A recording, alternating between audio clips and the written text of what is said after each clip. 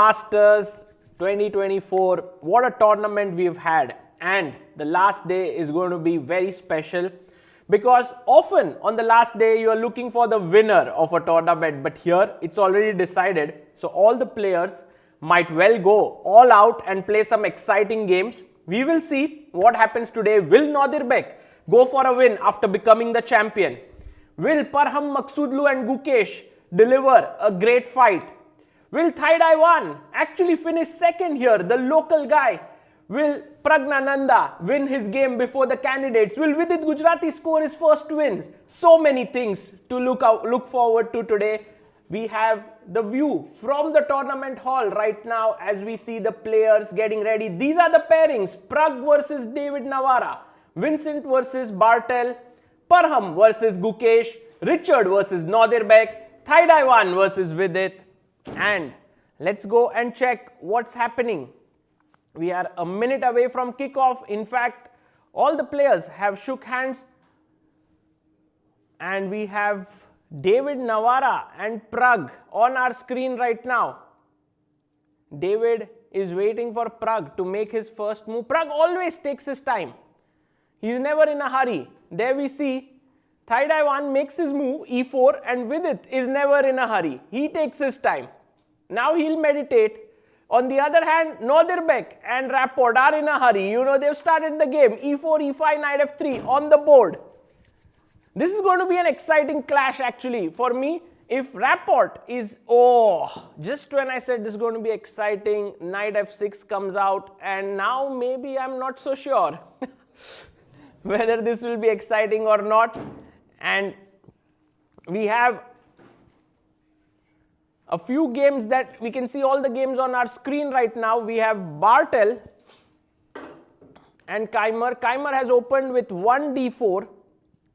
Maksudlu, has gone for the Catalan, and I think this is going to be the game of the day, I guess. Gukesh, Maksudlu, Gukesh, they are going to fight it out. And right next to me, Amruta has joined in. Amruta, you were at the venue right now, at the playing hall. What was the environment like? Can you tell us? Environment, I was stressed, I think. Why? Why were you stressed? Because I think today the round was at 11 o'clock and everybody came at the very last moment, all the players. In fact, one player hasn't come yet. Oh, who's that? Guess. The one who's not staying in this hotel. Bartel. Yes. Oh, did he forget the round is at 11? I hope that not. Would be like... I hope not. For him, the tournament has been going very well. There he comes. And he's ready. Let's see what he tells his opponent, because I'm sure he has something. There he checks his name. Who else is going to be late, Bartel? You don't need to check your name. But not, it's a different feeling when you already have a champion in a tournament, right? Otherwise, many times the last round, it's like who's going to win the tournament and a lot of tension on top board. Yes. But today it's about fighting for the second place and third place. Yes, that's true. And Amruta, as I said, there are many little things to go for. Like the candidates would love to end their tournament with a win. That is Gukesh, Vidit, Prag. Because, you know, you're going to this big tournament, which, by the way, FIDE just announced has been all fine with the visas. So it's going ahead as planned in Canada, Toronto. So you are going to Canada. Yes, I hope I am going there. And okay, I have to apply for it, but I got the letter. So knight f3 played here by Vincent, and he goes knight f6. What are we going to see, Amruta? I think we'll see a Catalan here. So as I was saying, he goes knight c3. That there are many little stories here. Like, will Thaidaiwan, the local player from Czech Republic, do well and finish second? That would be a huge, huge thing. Yeah, and another Czech guy, David Navara, is playing with Pragnananda. Also a nice and important one. By the way, you can see Vincent goes h3 and he tells Bartel that what Gukesh played with you, I'm going to play that same line. Have you done your homework? You remember Gukesh played this and Bartel went knight d7 here. But Bartel says, I have done my homework, and he goes bishop f5. Wow, I thought school and college is over, but they all have to do their homework, Sagar. No, Amruta, the life of a professional player is Lot really... of homeworks, yeah? Lot of homeworks. It's a lot of work without anyone telling you. Like in school, your teacher tells you, but here actually your losses make you work. Or you can say your experiences, because you really don't want to suffer another defeat, you know, at this line. Of course, that was a win. You don't want to suffer the defeat, but I would say that Bartel didn't get a great position out of the opening against Gukesh. So right now... So that's a very smart psychological move by Vincent in a way. Yes. Play this with Bartel. Or a risky move, because it's clear that Bartel will come prepared. And Amruta, generally, if you go Queen B3 in such lines now with enough experience, I think the right move is Knight C6. Yes.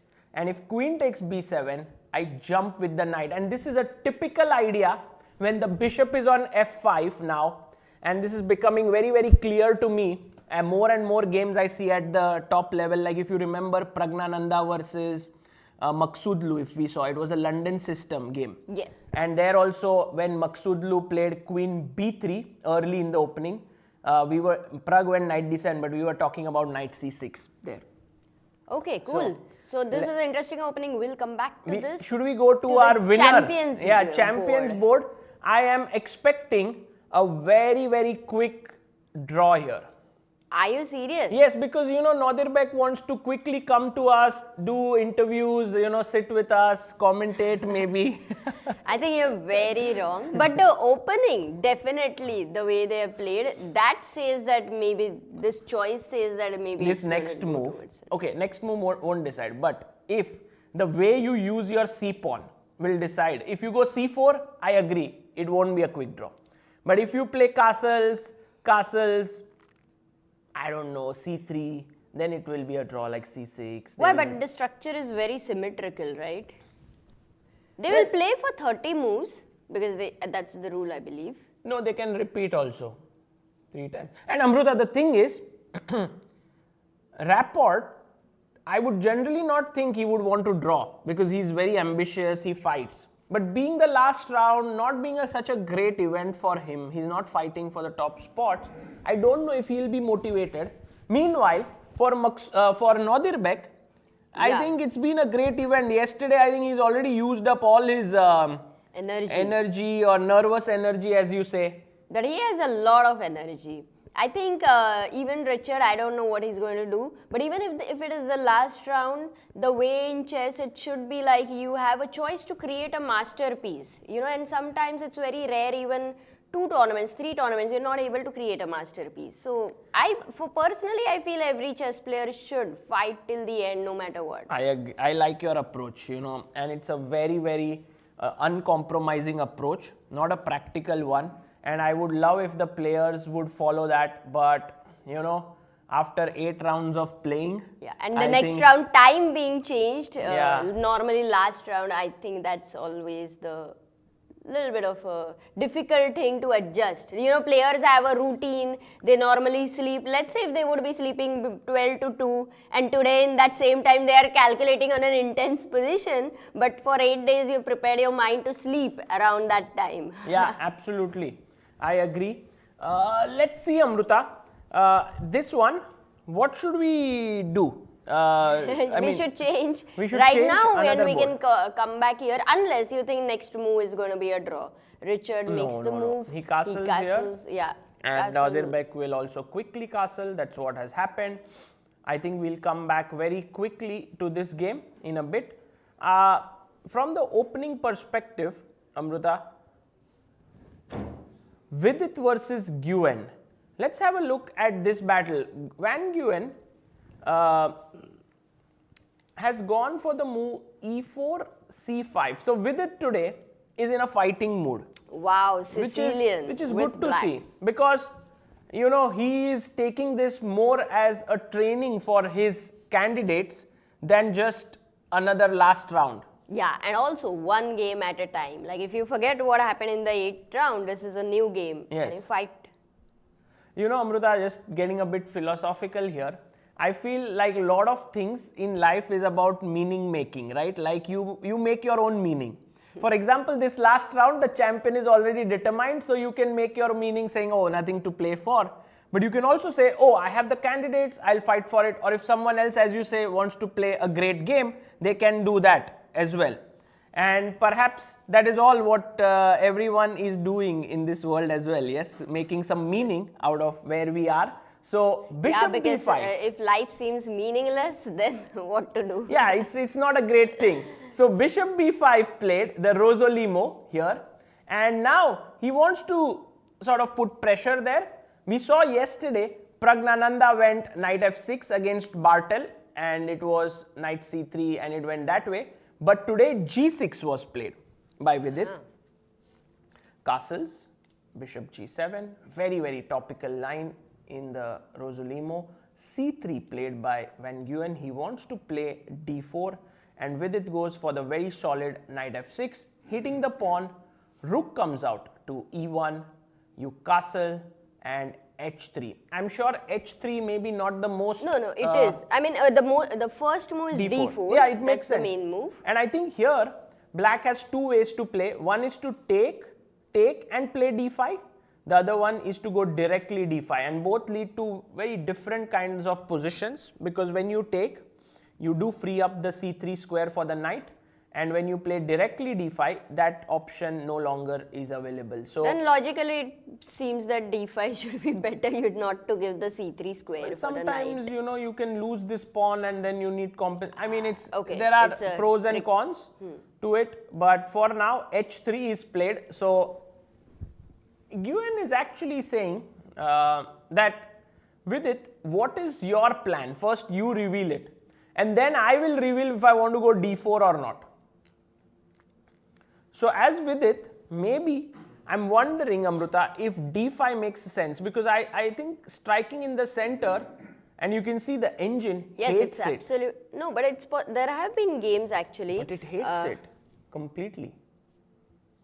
I guess the problem would be e5, because if you take, then queen takes should be completely fine, or even knight takes for that matter. This should be completely okay.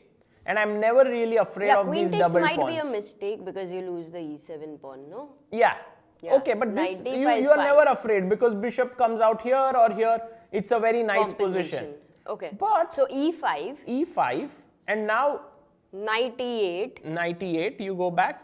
And now I was wondering if we can take bishop c6, bc6, create a weakness on d4 pawn. c5. C5 pawn. And then go b3, bishop a3, and try to attack it. You're trying the Nimzo Indian style, yeah, with the white pieces, which is very interesting, because the main move instead of bishop c6, d4, people have continued with. Yes, but I guess d4 also possible. And bishop c6 has been played in very few games with very good result for white. So then d5 is not possible. That's the reason why Guan has gone for this. And we'll wait for Vidit's response. He has possibilities like queen c7, which is a very logical move here.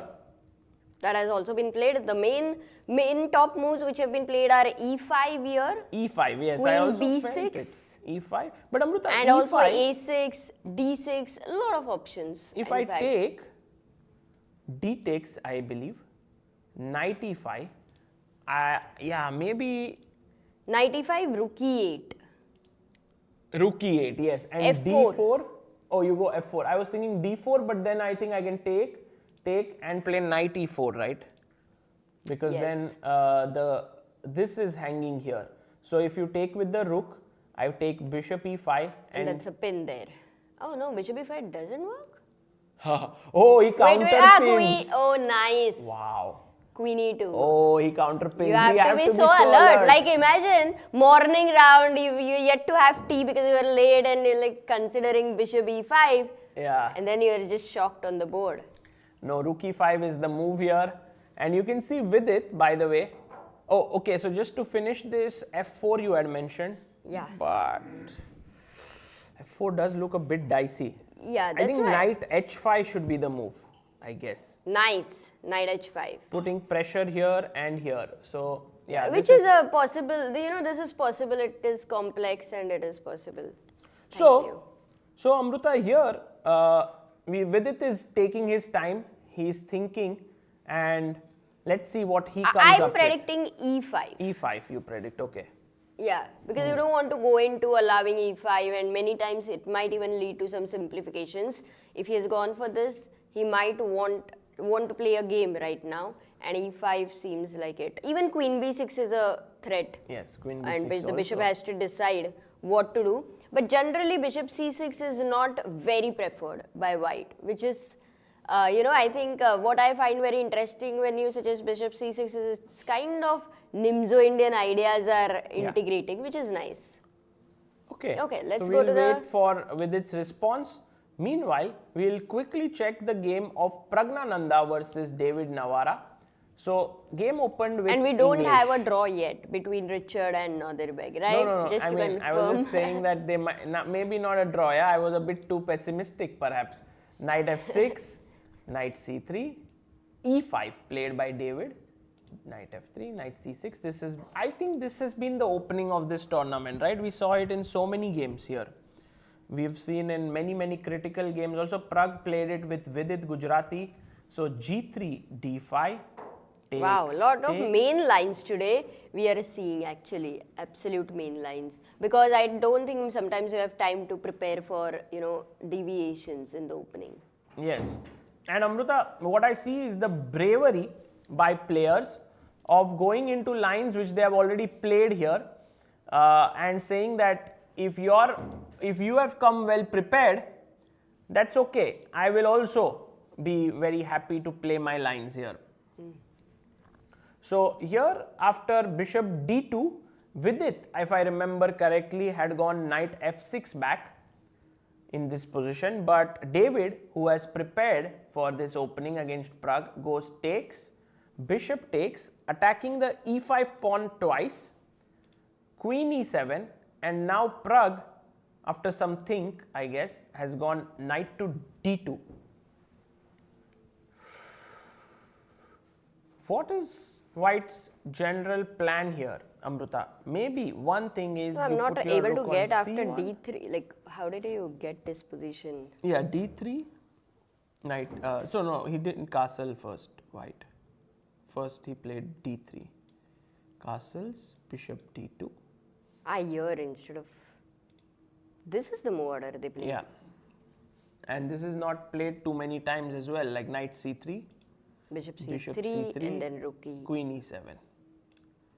So we already are, only one game has been played here, which is between not so strong players. Okay, fresh position, interesting position. I like it. I like White's position in general here because you have the c file, you can castle, you can jump with your knight to e4 to c5, you have a3, b4 ideas. That being said, Black's position is completely fine. Black He has can a also nice go, d4 square. yes, f5 could be on the cards. Looks fine. Yeah, this will get very interesting, and they are definitely going to play a long game maybe. Yes, this will be an exciting one. Because in the last round, sometimes it's not just the champions board, but it is some other boards also. We at least would be, I was expecting at least 2 draws within maybe 2 hours. Yeah. Let's see. But if I'm wrong, that would be very interesting. Yeah, let's hope that you are not wrong here, Amruta. All the time you hope that I'm wrong. Okay, should we go to the game of Gukesh and Maksudlu? I think a big fighting board there. But before we go there, Amruta, I wanted to ask you a question in general. Have there been tournaments where you were playing in the last round with nothing much to fight for? Like you don't get a prize. 100 times, I have got more failures that way, like if you see that way. But I think this is what I said, like you want to create a masterpiece. I think for me that was a very huge motivation. One game can be one masterpiece, which is a lifetime memory. And I believe there have been moments where I have also, be having a bad tournament, and I have at some moment, not like gone with I want to go for a draw, but not as much able to fight. There have been some moments, but you learn from them. That's the point. And for me, this was chess. Playing chess was such a joy. So it was important. So even if there was like no title, no prizes, generally That was not the much, most of the time. you were still very motivated. Yeah, I used to play open tournaments a lot, majorly. Okay, fantastic. Amruta, we are going to check the game of Maksudlu and Gukesh because we saw that in that game, we saw the Catalan happening, g3. Yeah. And then bishop b4, bishop d2. And here Gukesh went for bishop e7. Remember, he played this same opening against, it was against maybe Thaidai1, yeah, like rook c1. I remember the moves. It went bishop g2, castles, c6, not b3. It was queen c2, knight d7 and rook c1. This was the move order played in that game. I'm trying to recollect who was his opponent there. And then Gukesh had gone rook e8. If I'm able to get it, maybe. Yeah, I don't know if the game would be updated already. I didn't update, right? So. No, it was with a check and back. So that's why bishop was on d2 already. So yeah, okay, maybe it'll come back. But b3, b6, bishop c1 played here by Parham. So Parham wishes to transfer his bishop to the b2 square on this diagonal. Bishop c1, knight bd7, bishop b2, a5 by Gukesh. He's trying to create play on the queen side with a4, queen c2, and now we are thinking here, what is the move that black should play? Ah, yes, I now remember, Amruta. It was Nodirbek versus Gukesh. Nodirbek versus Gukesh. Yes. And Parham has gone for the same line. Not much time to prepare as such, but still, he's gone here. And now, I guess the main plan for black should be bishop a6 and c5 break. That is what should be on the cards. But Gukesh is thinking, and I think he can also. Now, I guess, Amruta, once you play b6, a5, you really don't want to go for this knight e4, f5 plans because then your e6 square becomes weak, c6 becomes slightly weak. So, I think he won't go for that. He may go for this bishop a6. Yeah, and also, Sagar, at this particular position, we really don't have many games. Yeah. Last 2-3 days, of course, have not been able to update. It's just this bishop c1, b2 is quite rare, I feel, the maneuver. But bishop c3, bishop b2 also is a possibility. So, still, there are not many games. So, this one, again, a fresh position with Maksudlu having 1 hour 32 minutes. He says, yesterday I've used my energy. Today I need to play fast because time pressure would again be difficult. And Gukesh had a smooth game that way with the white pieces. He did get some time to rest. The pairing was round robin, so he knew. Imagine so I think if he's Gukesh better prepared. wins today, he would end with a win against Kaimer and Maksudlu, which would be a huge result for him. Like, yeah, and Gukesh will, like, this game also seems very much imbalanced. And he goes bishop a6. Knight bd2, right? Yeah, I think Maksudlu will play knight d2. You can see Nodirbek actually being there, trying to see. This is a nice view. You get an entire feel of the hall. What is it like to be in the Don Giovanni Hotel in the playing room? There are masters, 10 of them, 10 challengers and 10 futures. All of them playing at that area. And beyond that area is a spectator area. Yeah. And then some boards of open tournament. Section also. Yes. And also maybe one futures game would not be going on because I think Ansh has finished the tournament already. Yes, Ansh played on the rest day. He did overwork on the rest day. And now he is taking some rest after winning it 8 out of 9. I asked the organizers if he gets an entry into challengers next year, but actually not. He gets an entry into the open. Actually, the winner of the open section gets an entry into the challengers. Wow. So it's actually like futures, open, challengers, masters. So you have to go through several phases, not Just one. And that would be amazing that you qualify from futures to open to challenges. I don't know in the last 5 years if they had anyone who's reached masters in that way, but maybe 5 years is little less. Yes. But Sagar, you had asked me about the last round. What about you? My last round games have always gone the longest. In fact, sometimes the arbiters have gotten upset on me that they are not able to end the tournament. The prize ceremony has got delayed on one occasion.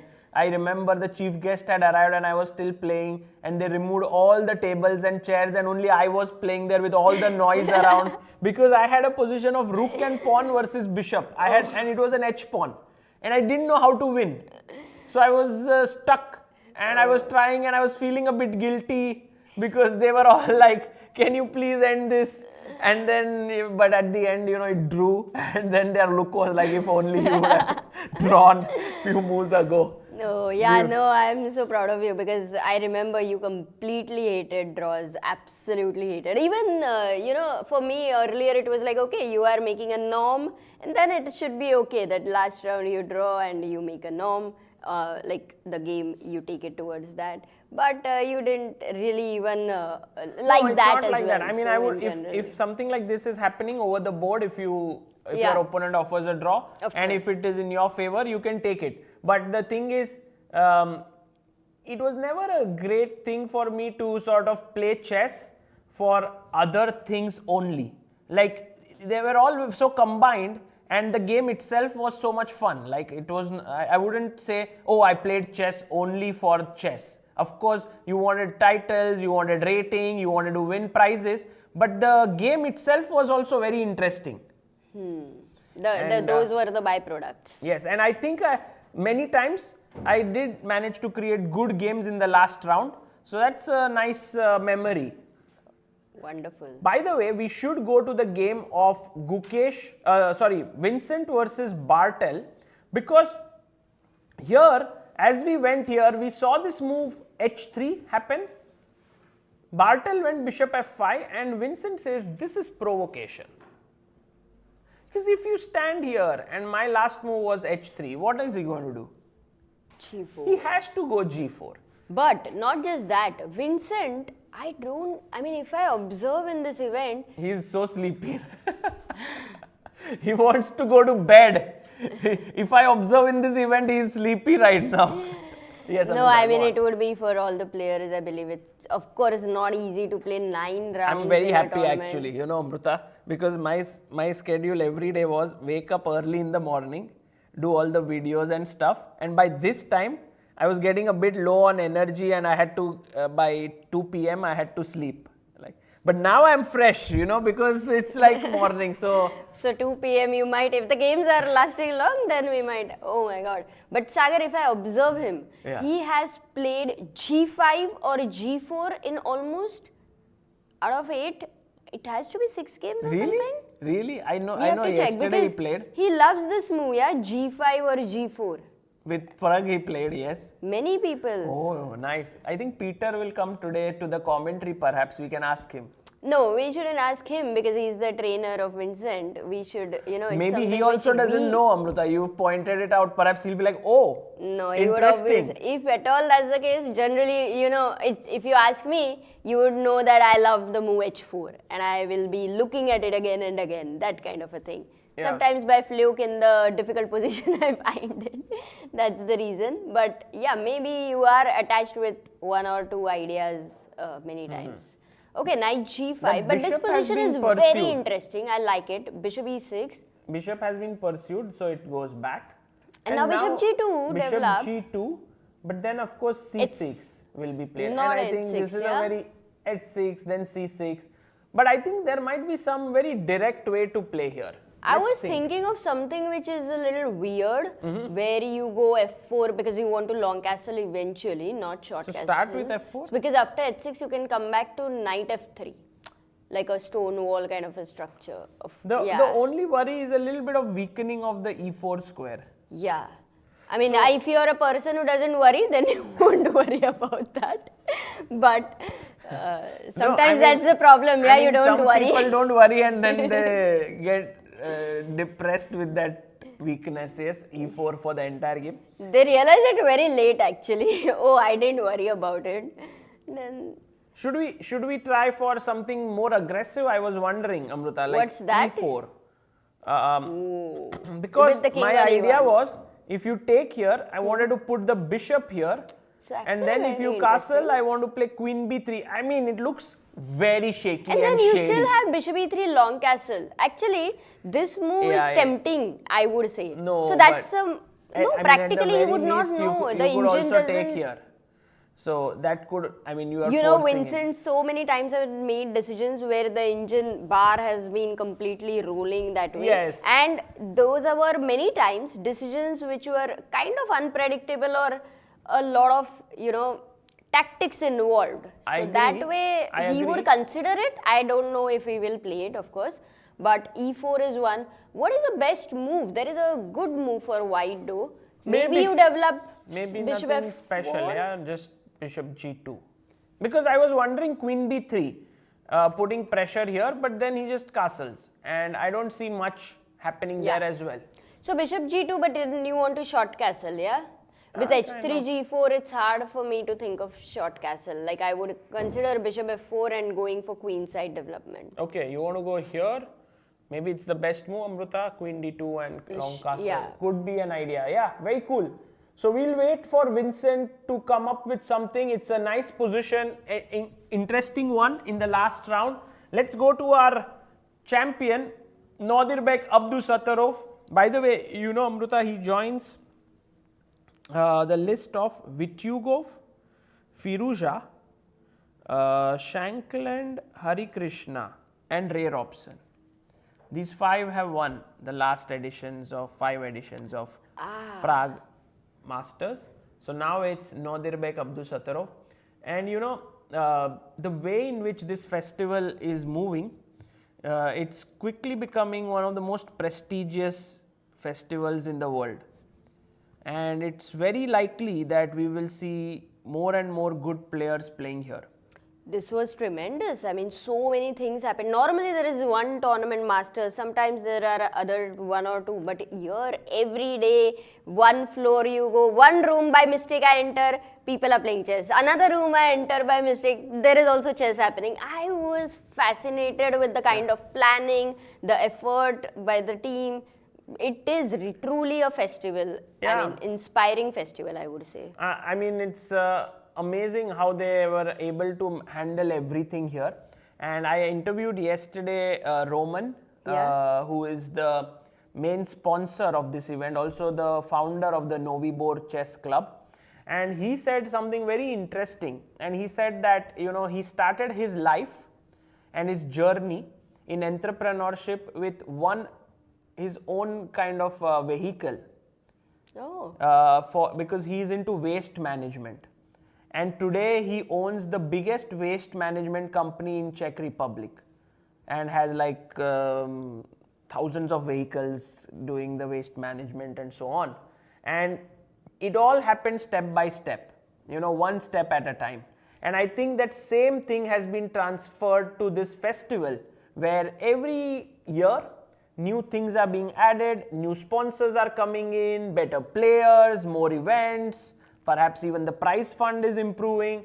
So, you know, dedicated efforts can make a huge difference rather than saying, oh, I do it once, huge one, and then it's not done again. Yeah, consistency is definitely important. But also, as you said, step by step. Yeah. Sometimes you rush into things wanting them to be perfect, and getting to perfection through execution is something which, you know, even you have that same kind of quality. Not really. I mean, not the No, quality. it's not about I'm me. talking about two people. If one attitude is about perfectionist, they many times are not able to execute things. But then you kind of start executing, and on the way you this begin. festival began in 2019, and then they kept adding, because once you begin, you know But what players, this time, like this is the most amazing thing. Candidates happening, just tremendous. It would be obvious to imagine that this is the strongest edition of Prague Masters, right? with a It rating feels like average of that. 2710. But turns out the first ever edition in 2019 had a higher rating average than this one. 2711, I believe. But yet, because of the rating inflation, deflation, which is happening, this is the strongest. If you fact-wise, from okay, the top player, like in the top 20, we have 5 players this time playing. And also, this is the youngest, I would say, for Masters that way. So h3 played here by Richard, and I was imagining that Nodirbek would also go h6, but Nodirbek breaks the symmetry. He goes rook e8. Bishop comes to g5, c6, and now c4. So we are in for a fight here. This is exciting. You now. are saying whether the pawn will go on c4 or c3. But another thing is, even if we are in for a fight, Nodirbek would be on the slightly defending side, you would say? Here, yes. With the black pieces? Maybe. And then he has been an amazing defender. Yesterday we saw that. So this position in comparison to yesterday, I don't doubt that, he would be able to Yes. But at least Amruta, hold and how many start times pressing. have you seen that someone achieves his norm one round to spare and then goes and loses the last round? Or achieves the title? Majority of times. Because you tend to relax. And I think for Nodirbek, there are two ways he might be thinking. One is that, oh, I won the title, great. The other way is like, oh, I'm on 2765. This is my opportunity to reach 2770. So, the rating is a good way to be very consistent, like, because you keep moving up the ladder. And maybe the third way, he doesn't look at both of them and he's like, okay, this is the last round. I won't be able to play in Prague right now again very soon. So let me just fight for it.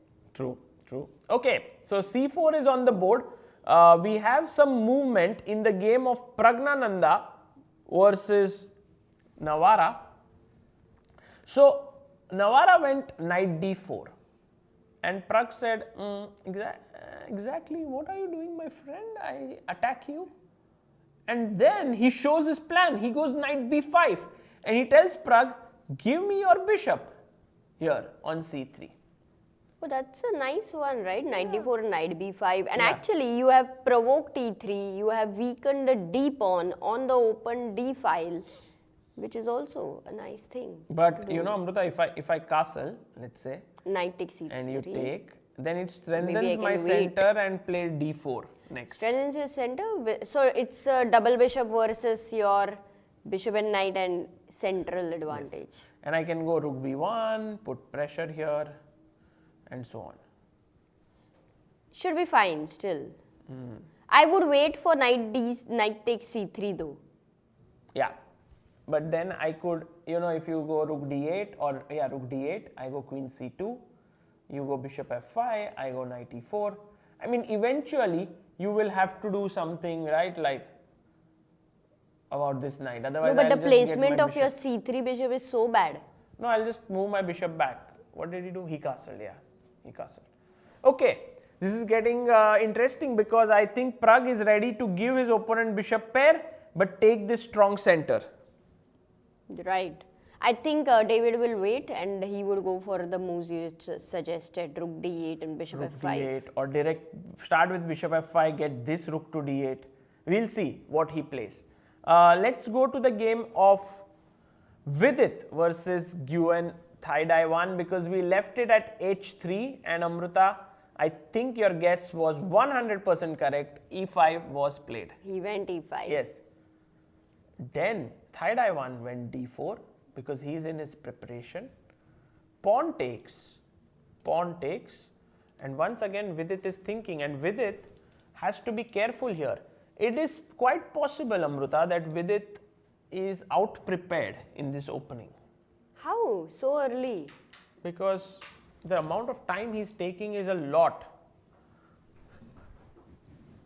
Oh, you think so? Yeah, it's a lot. Like, I was wondering, this break which white has made is a little irritating, right? Because after you take here and I take with the knight, we've reached a position, or maybe you don't take with the knight. It's opening though, d4, e5. cd4, cd4. I think he should be prepared. He should know this. There are more than 100 games. Yeah, Wow. yeah, for sure he would know it. E takes d4 and now E5. e5 is the main move. Knight d5. goes to d5. Oh, he here. takes with the knight. He takes on d4 with the knight. So knight takes d4. Again, Thailand just blitzed it. In fact, that has also been played. In Pragnananda has played that. MVL has played that. Hans has played that. So after ed4, do you play e? Why is Vidit thinking now? Like, is Queen B6 a move? Oh yeah, Queen B6 is a move. oh, nice. Vidit Gujarati here, maybe he's prepared, Sagar. recollecting his Yes. lines perhaps. Absolutely. So Queen B6 attacks the knight. If the knight moves, the bishop falls. Because Amruta, if you play ED and I go E5, let's say you move your knight, I don't know And where. in fact, D5. Prague has also played Queen B6 with Koschinuk, Sagar. Okay. Yeah. So I'm a bit confused. Or maybe it's knight C7 and knight E6. What are you confused about? After I'm Queen confused B6? that here, why is black slightly better? Like, Takes Queen takes D4. yeah, knight was B6, played and then perhaps. I don't know what is the move here, but E5. No, what? How did your knight reach E5? Okay, he played E5. yeah, instead of Queen D4, E5. Knight D5, and now you go Queen D4. D4. And then Queen A5. Queen A5. Aha. Oh, you attack here and here. And Rook D1. Knight C3 maybe, no? Rook Knight D1. C3, Knight C3. Okay, Rook D1. And here you can. Queen B5. Not many games, but Knight C7, Knight B4, Queen B5 have been played. Some options like these. Okay, yeah, Queen A5. Always remember loose pieces drop off. There was a loose rook here, there was a loose bishop here. So this tactic was available. Nice.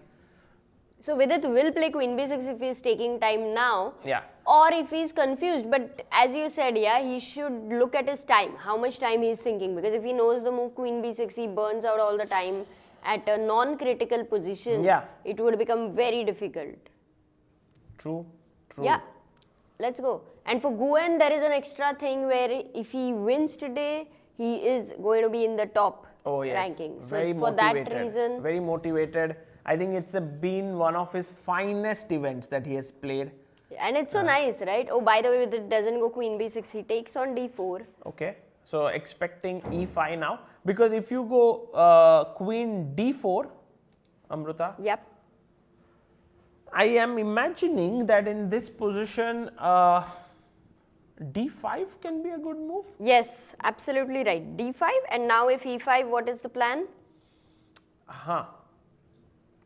I was thinking knight D7. But No, maybe then not. you lose Then the pawn. Queen D5. D5. Yeah. Knight E4. Yeah, knight E4, knight C3.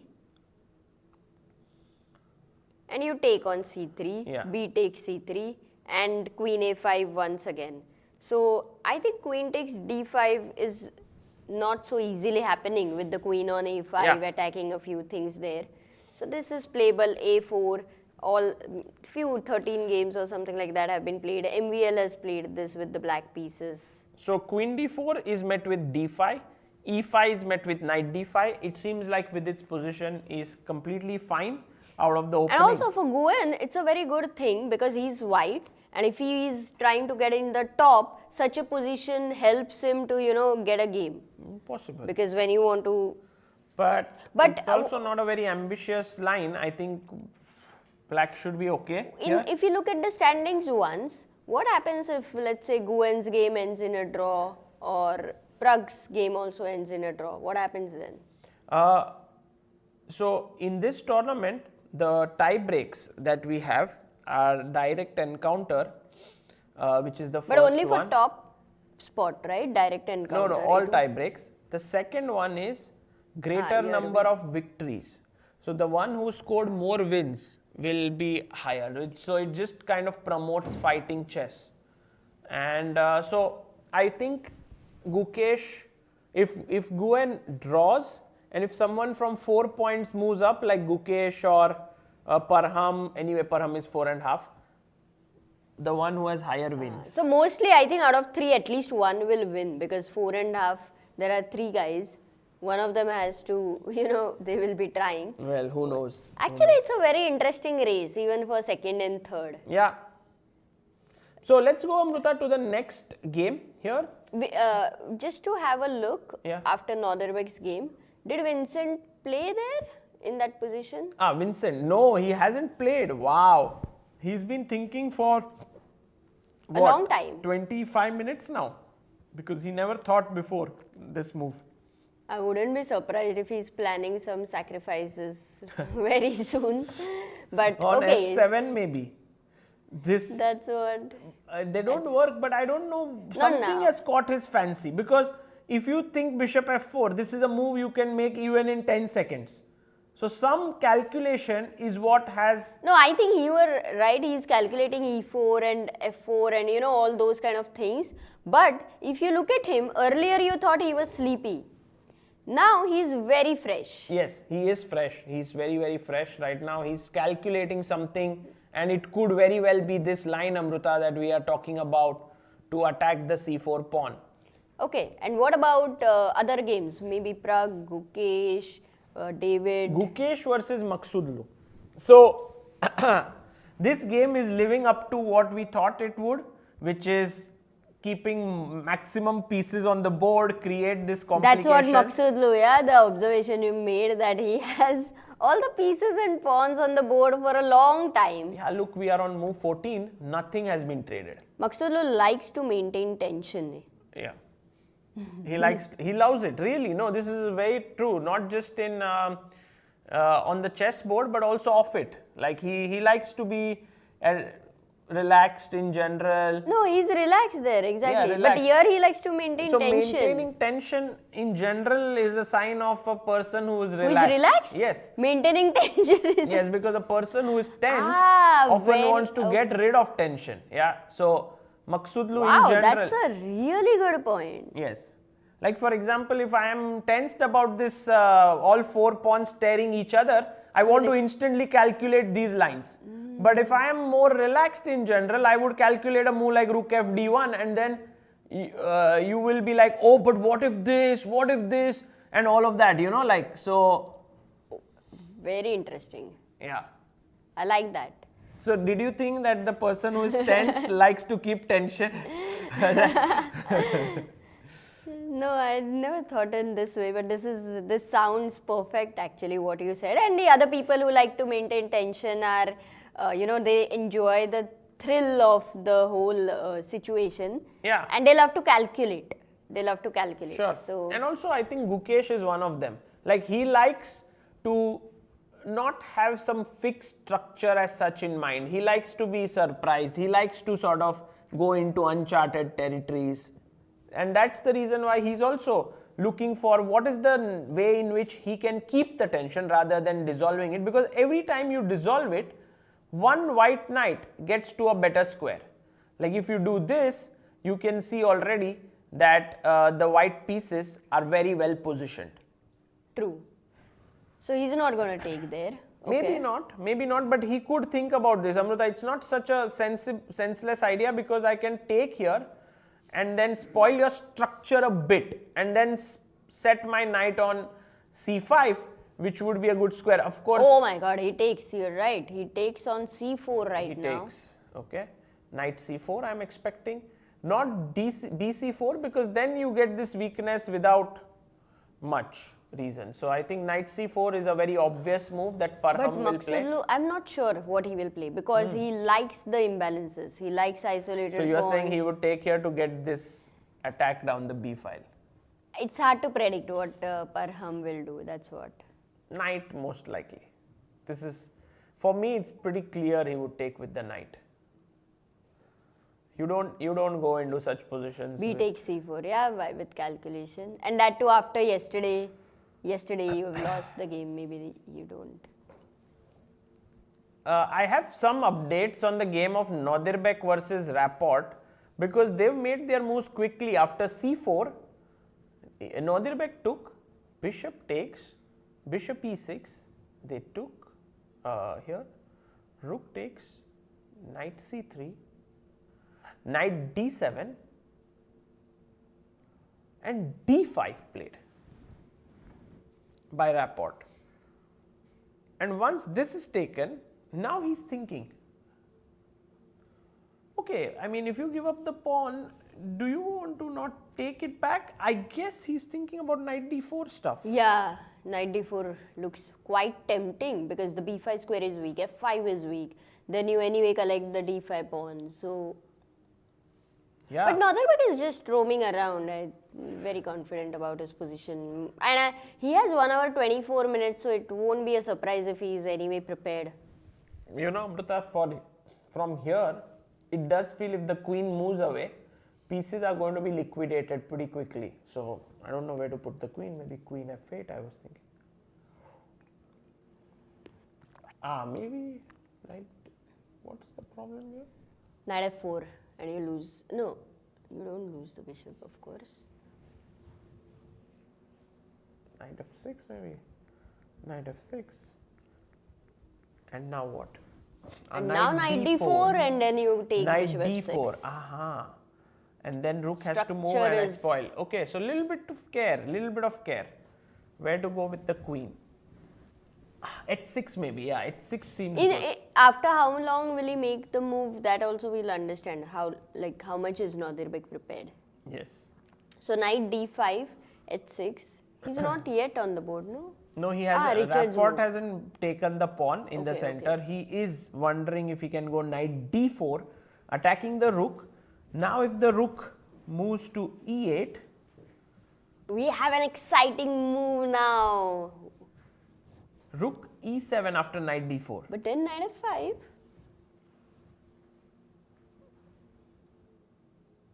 And then you go rook e5. Aha. Oh, are you? It's a very interesting Wait, move. wait, in wait, wait. general, Rook but e5. At I rook would also e5. think rook e8 is pretty okay. So, but rook e7 may have its own upsides. You know, if you put your rook sort of in the pin. But after knight f5, rook e5, how are you saving? Because g4 you don't want to go, or queen You f3. take here, I huh? take your bishop. If you take my knight, I take this defending here. Wow. Such a tricky way And to if you go defend. queen f3, that rook on e5 looks very bad, but maybe it's not as bad as it looks.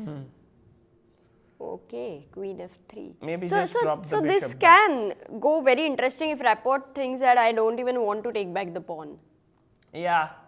I think he won't take. Otherwise, he would have not been thinking so much. Let's see. Yeah, Will this be- will also determine how the game is going to go. So, Amruta, if we have all of our 5 boards here, we will see it's a key moment in many of them. So, if we look at Bartel Keimer, Keimer is not making a move. So, key moment there. Then, if we look at Maksudlu Gukesh, I would suggest knight c4, but he's not done it yet. He's thinking key moment. In Pragnananda, there is this standoff between the knight on b5, bishop on c3. Somehow, it's also an important sort of 2-3 phase moves right there. now, yeah. Rapport hasn't played his move after giving up a pawn. So, again a key moment there. And in Vidit versus Thaidaiwan, he's also not taking queen d4 or threatening e5. So, on all 5 boards, decision time sort of. Decision time, and maybe today, I don't know if their brains are going to be slower or they are these No, professional definitely slower, players. yeah, Amruta. I don't think any player who does something for 8 days at a stretch at a fixed time, then you make him shift to another time is going to perform at a better, in a better way, I guess. Maybe earlier I always used to think, why is the last round timing changed, and maybe it should be at the same time, everything else should be around it. But now I feel maybe when the timing is changed, that is also your ability, how That's you are an able element to, of a tournament Yes, now. for the last round, that is an extra element, whether you can Yes. you can keep your energy, whether you can adjust to the new schedule. It's a part of it. Yeah? I was thinking you would say, I always used to think as a player, why is the last round timings different from the rest? But then I became an organizer for an event and I understood. Because there are chief guests, there are, you have to do the closing ceremony. Yeah, you can't just have one more day only for the closing. Yeah, and if you have a big guest coming in who really does not follow chess much, then sometimes their timing also has to be taken No, but care of. imagine every time a tournament ends, and if the last round is at the same time, just imagine, and next day it's the closing ceremony in a party, you know, where Yes, chess that players happens. get That to happens do some. in several tournaments, but then the cost of everything gets increased by one day. You need everyone to stay one more day, you need to rent the hall Or one you more tell day. them, look, if you want your prize, you book your hotel one day. Yeah, that's a sure shot of recipe course. for Disaster. your festival not growing, ending in one year. No. Yeah, that is true. But By the way, we have a move.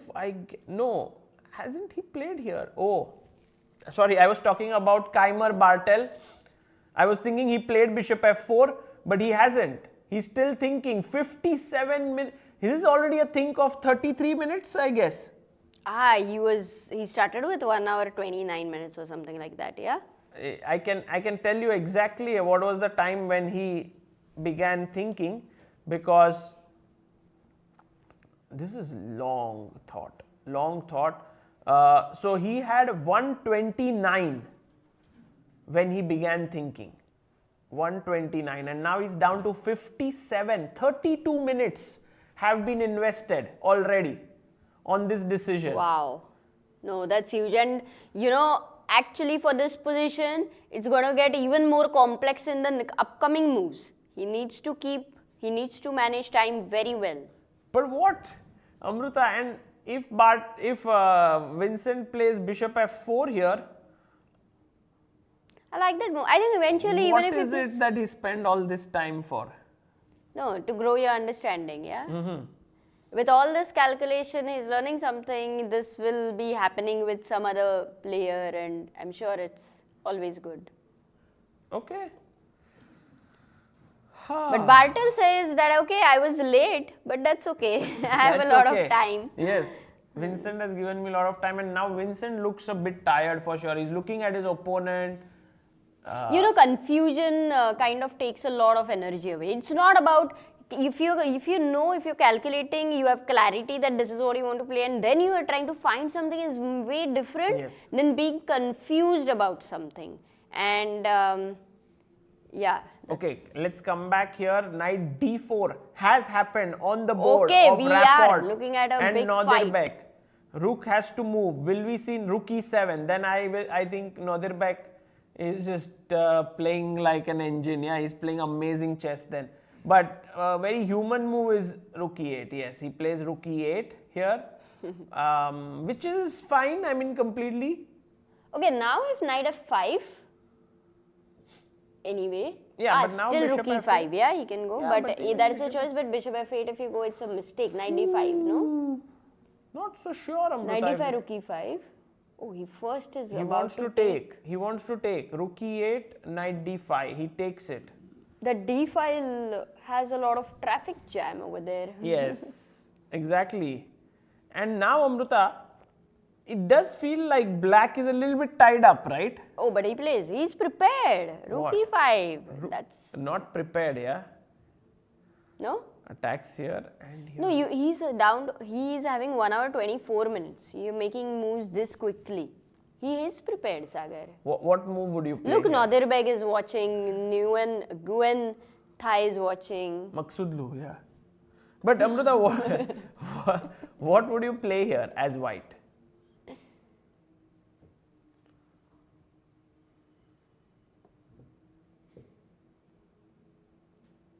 One move is Knight b5 as a consideration. Rook takes d5, on no, that's a f6, blunder. okay. First take. Maybe knight takes, just simple. So knight f6, knight f6. Knight f3, yeah. But then rook goes back. Okay, draw. This Amruta, this is going for a draw. Look at how draw will happen. Knight f3, rook e6, knight d4, rook e5, knight f3, and a draw. Are you serious? Yes, this is going to happen. Okay, let's see your prediction. Feels right. Like white doesn't have an advantage. Position is very drawish. Nordirbek knows he's getting a draw, but suddenly he adjusts himself in the chair. He's like, I want to fight. Perhaps, who knows? No. The position says you can't like fight here. Yeah. both the people would want to fight. Then he can fight. Seems like Richard also looks a little okay with, he's exchanged the 3 central pawns there. There's no imbalance. 2 minor nothing much pieces to play already for. exchanged. So, yeah.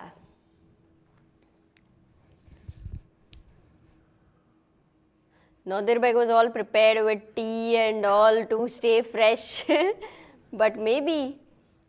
What would you ask Nodirbek? What questions if he comes here? What do you want to know about him? Like the kind of progress he's made in the last few years, or reaching 27, 65. No, you're here to ask him amazing questions. Yes, I know. I'm going to ask a few. But what about you? Do you have any questions? Because I feel this is 94, 90 F3 is happening. You think? Yes. What can you bet? You want me to bet my house? Yes. No. The Not house something which I don't have. What do you bet? Maybe in Prague tomorrow we go and eat that chimney. Anyway, we're going to eat it. Yes. We were? Yes. Anyway, yeah. Wow. If he doesn't do it, we won't eat it. How about that? He's very relaxed. But yeah, I'm very, very curious to know a bit more about him, to understand his overall routine and stuff. Because generally, Amruta, when players win, they want to kind of share a few things there. After the tournament is over. Yeah, it's a nice moment to ask certain questions. And maybe if you guys have any questions, please feel free. We can ask Nodirbek and it would be very nice. All the planning going on, like you are sure this is going to end in a draw very soon and Nodirbek will join. Keeps sipping his tea. Maybe he's also thinking I should finish the tea before I come. Correct. But also before he leaves the hall today, he will watch all other games maybe. There are many games. He would be in no hurry. It's like once the job is done at the tournament, you have the next day flight. This is like the most relaxed period this evening. Especially when you are in the top. Yes. Yeah. And especially when you don't have candidates coming up. Oh yeah, it seems so, right now that how is Nodirbek not in candidates? It's like that kind of a question. Correct. It's just going to miss him completely in candidates. I think if he was there in the candidates, it would be very exciting as well. He is clearly, but somehow in all the qualification events, he didn't do so well. Of course, it's not easy. I mean, imagine so many amazing players are not in candidates that way. It's not just him, but there are a few. Yes, of course, Wesley So, Anish Giri. Maybe at some point, if the strength of, chess is becoming so strong, maybe from 8 players, the number of players in the tournament might increase at some point in the future. In candidates, who knows? Could be, but the next cycle, maybe not. Yeah. Oh, Amruta, Bishop F4 was played by Vincent. Whoa, after a long thought. So nothing worked out for him, like ideas like E4 and maybe F4 or all Queen B3, all of it what we calculated. So H5. But Mateusz instantly plays, and I think Bartel is kind of sensing that his opponent is a little confused, and so he's picking up the pace here.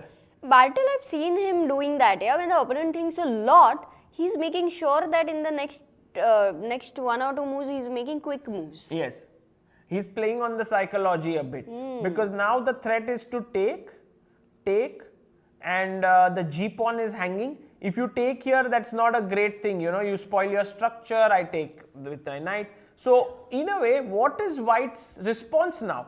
Because you don't want to play a move like F3. Okay, can I go a move like Rook G1? I don't care about the pawn. H4, H4, Knight G4. It's like G7 is weak, right? Eventually, so Bishop G4 would be maybe already there a bit is of Queen B3. Yeah, Queen B3 is always a bit of irritant. And then I'm gonna get quick long castle. So not Bishop G4, but if you go Knight G4, because even the G5 knight is attacked over there. Right. And let's say a simple move like Knight F3 for that matter. Coming back. Yeah. And just saying that I have compensation. Yeah. Could be. Way. This is not a bad idea for sure. But maybe Maybe something better, yeah, instead of rook g1. Let's see. imagine if Vincent thinks for another 20-25 minutes. Oh, it He'll be would down become to very 30 difficult. minutes now. He needs to play quickly something. Well, But you cannot make a very bad move. Yes. Otherwise, No, even no, if no, you have, for sure. sometimes it's better to be in time pressure and to still have a decent position. So go back, rook h1, no? We can think of a move here after it's h5. actually a good position for white. We don't know what Bishop the move is. g2 if you play, because now the same idea, after hg, rook, but you will first have to take on h1 if you can make the moves. Rook h1, bishop h1. Again, if you go bishop g4, there is queen b3.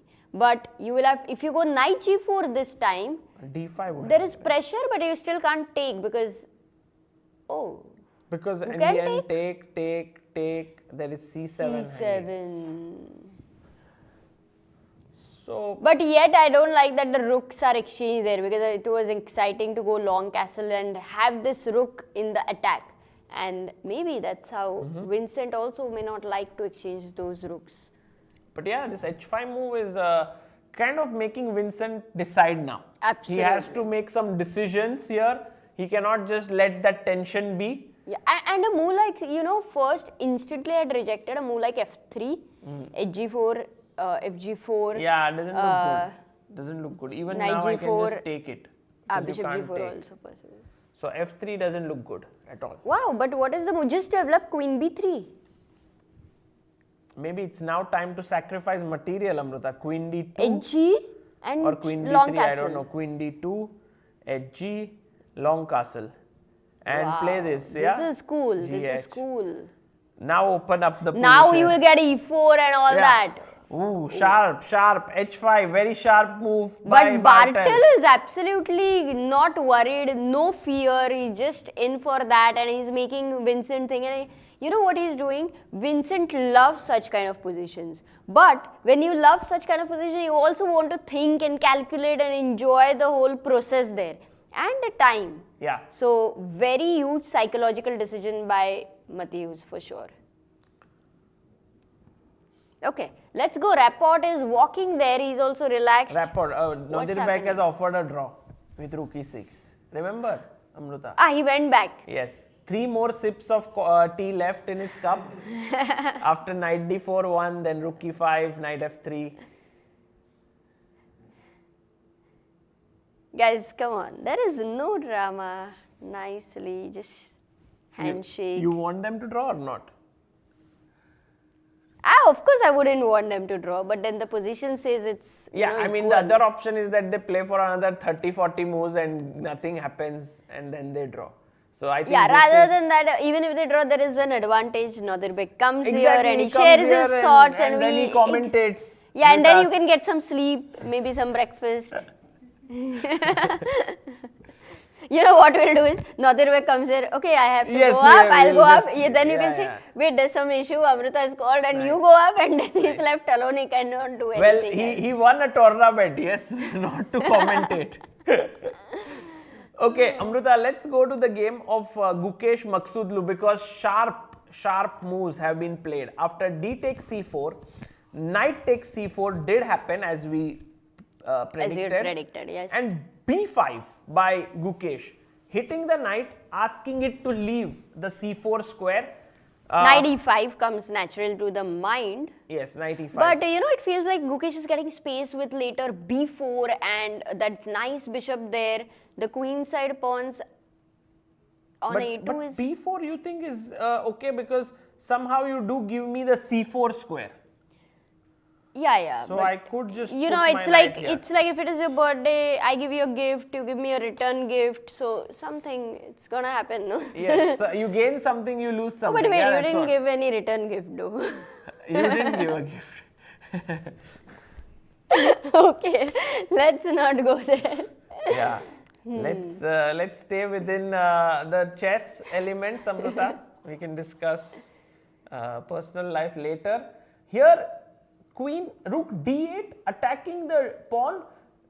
You see, Amruta, this is just like lightly we were discussing. This was the move which we thought, rook d8, queen c2. And now the move which I was wondering was bishop f5, putting more. And then The funny thing is, I thought knight e4, but the bar had actually not liked it as much. It had fallen a bit. Yeah, but we didn't know why, right? This is Prague versus Navarra. So let's have them on the screen. Here, Prague. Go. Yes. So now knight e4 hitting here. Why didn't the bar like it? Yeah, it's I a don't positional know. It's move. generally a very, very logical move.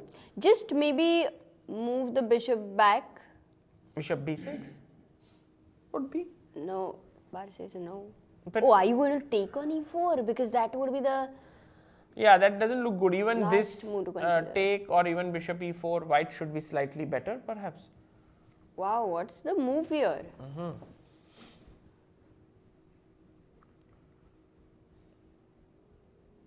Not so sure.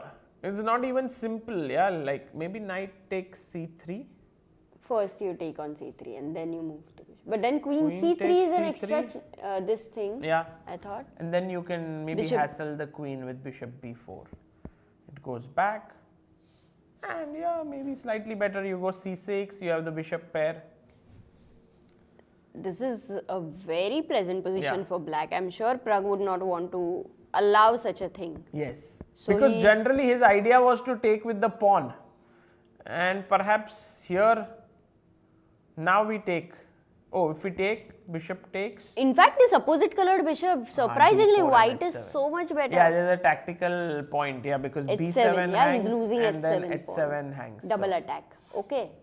So, David, very tricky over there, and he has, I would say, he's managed to get a very good position out of the opening. Yeah, quite a In good fact, one. Quite a Prague, good one. Prague hasn't been able to out prepare him. Amruta, Vidit did what Thai Dai happened? one, did take e takes d4. I mean queen takes d4, and Vidit played d6. That is the isolated pawn over there. Very So weak. this pawn I hate it, yes, but somehow because it's weak, you can attack it. Rook comes here. However, black should consider it to be already not. I mean, already lost kind of a pawn. You should not worry about it, you Yes. mean. But that's an important pawn because white gets clear majority 4 versus 3. It is, but let's say if I get counterplay, let's say if you play bishop f4, this is already a mistake. Oh, wait. Let's ask the people and the chat. As you had mentioned about Okay. it, Very simple. Black move. to Black play. to play. What would you do here? loose pieces, drop off. That's the hint there for everyone. If you would like to shout out the move, black to move. You see the There are queen is being two- attacked from here. Oh, that was a move. My move was completely different then. Well, I thought you thought queen f5, yes? Yeah, But then double knight attack. c3. Oh yeah, double defense Defending is and- also there. Yeah. I missed that. I was wondering if knight h5 does the trick, like attack here And then here. b2 is also hanging if you go queen e3. Yeah. Okay. So this one does the trick here. So clearly not bishop f4. And if you go knight c3, Bishop which is g5 is another possibility. bishop g5. But now you are really playing with fire, Amruta, because Queen now a5, knight c3. this is loose, this is a6. loose, this is loose. No. Queen a5, knight c3, a6 is the problem. Very precise there. But then f6 is hanging. So perhaps not queen a5, but I was thinking h6 maybe, just asking you a question. And if you go bishop takes, I take back. If you go bishop h4, I may even go g5, and the same problem that comes here Got is it. existing. So yeah, not bishop g5. I think you have to be more solid, more respectful of the activity black has, and play knight c3. And then maybe I go bishop e6. And still I can't go bishop f4. I want to go. So I may have to move the queen. And this is what Vidit is sort of banking on, that because of this a little bit trouble that you have, this weakness is okay. And then if I can liquidate quickly with d5, I'll be very happy. Yeah, and now Thaidan is thinking he's down to 1 hour 8 minutes there. So, not a huge time gap. Yes, what's happened? Something exciting? Keimer game, rook g1 is on the board by Vincent Keimer. Oh. And Bartel is vanished from the scene Vanished. for a minute, because if you remember, he had 1 hour 13 minutes. I think Bartel is kind of like, Vincent, you are thinking too much. I can't sit there for so long. So he's moving around. Morning walk. He's gone for a morning Yeah. walk. By the way, we should ask our producer G, is there any chance that we have a glimpse of top board of the open section, just to show our viewers who the winner is? Like winner in the sense the leader. Because there's one player who's just playing some amazing chess there, Amruta, in the open section. And who's that? He is Korkulos Adritis yeah, from Stamatis. Greece. He's from Greece. And I must tell you that this is a name that I haven't heard too many times. He is 26 years old, and he is now on 7.5 out of 8. Wow, what a performance by him. Okay, so we can get it in some time, so we will have a look at him, at least who he is. And by the way, Nodirbek versus Richard, yeah. Richard, no moves made. Who's thinking? Richard? Okay, but no moves made, but they will play knight d4, knight f3. There is no doubt. Richard maybe thinks that he can play for something more with queen b3, you know. No, he doesn't think, but he likes the playing hall. It's the last day. For some time he will sit there. You were so confident. Remember, you were like betting and all that. Why is Rapport making me lose my confidence the way he's thinking? Maybe that's why he's thinking. If you had to draw, you would do it like instantly. But now that you are thinking, you are trying to think, what way can I put pressure? Or can I put pressure? And then finally the answer is no, I can't put pressure. Okay, let's go for a draw. Something is happening. Let's go. Where? Pragnananda Navara, I guess I should just we should start wait guessing here, maybe. moves. Yeah, like everything Knight is just... e4 yes, Prag has played. Yes. So David has got a great opportunity right now. This of taking here. Yes. Absolutely, and even the slight little things which he gets to do with the but black Amruta, pieces. Queen c3 bishop b4 I understand. After that c6, black is maybe black is fine. But what about bc3? How do you get an advantage here with black? Like, or is there... First of all, I find your pawn structure not the best. Really? Of course. I like it. You have an isolated a pawn there. And you have some But weaknesses I have here. d4 in the air, I have rook half open file. No? We'll get out of that. What will you play? At some point, can black plan f5? Yes, for sure. But you need to first save your bishop. So maybe bishop here. And then I was wondering c4, c5, one plan, a4, a5, another plan. I think, yeah, it's roundabout even. But the move, I think knight c3 is coming in after knight e4. You just take this bishop now, because you don't want this bishop to escape. No, but after b takes c3, where are you going? Bishop b6, yeah? Yeah. If you take, is there a better move? Bishop... Could be. No, bishop a3. It doesn't make much sense, but it is somewhere tying down your queen, because bishop b2 is a thing which you have to be careful. Also, Amruta, the thing is, I can't play d4 because this pin becomes irritating. And then if I move my queen d3. And now if you go rook b1, let's say, first of all, look at the diagonal. Be careful over there. But if you go rook b1, whether I go c6, just a simple c6. move. Maybe, yeah, rook b3 with the idea of rook b1. I somehow feel white's position is easier. So you are not getting the double bishop advantage. Practically, I think it is about assessment. Maybe Prag likes this for him and he doesn't find much problems. So how David will assess is very important factor. That is a decision. By the way, Amruta, we have news that in the open section, the game on top board ended in a 7-move draw. Oh, so there is no way to see our champion, who I think won the tournament because he was leading by 1 full point. So with a draw, he... Because yesterday some top board was going on till the end. Yeah. Very end, yeah. In fact, even after Nodirbek's game, I think it was going on. Correct. Okay, so this is interesting now what David Navara will do. Yeah, we should keep coming back to this game. I find this position extremely interesting and very difficult to understand. Right. You know, what kind of plans to be done. By the way, Bartel, Bartel is like just playing so quickly. He made the move again. Maybe yes. he came Can we to have the Bartel board and Vincent late, on the, 2-3 on moves, the camera? Yes. 2-3 minutes. What happened? H4, Yeah. H4. H, knight G4, and now Queen C2. What? Queen D2 maybe? Queen Yeah, D2. Queen D2. Because Queen C2 is just dropping a piece. Yeah, exactly. Queen D2. But 44 minutes and 1 hour 8 minutes there. Okay, time-wise not so bad. It's fine. It's Because still okay. now Vincent's play is becoming a little clear. One of He the has moves to is going to long be long castle. There is this G file.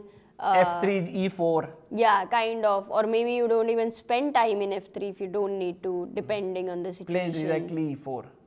Yeah. Get your bishop out. So suddenly it But will, I mean, all the moves were quite obvious back then also where he thought for 35 minutes. Not this plan of giving a pawn, but bishop F4. But I think he was trying to he had think about options H5. here. I Yes. think bishop F4, H5 was maybe what bothered him. And he wanted to be sure that it was not his plan that he was looking for. It was against his opponent's plan. yeah, and now I believe that Vincent is very happy with his position as well. At the same time, even Bartel is happy. Yeah. So it's an interesting game. Will be fun to follow this one. And we have, Queen B3 in rapport versus Nodirbek. What? No, Oh, I it's won't not get to eat coming the in. chimney. Check chimney. Oh, yes, Amruta, You said sorry. if they don't draw. Sorry. Now maybe we have to We have plan to come next to year. Prague again. Yes. Unfortunately, one move by rapport yeah. has made all your plans of tomorrow. Well, that's how life is, unpredictable, you know, and that's how rapport is, unpredictable. He likes to sort of surprise But one people. second, you were wrong in the prediction. Why should I not get to eat chimney? You should not get Well, to eat. I will eat in front of you and you can just watch me eating. That's how Don't it should change be. now. You need to maybe guess something else correctly to get it back, Amruta. Okay, let's we try. will find. We I'm sure will. we will find one moment in Vincent versus Bartel. That's the most interesting game happening for me right now. By the way, Nodirbek obviously won the game of the day yesterday. Yes, And today, guys, you can vote at pragchessfestival.com/voting for the best game of the day. Until now, if we have an overview, which game do you think? Will become the best But day. they don't get the trophy tomorrow, right? Or is there no best game of the day No, today? tonight. They'll give it tonight. By the way, okay, so you wanted an overview. I Yeah. think Bartel Keimer is the most exciting because he sacrificed a pawn. Yeah, and clearly opening of the day and also could be the game of the day. We will see. Gukesh Maksudlu looking quite sharp as well, looking interesting. Maksudlu Gukesh. Somehow David Navara versus Pragnananda is developing slowly, but is strategically very rich. Yes, Yeah. perfectly mentioned. So that is a nice game. I think decisions look very tough over there because you don't have normally a knight which is placed on b5. If we go to that game, it's very weirdly placed. Yeah, it's on c6 or e7 or d7, but knight on b5. Yeah, it is looking here, and now I was mentioning that can we save our bishop with bishop d2 and then make this knight look silly. But the knight is not silly, it can go back to d6, it's a good knight. Anytime. But it will wait there. It will provoke a4. Yeah, possible. So, maybe not. And maybe black will start a5, a4, Sagar. Actually, Amruta, if you wait too long, a4, a5 might trap you. That's why a5. Yeah. Go a5 here. Nice. And now if you go a4, Knight d6. knight d6, yeah. Yes. Also, you don't have to worry about bishop b4. And c7 is defended. White would have loved if he had the knight on d5. I mean, if he had a knight on c3 for that matter. But okay, so this is all possible. Let's check out what's happening with Thailand 1. I know what you did there. Thailand 1. No, you Thai said one. let's check out and then you wanted to go to a Czech player. So, Oh, I didn't knight realize that, but C3, that's good. was played by Thai 1 here, and then bishop e6 played by Vidit, and the engine keeps moving a little bit in white's favor. It's easier to play with white. Will Thai 1 actually beat Vidit today? Also, normally in such tournaments, that is how they target players. Whoever are in the top bottom, you want to beat Top them. bottom. Absolutely, absolute bottom, yeah. You want to beat them because, the tournament has not been going so well for the player. That has taken advantage. Somehow it for is sure. very commonly everywhere. Yes. So, But what is the way in which white should put pressure? It's clear that the d6 pawn is weak, but we saw that the most natural way doesn't work out because of knight h5 with a double attack on the queen and the bishop, which is not the most ideal. So you need Or to maybe do two maybe to we three saw a things. different position when the knight was still on b1. Here maybe there is some other move instead of knight h5. Maybe. Oh, now I think about it, Amruta. Now we can go knight d5 with our bishop. Wow, nice move. And that is a very cool idea now. Very nice move. So let's say bishop f4 doesn't, and now you have to move your queen because Yeah, exactly. I No, was the going, we threat is need knight three d5. moves, Sagar. Moving the queen, bishop on f4 and rook on d1. so queen d3 I play. Look, makes sense, but suddenly, oh, it's a nice move, yeah, by white. Did he play queen d3? He should play it because queen d3 Still now. the bar says there was something better than queen d3. But after queen d3 is Something better than that. Okay, okay, cool. What should we do then? bishop g5, I think. No, h6. Bishop g5 is not the. Why not h6? I'm happy, no? Bishop h4, but g5. Yeah, we just looked at it, so maybe not. Oh, what's the move? Queen a4 Queen maybe? a4? Actually, you forget about d6. But then a6 is the Queen problem. a4? a6. And then b5. And then d5 maybe No, to no, no, liquidate. no, no. Oops, sorry, not that way. d5. Take. And if e5 possible in such positions. Yeah, I guess, Amruta, there is something more subtle than what we are not able to realize here. What could it be? I mean, the natural moves, at least they are not. Rook d1 maybe. Just. No, then there's still knight d5, correct. If I go rook d1, there's still knight d5, which is very good for Oh, black. is it queen b4? b4, huh? b4. Whoa. Because you keep the pressure Whoa, on d6 nice. and for a6, you're ready to move Oh, it away. nice. Queen b4 just feels right. You know, Wow, it's but those moments where you sort of go into a showroom or like go into a shoe shop, and then you see the shoe and it just feels right, and then Yeah. you wear it and then it feels And right. then you walk. And then it feels right. Like queen b4 just feels right. Like it puts pressure on d6, b7, bishop f4 coming next, rook d1. Suddenly, yes, the queen didn't have to be here on d3, which was a slightly clumsy square coming in between the bishop's path. But queen b4 is a very unnatural move because we generally, Yes, don't after a go lot there. of try, we found it. But So I don't know maybe if, Thai will- whether he will find it or not, I doubt. He's I'm not 26-30, Amruta. He should be able to do this. No? It's hard. I mean, it would be amazing if he finds it, and that would really mean that Vidit will be under pressure. Some pressure, for sure. Oh, meanwhile, there has been transformation in the game of Pragnananda and Navara because bishop b6, a4 did happen. He had to take, otherwise his bishop would get trapped with a5. So he took and played bishop a5. Wow! David Navara is playing very, very creatively with his pieces, putting them on squares which are not very common. Yeah, I think it was a very tough position as we were thinking about it, and David is showing us how to play with the black pieces. Yeah, not a pawn on a5, Amruta, a bishop is Yeah. needed. But okay, my question to you is, why not c4 now? Just improving. c4, rook, Can I go bishop g6? and you want f5. You want f5. Okay. Okay. Rook fb1, putting pressure here. c6. Oh, c6 Yes, is you have not to be a bit favored. afraid because of c5 and knight d6 could become a very deadly knight there. But if not c6, then what? Rook b8? Yeah, Why not? maybe rook b8, b6. You can actually try and keep your bishop here, which looks a little silly.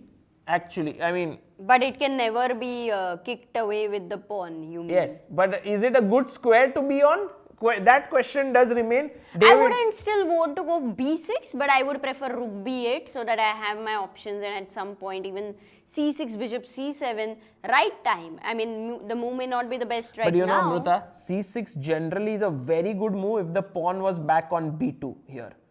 But once the pawn has come to c3, c6 becomes a little less effective because then the b7 pawn does remain weak. So I think Strategically, b6 now is more like b6, c5 if you get. You would be doing very well. Then this is a weakness. It's a, in a way, committal decision, right? The bishop on a5 looks like then a permanent sort of piece Yes. there. But what I would really like is bishop goes to g6. If you could just make those arrows, then later pawn will come to f5, and then later I have options of either f4 or e4 at whichever it is. But my bishop is also on b6 or c7. You know, it has this choice to weaken either the e3 f2 structure somewhere.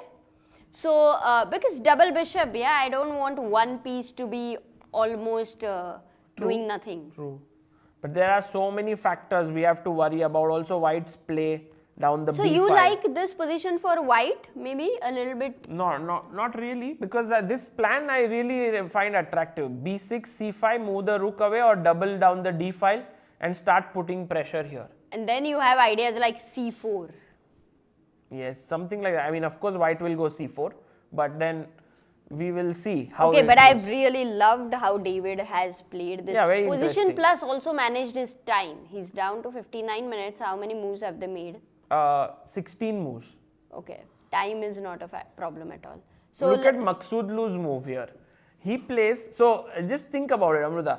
When b5 was played, he went with the knight, Maksudlu Gukesh, knight e5, knight e5, and now he played queen b6. Okay, so you're thinking what to do. Interesting, he's attacking my d4 pawn. Rook fd1 comes to mind. That's how you're thinking, yes? But Maksudlu was rook c2. oh, but what's happening if c takes d4? What kind of a move is this? Like, if you take cd4, I think he just wants to put his knight Wait on a c6. second, that's a mistake. Yeah. That too. Knight c6, hitting here, and now bishop d4. And if you play bishop c5 to defend this, I believe this is the point behind rook c2.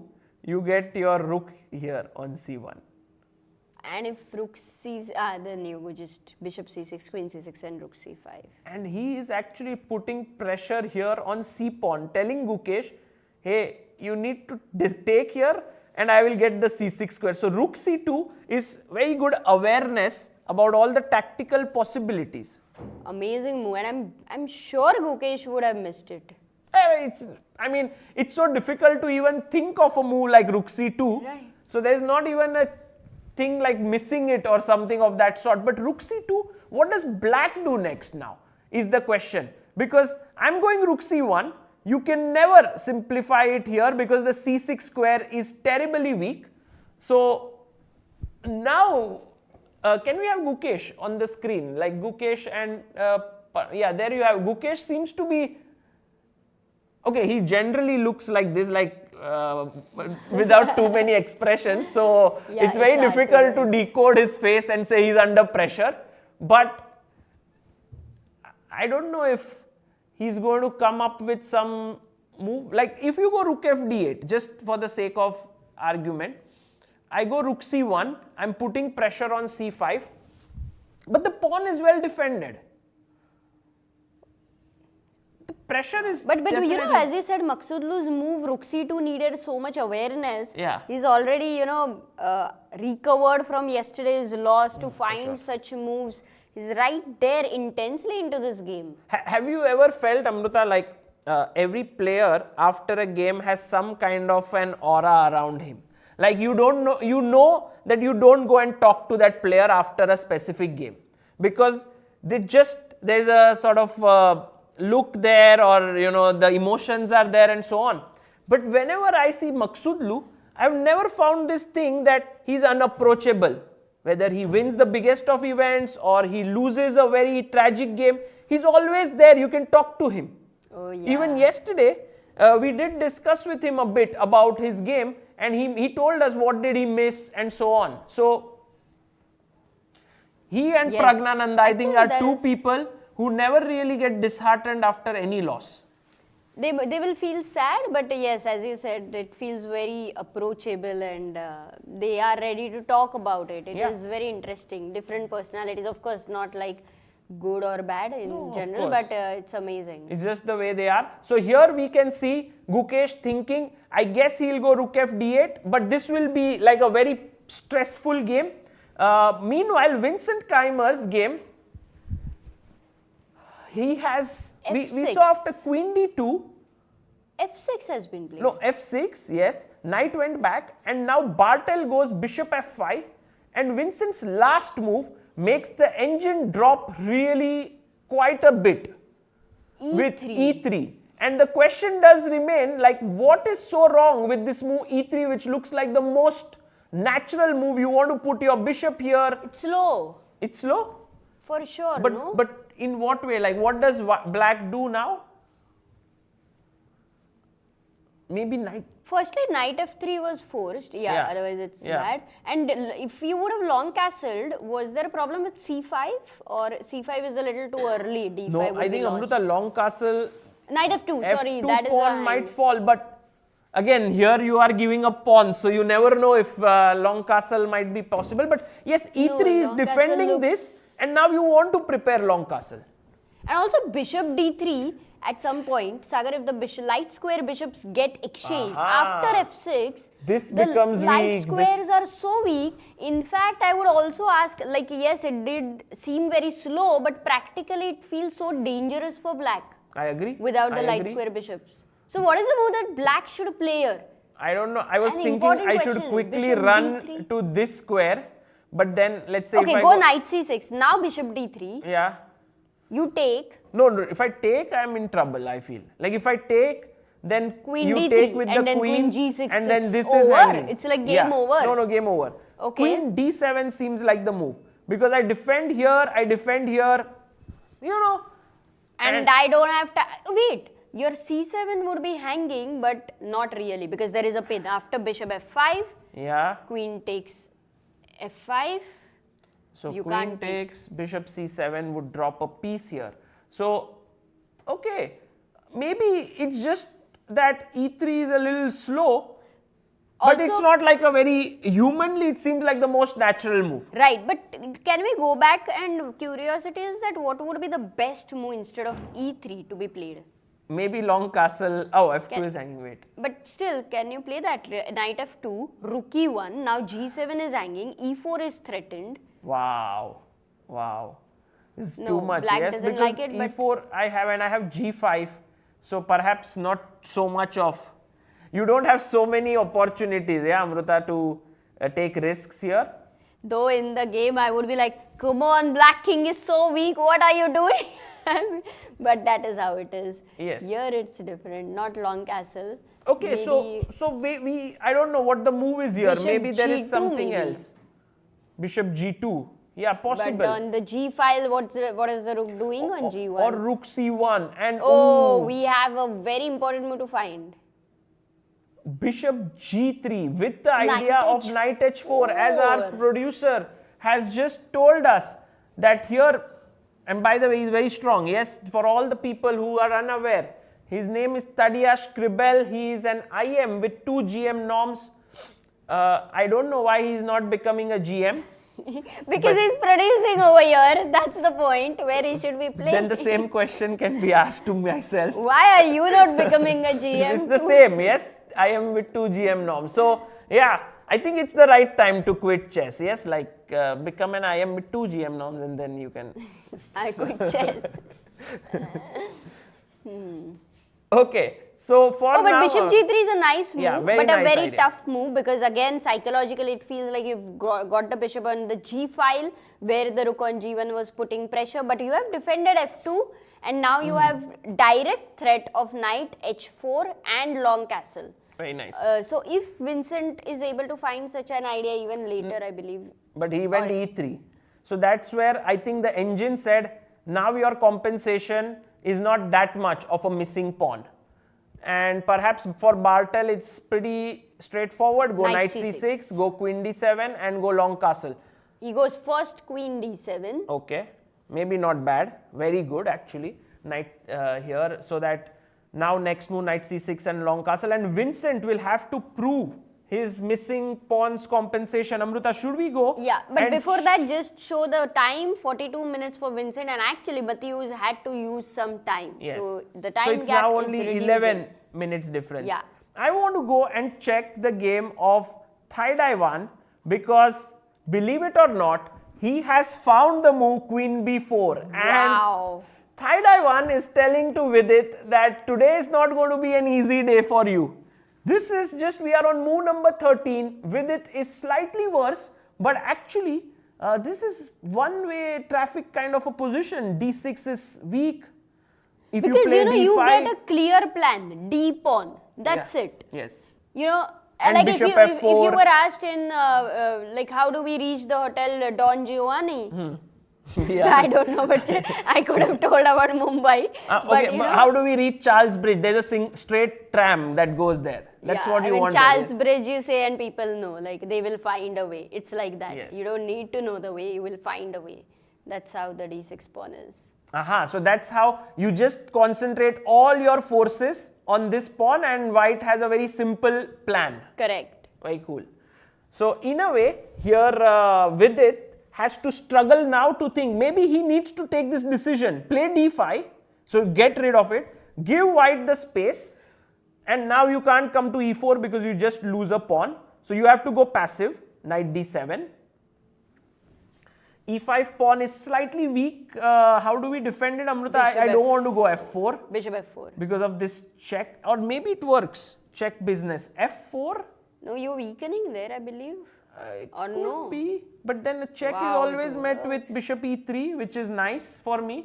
So perhaps that's okay, but even bishop f4 might be stronger. Sometimes it's weird that you put your bishop in front of a pawn, but the more important thing is the other piece is coming to d1 and attacking here. And I think white just has such a nice position. Imagine Thaiday wins this and finishes second. Woo. That would be massive, yeah. Not just that, also it would be in a way a big upset with it, to beat Vidit, a candidate in. Also for Vidit it would be psychologically very difficult, you know, to lose the last game. A lot of emotions here in this game. Very important one. He's bored. Oh, more than bored, I think all the players, because they had to wake up 4 hours, play 4 hours before schedule.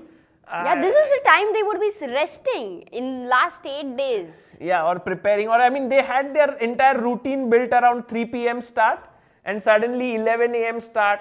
But as you, Amruta, pointed out, and I think it's just that you have to go with this mindset that this is a sort of a new dynamic that you take as a part of the event. Yeah. And play it that way. You use all your reserve energy. You have to use last day. Okay, so here Prague, by the way. He might even fall asleep. I don't know. Yesterday we were talking about it. Oh no, he's calculating. No, this is not his sleep mode. Yeah, Yes, we've also seen a lot of blindfold calculations by Vidit in many places. Is really good at that. Let's go to. You know what, Amruta? I think just to talk about this topic of when do players look at the board and calculate, and when do they look away or like this, close their eyes and calculate. I think when they are not sure of an assessment of a position, I think many times closing the eyes just makes it more easy to assess it. But when you want to calculate, perhaps you have to look at the board. I'm not sure, but It's possible because creativity is such a thing. Like many times they say that if you are in that particular thing only full time, sometimes you lose your creativity. Like you just go out, you just be in a different environment, and then it comes back. Yeah, there is this famous scene in this Search for Bobby Fischer. You know, when young Josh Waitzkin is sitting at the board and Bruce Pandolfini gives him a position and he's trying to solve it and unable to get the answer, he just removes all the pieces after a while and says, now think, and he gets it instantly. Wow. So that's a very nice movie, by the way, if you haven't checked it out. Search for Bobby Fischer. Yes, the Search for Bobby Fischer. And also, Sagar, as far as we know that many people while solving the position, they're not getting it, but once they, go to sleep and next morning they wake up, they've found the answer. Really? Has that happened to you ever? I used to, for many years, every night I would dream of a chess game. Or Yes, something. you told me. Every single day. It was amazing. And until then you came in my life. Would you write down the moves of that? I'm going to ignore that statement, not delve into that. But I wish, I really wish, because some moments when I would wake up, I was like, wow, in so much bliss and amazement of a certain position. Wow. So I really wish I could have done that. I would have done that. Well, that's a missed opportunity there of maybe writing a book or something on your dreams. But by the way, Vincent Keimer has played bishop d3. So that is on the board, and now maybe knight c6 comes in. It seems very logical to play that way. I like knight c6. Yeah, get your piece out. What is he thinking? Maybe Maybe G5 Mateusz. also at some point he will have a choice. Ah, G5. At some point. Yes. Ooh, it is interesting. It's not a bad idea, Amruta. But he has it all the time. I get it. Maybe if you go G5, some tactics can be unleashed. Bishop takes C7. How do you like this? Because if you take with the queen, I take your bishop. But if you take bishop d3 first, I take your knight. you also have No, wait. intermezzo. Let me be more accurate. I'll still take this. Because now I have check here on G6 and rook takes knight. But if that was possible, then can you go back one move where he played? But he didn't have that type. Bishop, queen d7, bishop d. Now he's threatening ideas like bishop c7, which Matthews has to calculate. Whether they work or not is another thing. He has to make sure about it. Pragnananda has taken a very, very bold decision, should I say, by pushing his pawn to d4, opening up this diagonal here. So let's say if I take the pawn, very naturally you want to take with the c pawn to keep your structure. And now I was thinking, what if rook e8? To attack this 3 times, if you have to play f3, this can't be good, right? Or this. No, he may not be wanting to play f3. I think queen c5, right? Oh yes, queen c5 is what he wants. Prag actually using tricks and tactics to sort of get out of this, position, because now this is equal. Wow. So go back. So d4, has he sorted his problem of the F3 d3 would pawn? be just so weakening, this entire structure. Nightmare.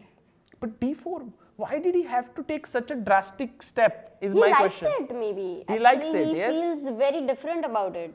D4. Wow.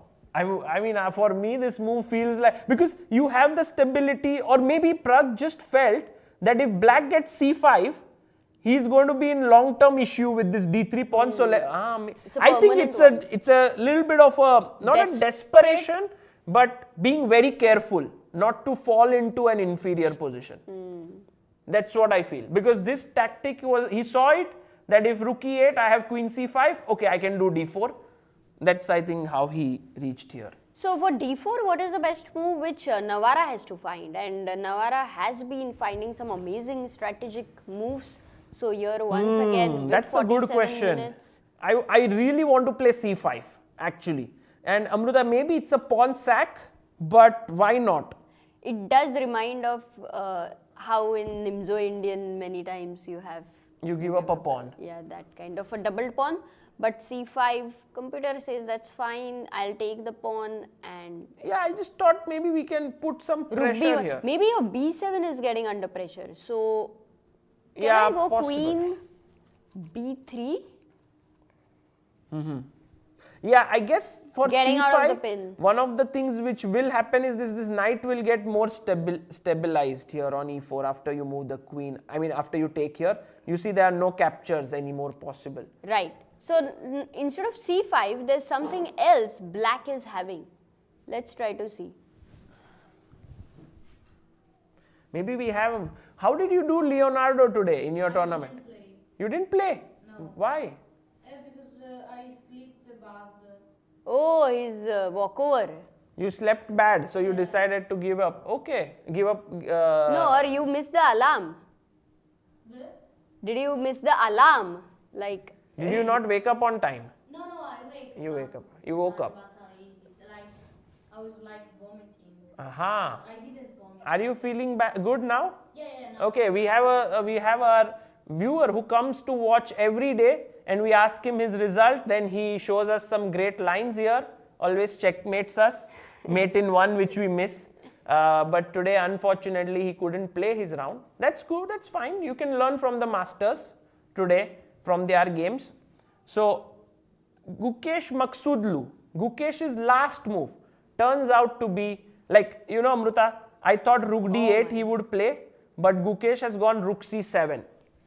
The engine does not like it. In fact, it gives a massive edge to Parham Maksudlu here, and I am not sure why, because Gukesh is saying, hey Parham, if you are going here, I am anyway doubling here. It's a very logical thing to do. Just continue rook f(c)(1).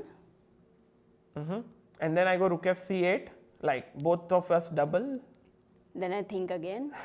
But Bar says, yes, no, you this don't. Is the moment, Move Amruta. first, think This later, is the has moment. some issues. Think now, so that you don't have to regret later. Something is off, some move he is missed. Maybe e4. e4? But would you like that? e4, you know what? Bishop on This g2? bishop on g2 is our prized possession. But then if he takes, Now you don't have knight c6. oh my god, this guy is making sense. He's saying e4, Amruta. What is he saying? Maybe But not. But his at least idea it's was not take, so bad. bishop takes. So that if takes, he has this rook hanging. And otherwise, if you don't take, then d5 would come in. So maybe interesting, but there is something better. Something better. Something has to be related with the pin, maybe? The pin on the c5. Not sure. There is no pin as such. But now we know this tactic, that if he takes here, we can take back because it hits the queen. Queen takes, then we win the rook. So we are not not really so hanging. afraid of cd4 just yet. Okay. But still, to find a good move here is definitely Not easy. That's why Parham is also struggling there. It's our chance to actually find the move and see if the super GM can find it. Why don't you just go, change and shift a plan and go rook d1 Rook d1. instead of doubling on the c file, or it But doesn't what's make the sense. threat then, Amruta? Because I anyway double on How the- is the idea of g4? Too much of a fantasy, yeah? G4 is a bit too much, yeah. Like, I don't even want to make the move. You don't? No. How bad it is according to you? Okay, assessment. Quite bad. Or maybe not, yeah. No. What would be your assessment after Because I was G4? thinking G4, Rook C8, G5, knight moves. So I But don't distant see what CD4, you bishop what you gain. D4, if that tactic, if you wanted to check, queen D4, rook C7, queen E5, you have rook Rook E7 E7, yes. in the end. So just to tell our viewers here, bishop takes. If you take the bishop, I take your rook. You take the knight, I take your bishop. So that's how it was working. Yeah, and if I played g4, then my rook will get trapped actually. Queen d6, rook a7, queen. No, Amruta, let's not go Okay, into G4 okay. stuff. Let's think about, actually there should be something very, very concrete and nice here. Yeah. I'm Hoping thinking, so, otherwise I don't want to say I told you. you are in your bottom of your heart, you feel G4 is the move still, yes? Till we don't make it. No, I just, some assurance with the bar, he says, okay, and then I trust the bar, yeah. Okay. But it's not a No, bad I understand, move. but it's not the winning move here. Okay, what does he play? DC5. He took. Oh, maybe that's the move. We are not thinking about captures at Oh all. my god, that is the move. DC5, bishop c5. Oh, we happen got on it. the Oh, board. Amruta, another point of rook c2. If you play with the rook, what's the problem? Bishop d4. Exactly. So now no longer you have this move, rook c1. So rook c2, brilliant. Now he took bishop takes c5. You have to be careful for the fork ideas, yeah. Knight on f6 is controlling d7 Knight square, d3. but Attacking. Wow, Parham finds it. What a guy. but these are such strategic decisions, yeah. Parham. No, rook good c2 at- has so much value, Amruta. Rook c2, because in so many lines, rook takes rook would come. But now if let's say you go bishop e7, this is a big blunder. And I think I know why. Bishop d4. Exactly, bishop d4. Now rook was on c1, you could have taken attacking the queen. Now you can't. You have to Queen move the d6 queen. Only move. Where? Queen d6, bishop e5. No, bishop lost. e5, queen oh, you're b8, losing material. Queen b8, same problem. You lose the exchange. Whoa. Maksudlu, if the way he played yesterday with Northerbeg in that same way, it's going to be very hard for Gukesh. Actually. Gukesh goes bishop d6. Aha. Gukesh is saying I defend my bishop now. But now you have to be a little bit But then afraid of bishop, exactly. your king side being ripped apart. Okay, maybe Gukesh doesn't worry. No, but actually he has Knight to F- worry. Yeah, at some First point he knight f4, takes on knight h5. c7. Gukesh, Maksudlu moving quickly. And now what? Queen takes, right? No, queen takes. Not sure. Bishop takes c7 also looks like a possibility. Okay, bishop takes. Yeah, I wouldn't allow I you to take. give a tempo. Take, right? Bishop f6, Yeah. gf6. And I was thinking putting the knight here and going Bishop this f4, way. bishop oh, f4. Oh, bishop You is there. forgot. Sorry. Yeah. Not yet, but bishop c7, of course, not queen c7. And here, if you go rook c1, Rook oh, c. he goes queen takes with the c7. queen. But still rook c1 Getting the open file and rook then c6 moving is here. also an idea. Yes, this looks good. You go queen b8, I believe. Or e7 maybe. But then you are protecting the This f6 game knight. actually is moving so quickly, no, Amruta? After this one small inaccuracy by Gukesh, rook c7, Maksudlu has been like finding all these moves. But he is not even taking much time there. He's very quick. Yeah, he's seen it. Now, I think he's calculating between rook c1 and bishop takes f6. So most probably, if Maksudlu wins, then becomes second. He will be second, right? Because he will have Also, he has more wins than Thaidai won. So, and in their personal encounter also, we should check what happened. Oh no, but Thaidai one has beaten Maksudlu. Oh, so Thaidai one, if he wins, he will be most likely guaranteed of a second spot. Rook c1 on the board. Wow. Okay. And Prag, I doubt, he's right now. It was a slight Prag, struggle. So Prag David is has playing. taken ed4 here. David has taken against Prag ed4. And if cd4, we will witness queen c5 if rook e8 comes. Amruta, I am going and checking the game of our champion Nodirbek Abdusattarov and Richard Rapport. I think Richard has made a smart decision to continue the game because after queen b3, bishop c5 was played, rook e1, queen b6, he took, doubled the pawns, now isolated the pawn, and he's telling Nodirbek that not great position you have here. Wow, he's really pressing. But this kind of position for Northerbeg to defend wouldn't be difficult. But I like that they are having a game. How about knight e4? Hitting here and here. is I don't want to put my bishop on h4. It does not much. But if I play bishop e3, then I also have one of my pawns isolated, which is okay. Knight endgame. But knight d4, knight b5, black will have to be a bit careful. Yeah, sure. Black. Some work to do. It's not like you can Slightly just worse, sit yes. calmly and then it will be a draw. Okay, but this game is happening. It would be the most unexpected thing if Richard is actually able to beat Northerbeg. Very which, tough. Yeah, Very which tough. seems very, very tough. By going back to Gukesh versus Maksudlu, queen e7 is on the board now. Look at the bar, it's moving upwards and upwards. It's gone very steadily. You know, Amruta, earlier I would not understand how big of an advantage this is. Then I started looking at if it is near the 4th rank, it's equal. And then if it is 1 square, we don't know what is that advantage, how much is it? I would believe it is 0.8 or something, but is it 1, 2, 3, If it goes 4? till 5, maybe because, it is 1.3, which is quite Wow. massive. If it goes to 6, it will be, I think every square 3.2, yeah? of the bar is around 1.3. Unbelievable. But then this is a really big advantage for Maksudlu. So rook c6 looks like a natural but move then to me. Bishop b7? Like if you go Rook c6, bishop b7 makes sense. Now rook c6 is not in a tempo. That's why Gukesh had maybe taken this rook. But with the Amruta, queen. maybe we have to look at rook d6, bishop g2, And bishop a3. b4 maybe, not so sure. I guess rook b6 should win us some material, Yeah. winning the b5 pawn. So Even rook e6.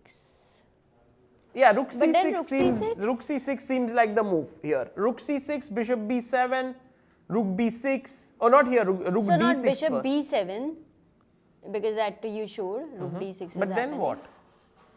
Your bishop is so precariously. Rook a8. I can't. But then I'm in a disco. Rook d6 and over. Discovered attack there. So what? But there is a better move than bishop b7. That's what the computer is saying. That's why. Could be, but I don't see it Bishop so c8. obviously. Yeah, bishop c8 maybe. Yes. At least I stop rook d6 threads. And if you go rook b6 now, there is b4. So you still need to do some work. You are managing somehow, but only somehow. And even if I take now, you can't take with the queen. You lose the bishop, so you have to take with the pawn. So quite a terrible position for Gukesh, to be honest here. He is in some big trouble. Let's see if Maksudlu plays accurately or not. So actually, if you think about it, Amruta, in this round, almost all of the Indian players are struggling here. Like Vidit is under big pressure. In fact, he's not made a move now. He's at 26 minutes on the clock. Thaidaiwan has a 20-minute lead after queen b4. His opponent has not played a move. Wow. And then we go to the game of Prague versus Navara. We have some development there after ED. He took ED. He's not worried about the pawn structure at I'm a all bit because I think he surprised. likes rook on e1 maybe. But bishop e4 was played. Because of this tactic. Navara wanted this tactic, queen c, but Prague played the intermediate move, king h8, queen c3 and king h7. This Careful should be of a- Prague's rook and queen. Yeah, he mated Vidit's king there with the queen and rook. And here Navara's king is a bit weak. Although pawn structure wise, black should be very happy because white has two weak pawns. So do you think Prague will try or will this fizzle out in a draw very I feel soon? there is a lot of imbalances somehow here for it to fizzle out, because this is a weakness which black will attack. If black goes after it, white has to play a rook lift and try to attack the king. So I think there's a lot of fight in this game. Yeah, and Prague will fight until he thinks he has even some slight edge. He will fight. But I was definitely like Navara's decision really helps Prague, to be in the place to fight. Earlier it was Prague who was under slight pressure. So I don't know if Navara missed bishop h7 because that cannot be the case. No, he's okay with such a position. He assessed it as okay for him. Maybe the assessment would be the case. Okay, so maybe we go back to Vincent's game because that Vincent. was very creative. Yes. What happened after?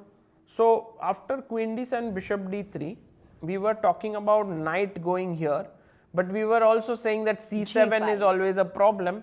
So he played knight a6. With the same idea of going to the b4 square, but And also defending c7. But then came queen e2. I do feel Vincent is struggling a bit to find his moves. And he's also down to 26 minutes. It's taking a lot of time. But how does it work? Because what happens to knight b4 as the very first question? Yes, but knight b4, I was wondering if I take, Queen takes f5. and long castle. And c5. Ooh, you are taking too many risks, Amruta. Also, your king is in the center. Check could come in. I mean, there's queen too many b5, problems. Yeah. In fact, here I was wondering if we could give a check. Maybe c6. Because knight c2, knight d3 later. But I am attacking king here. f7. King f7 may be best. Yeah. No, it's a little too early. Okay, so knight b4 was, there was a better option, yeah, instead of knight b4 because Vincent had a big advantage. Sorry, Bartel had a big advantage here. Must be around 1. His advantage would be around 1 over here. So if he is able to make the best move. Can it be long castle here for Bartel? But then you give this up? I forgot about that. It's a big blunder. Yeah. No, we need to be careful about it. So what? Then you take on d3, bishop d3, but queen d3 and queen g6 is something you don't like. No, Long I don't castle think. now I don't think and Amruta Bishop d3. There's something. g5 here because now bishop c7 is not something you need to calculate. But g5. Bishop g3. Still, you need to find a move. Yeah, and maybe now knight b4. I mean, the move knight b4 wasn't that bad. Yeah, it wasn't bad at all. The only thing was there was something better. Maybe there's something nice here. We don't know what it is, but it does exist. Wow. Let's come back, Amruta, here Okay. in some time because there is a moment in Maksudlu's game where instead of playing rook c6, which we were so Attached to it. which we thought was the most natural to attack the bishop, he's gone knight e5, which is also a nice move because it's a very tricky position for Gukesh. If the knight settles here, it's a strong knight attacking a5 pawn weakness and the king side. And if you take, this is just a nightmare to play the bishop pair in such positions. They are beautiful. I really like the knight actually. Oh, Vidit has taken a big decision here. He's pushed his pawn to d5 and he's telling Thaidaiwan, either we sort of take and agree to a draw very quickly now because I got rid of my weakness, queen d5 also, just very happy. Yeah, if you take, then I think Vidit's problems are solved. Yes. The problem was e5. Yes. And that is exactly what Thaidaiwan should do here. He should go e5 and he would have a nice position. But the game would get quite sharp then.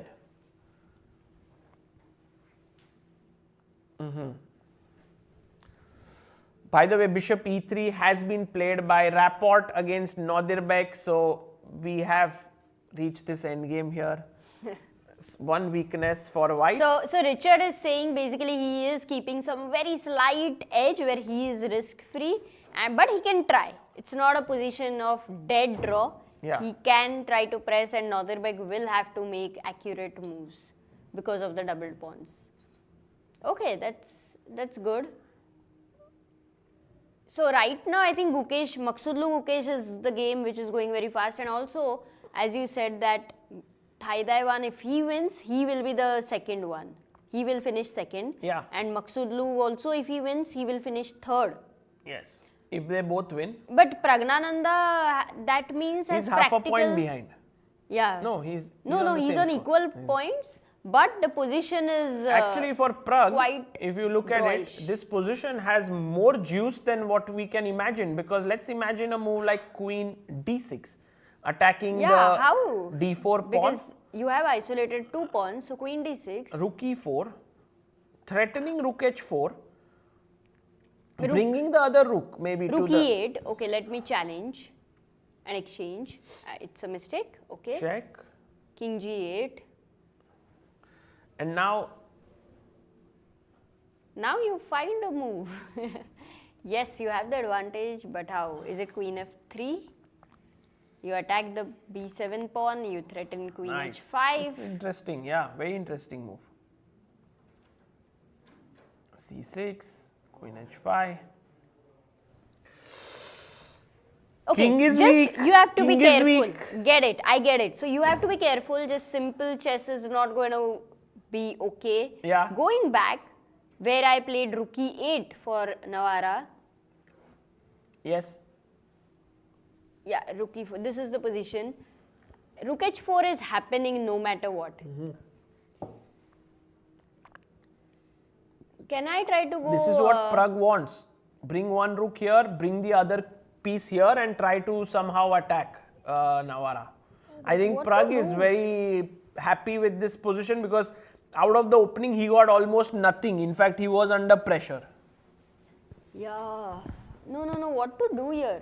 But it's a question, yeah. Rook E4 is a very important threat in a way. Maybe stay Rook on F6, Rook E4. Anyway, it seems like this is coming in, this thing. Oh my god. Amruta, It how will be about the- we right now take a short break? Yes. Because we've been looking at all of these games for quite some time and none of these games are right now in that mode where they will get over. They are all going on and we can take a very short break and come back. Sure. And guys, please vote for your favorite game in praguechessfestival.com/voting and the winner will get that nice trophy. I'll see you on the other side of the break.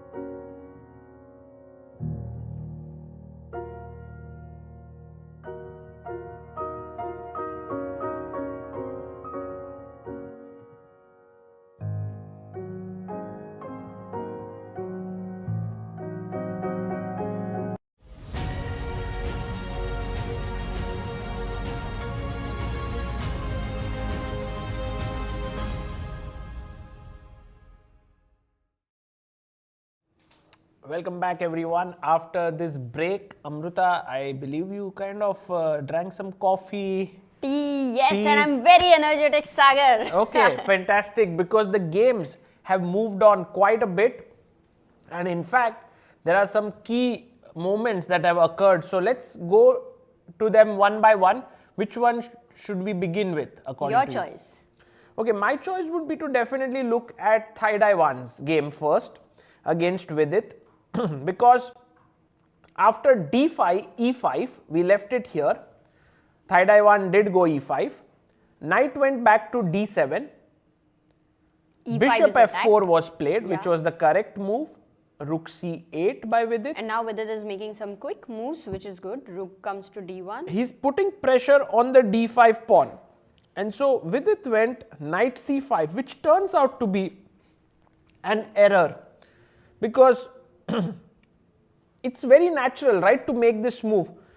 But there could have been other possibilities. Maybe knight b6 was also possible. You wanted to defend a d5 one more time, yeah, with knight b6. It could but be. I would also think of moving the queen away from d8. That was another possibility, but I'm not sure if you can go queen c7.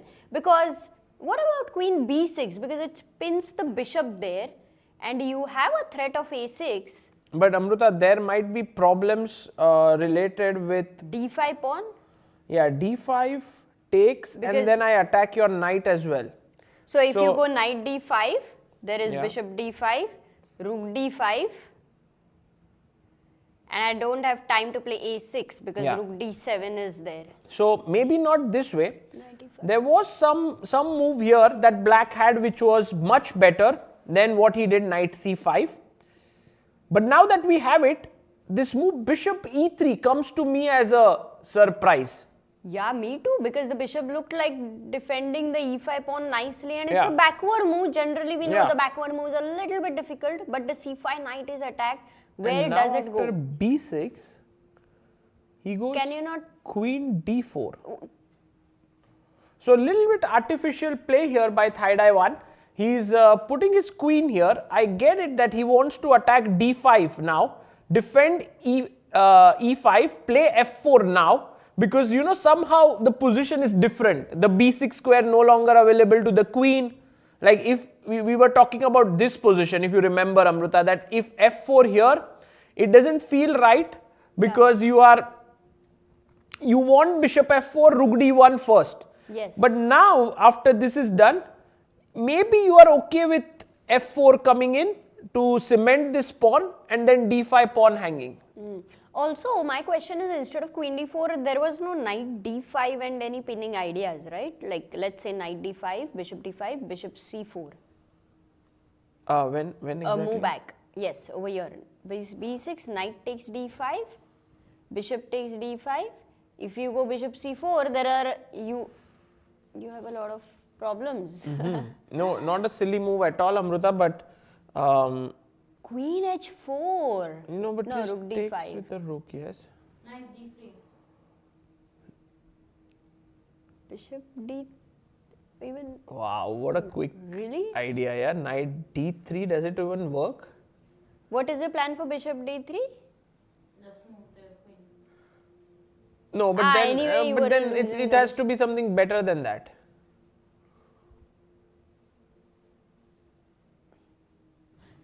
Because e5 is hanging there. Yeah. Actually, it's not a bad move. Let's try knight d3. No, knight d3, bishop d3 cannot And be so now- bad for black, right? So, I mean, for white. You have to find something that keeps the peace actually for you. If a5. Very cool. looks good. Yeah, where is the queen going to go? Because Yeah, it's a trouble time queen because b5 or queen c3 only moves, but I then just the take. knight. Yeah, you queen play b5, queen- there is bishop c4, and if you go queen c3, there might be knight e4 or a4 or something. Yeah. yeah. Okay. So maybe So- that doesn't work.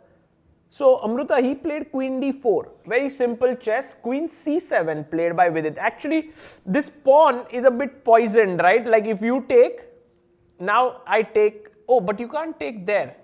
You will have to first, because there is knight e7. So let's say I take here. I think you have to take first, take, and then take here.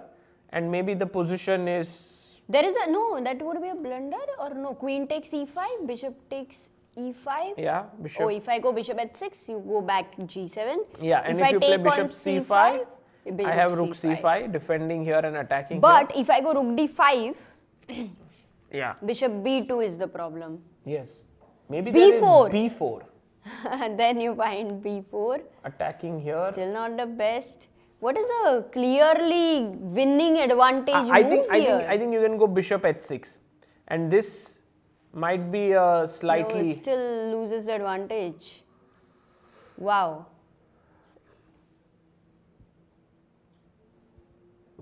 Wow. Not so simple. Maybe a simple move like doubling on the... No, I don't like it. What is the move? Because... Bishop e7. Rook trap. Oh, rook trap. Wow. Bishop g5, but Bishop then b2, bishop f6. e7. f6, bishop a. Now bishop h6. Okay. But then rook Because you have f8. weakened. No, then you have double bishop and the king is weak. Well, maybe. So bishop g5, f6. Wow. That's the correct move. f6, bishop, Bishop h6. And now rook has to go to f7 or no, rook d8 is forced. And now maybe you have even b4 or, you know, you wait. But the black king is weak. Wow. And rook will jump to the 7th rank. So bishop g5 is amazing. But I think Vidit is considering to play this. Because this position, if you say I take on d5, then you have to go into this. Or is there something else? Because if you play queen e5 directly, there is this knight e7 check, which shouldn't be Lost. missed. No, so you don't have that. And if you just go anywhere else, there is knight f6. So no, bishop d5 is forced. You can't let that knight sit there. Queen d5. Now do you, no, not queen e5, but do you have any intermezzo with rook d8 or Rook d8. Yeah, not makes rook e8? sense. Rook d8. So let's leave it here, Amruta, Yeah. for now. This position that white is the one pressing, and for Thaiday it's a very important moment here, whether to take this pawn or not, because he can also, if I am not mistaken, play the move f4 and just claim a small edge. But then I go rook d8 and at least the pawn is saved. Yes. And then again a lot of work. So you know this moment, Thaiday would try to make knight takes d5 work because he will be a whole pawn up. Yeah, I agree. On his mind, definitely is knight takes pawn in the center. Let's go to the yes. game of Maksudlu Gukesh. Huge things have happened here because Amruta, when we went knight e5, he went bishop b7. Oh, he wanted to get rid of that light square bishop. And then when he took here, Gukesh took on e5. So question is that was it possible to put your knight on c6? This was definitely a possibility, but Maksudlu preferred to take Taking on the b7. But what happens for just simple queen takes b7? If you take here, Yeah. two Because- ideas. One is of course putting the knight on c6 is one thing I would like.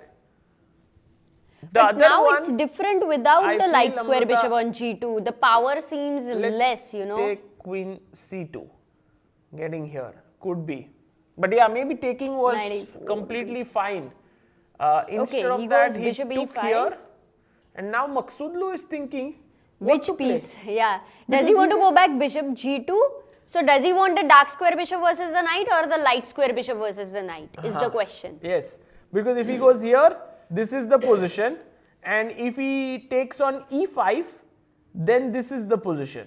You would love maybe the light square bishop versus the knight, No, right? actually dark square is nice, no, because you have some attacking chance. You Wow, have the we rook. have different perceptions, which means that is a confusing thing. Yeah. Also, Maksudlu is also thinking here. But bishop versus knight is what we are sure of. We are landing in that. That's true. I think after queen b7, bishop e5, queen b7, Bishop e5, queen b7, queen b2.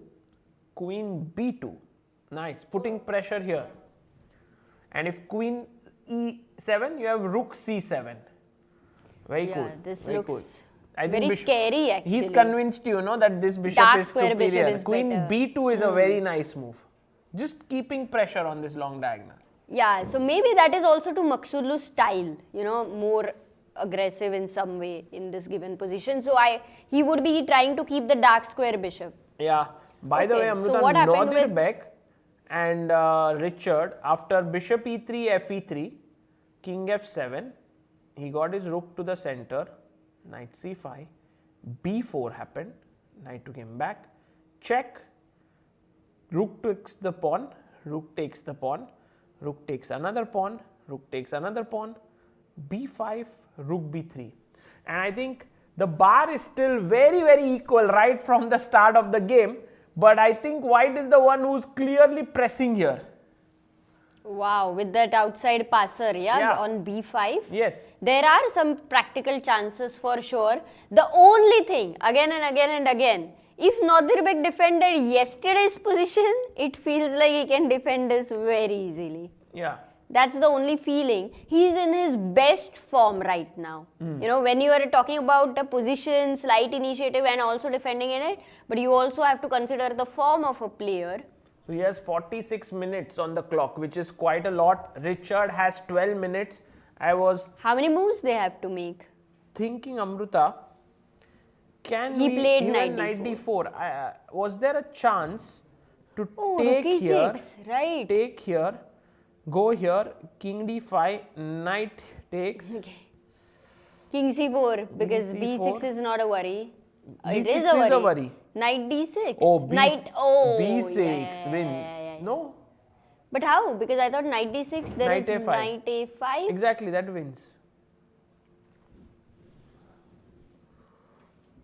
Oh, this is surprising actually. No, how do you know that wins? Oh, knight d2 wins. Oh, very cool. And why b6 now? b6 and now this wins. So the question is, why does b6 not win? Knight d6, knight a5. Yeah, king b5, a b7, No, that should be okay. that's winning. So b6, No, but knight d6 looks forced. Like you don't see anything else. yeah, knight You see. Actually, there is knight f6 and knight d7, right? Knight f6, b7, knight Wow. d7. Very So you stop in this way. yes. It's easy to miss, huh? Such, yeah. Naturally, and then when you go win through. this. So maybe this was also possible, but leads to equality. So he goes knight d4, attacking here and here. And Nadir Bek now has to be careful. He's losing e6. He might lose a piece if he's not careful, Amruta. Here, let's say if you move your rook, Rook b4. take and this, you lose the knight. So rook e3 force. No, you have to give a check perhaps. And then rook e1 Check is at least king a better h2 idea. and now somehow save this. No, rook e1. Rook e1, but I take here. I mean, you lose a pawn. So instead of that, why don't we can't save avoid the pawn? losing Like a knight pawn. g5 or knight c5. These two moves can stop me from losing the pawn. Rook c6, maybe. Rook Rook c1. c1 is fine because Knight. knight e6. Rook c1, knight e6 is the problem. Rook c1, knight e6 is just killing blow, yeah. Rook Rook c- d1. You know, Amruta, I was making rook c1. Suddenly the rook went to d1 by mistake. Turns out it's the best one. Such a lucky guy. Yeah. And so this one might be the way to hold it. Yeah, I'm sure that when we spoke about a lot of mouse slips in pandemic, sometimes a mouse slip will give you a best I move don't and know we if would so- never even we never know saw that. anyone saying that, oh, I had a mouse slip and I won. No one said that. Everyone Yeah, just used to say, that's oh, I had a true. mouse slip and I lost. Okay, Okay, by rook the way, d1. Pragnananda is doing exactly what we discussed, Amruta. After queen d6, rook e4, rook e8 was your move, suggested. Check and queen f3 on the board. In that case, David is actually in trouble. Yeah, quite some trouble now. So today, all the players on 4.5 making a very strong claim towards that second place. Yeah, and we thought for this game at least Prag is the one. I mean, max to max it would be a draw. No, but he's doesn't fought seem back. like Now it. he's attacking here and here, and there is some trouble for David Navara. How do you have to stop queen h5. I think that looks a little scary for sure. But how? Or for queen G6. h5, you always... But then you lose a pawn. And losing a pawn is not a pleasant feeling in such positions. True. Tell me something. What pawn would you like to lose still if given a choice? Like after queen h5, queen h6, queen h6, gs6, rook h6, and you have these isolated d4 So and like if you are saying this, Queen this, h6? this and this position. yeah, this rook endgame where rook e4 maybe or rook e4, rook d8. But Aren't then you the losing other- back the d pawn? No, don't stop there. Rook e4 Rook e4, rook d6 maybe. or rook b1 maybe counter attack. So maybe first rook d8 and you go still rook b1. Yeah. Rook e7 maybe. Defend, attack. Rook h4 h4. forced And yes, small and edge rook for d7. white. If you take here, I take on b7, a5, maybe I'll push. I don't White is think- slightly better. Slightly better, no? Yeah. That's what I'm talking about. Whether this would be possible to convert? Yes. No, it's a good idea to actually, if you get such a position, to give up your queen and get one pawn down rook endgame. It's possible to hold Not them. sure. Or to give the b7 pawn. That's the point. Yes, but then But you how have do to you find a defend move it? here. G6. Let's say you go G6. G6, I already feel this diagonal gets weakened up quite a bit. So, I don't know. Queen b7 if you collect. Yeah. Rook eb8. Or rook e... No, rook e2 is a blunder. Doesn't Rook feel eb8. right. Doesn't feel right. So then you can't give the b7 pawn. Yeah. Okay, so Amruta, let's wait here for David's decision after queen f3. We'll Sure. come back, but he is in some trouble here. And Maksudlu actually went with your suggestion that after bishop e5, he saved his light squared bishop. But we didn't expect that actually. Queen takes b4, And now, queen e5. Oh, maybe he's winning the because if he wins a5 pawn, then even b4 would be lost. But yes, but how is he winning is the question, because yes, a rook c5 maybe, yes, that is the way. yeah, no, queen d1 check. Yeah, king g2. Seems like a safe position, so not here. What is it that I think Maksudlu also must have missed here because rook c5. It does seem that white is winning the pawn, but Queen Gukesh b6, has found Amruta, queen counterplay. b6. Oh, Because then rook a5, knight g4. You want to no, go? bishop is hanging, Oh yeah. and if bishop goes back, then I have this fork. Yeah, knight d7. I hope it works, or is there something to it? Knight d7 is nice. Rook b5, knight e5. Anyway, yeah, it works. And then we draw the game. Rook But the kind of advantage which Maksudlu had, 1.3 at some point. yes. It's a little bit of a it's disappointment for fizzled him. out a bit for him. Yeah. I think he thought a5 is weak. With the bishop here, he cannot push the pawn. So he will win this, but it turns out that Gukesh has some counterplay. But even if he goes queen b6, Sagar, you don't need to move the bishop back because you see your rook can never go to a8 and defend a5 pawn. So we can improvise on stopping knight d7. He goes, what? Rook c4. Rook c4. He's just, I think, focusing on anything on king side maybe. But with the light squared bishop, how do you attack? I don't see it. g4, g5. Could be. But I feel like this is now Yeah, great chance defendable for position for Gukesh. Gukesh to defend. Let's go to the game of Keimer and Bartel, because we left it at this point, queen First e2. question, how many moves done? They have played 23 moves. So g5, bishop g3, knight h6, long castle, take, knight f5, a3, long castle, knight e2, bishop d6, and they made these moves. Quite quickly, in fact. Yeah, quite quickly Comparison. as compared to the game, but what an amazing sort of play by Bartel that he has made 10 more moves and not lost his advantage at all. And also time-wise, he has 30 minutes. Vincent has to make 18 moves, no? You had said Yes. 22? 17 moves. And Amruta, black is a pawn up. Remember, at the end of the day, if white doesn't show his compensation, black is just going to go through, just be better. So now Bartel doesn't even have to find any special moves. He just has to make sure that Vincent doesn't get something here. Because the whole point of the compensation was that the black king will be weak, the light squares will be weak, but Bartel managed to long castle, and now where is the compensation? I don't even see it anymore. Okay, so we'll come back here. This is looking good for Mateusz Bartel. In the game between Richard and Nodirbek, after check, knight d4 check, king e5 happened, he chopped the pawn and g5.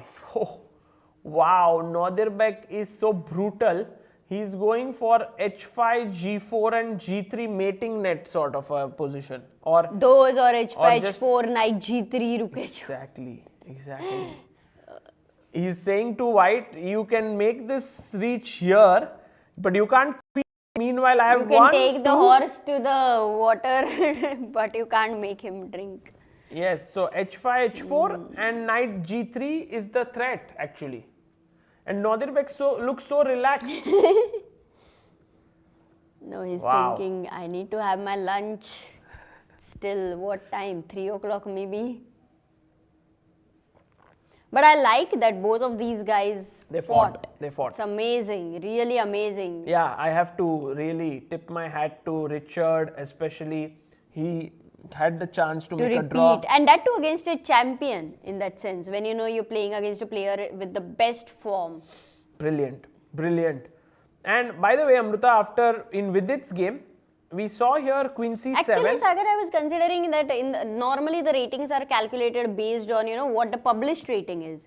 But the rating should be calculated based on what the live rating is, because you are playing with the player of the strength of at that moment.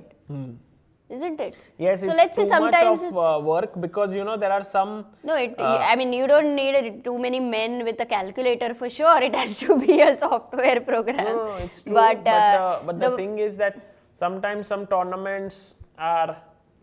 Because imagine many times 1800 player is actually a 2200 player. You're playing with a 2200 player. You beat him, but you don't even get those points. Could be. It's a little very bit interesting unfair. Point.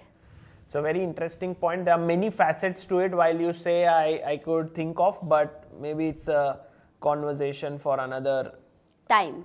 Yes. This is just a good one, time, just but one point was that when you play a lot of games, your K factor keeps changing. So in between the month, you don't know exactly what the rating changes. No, I'm sure software.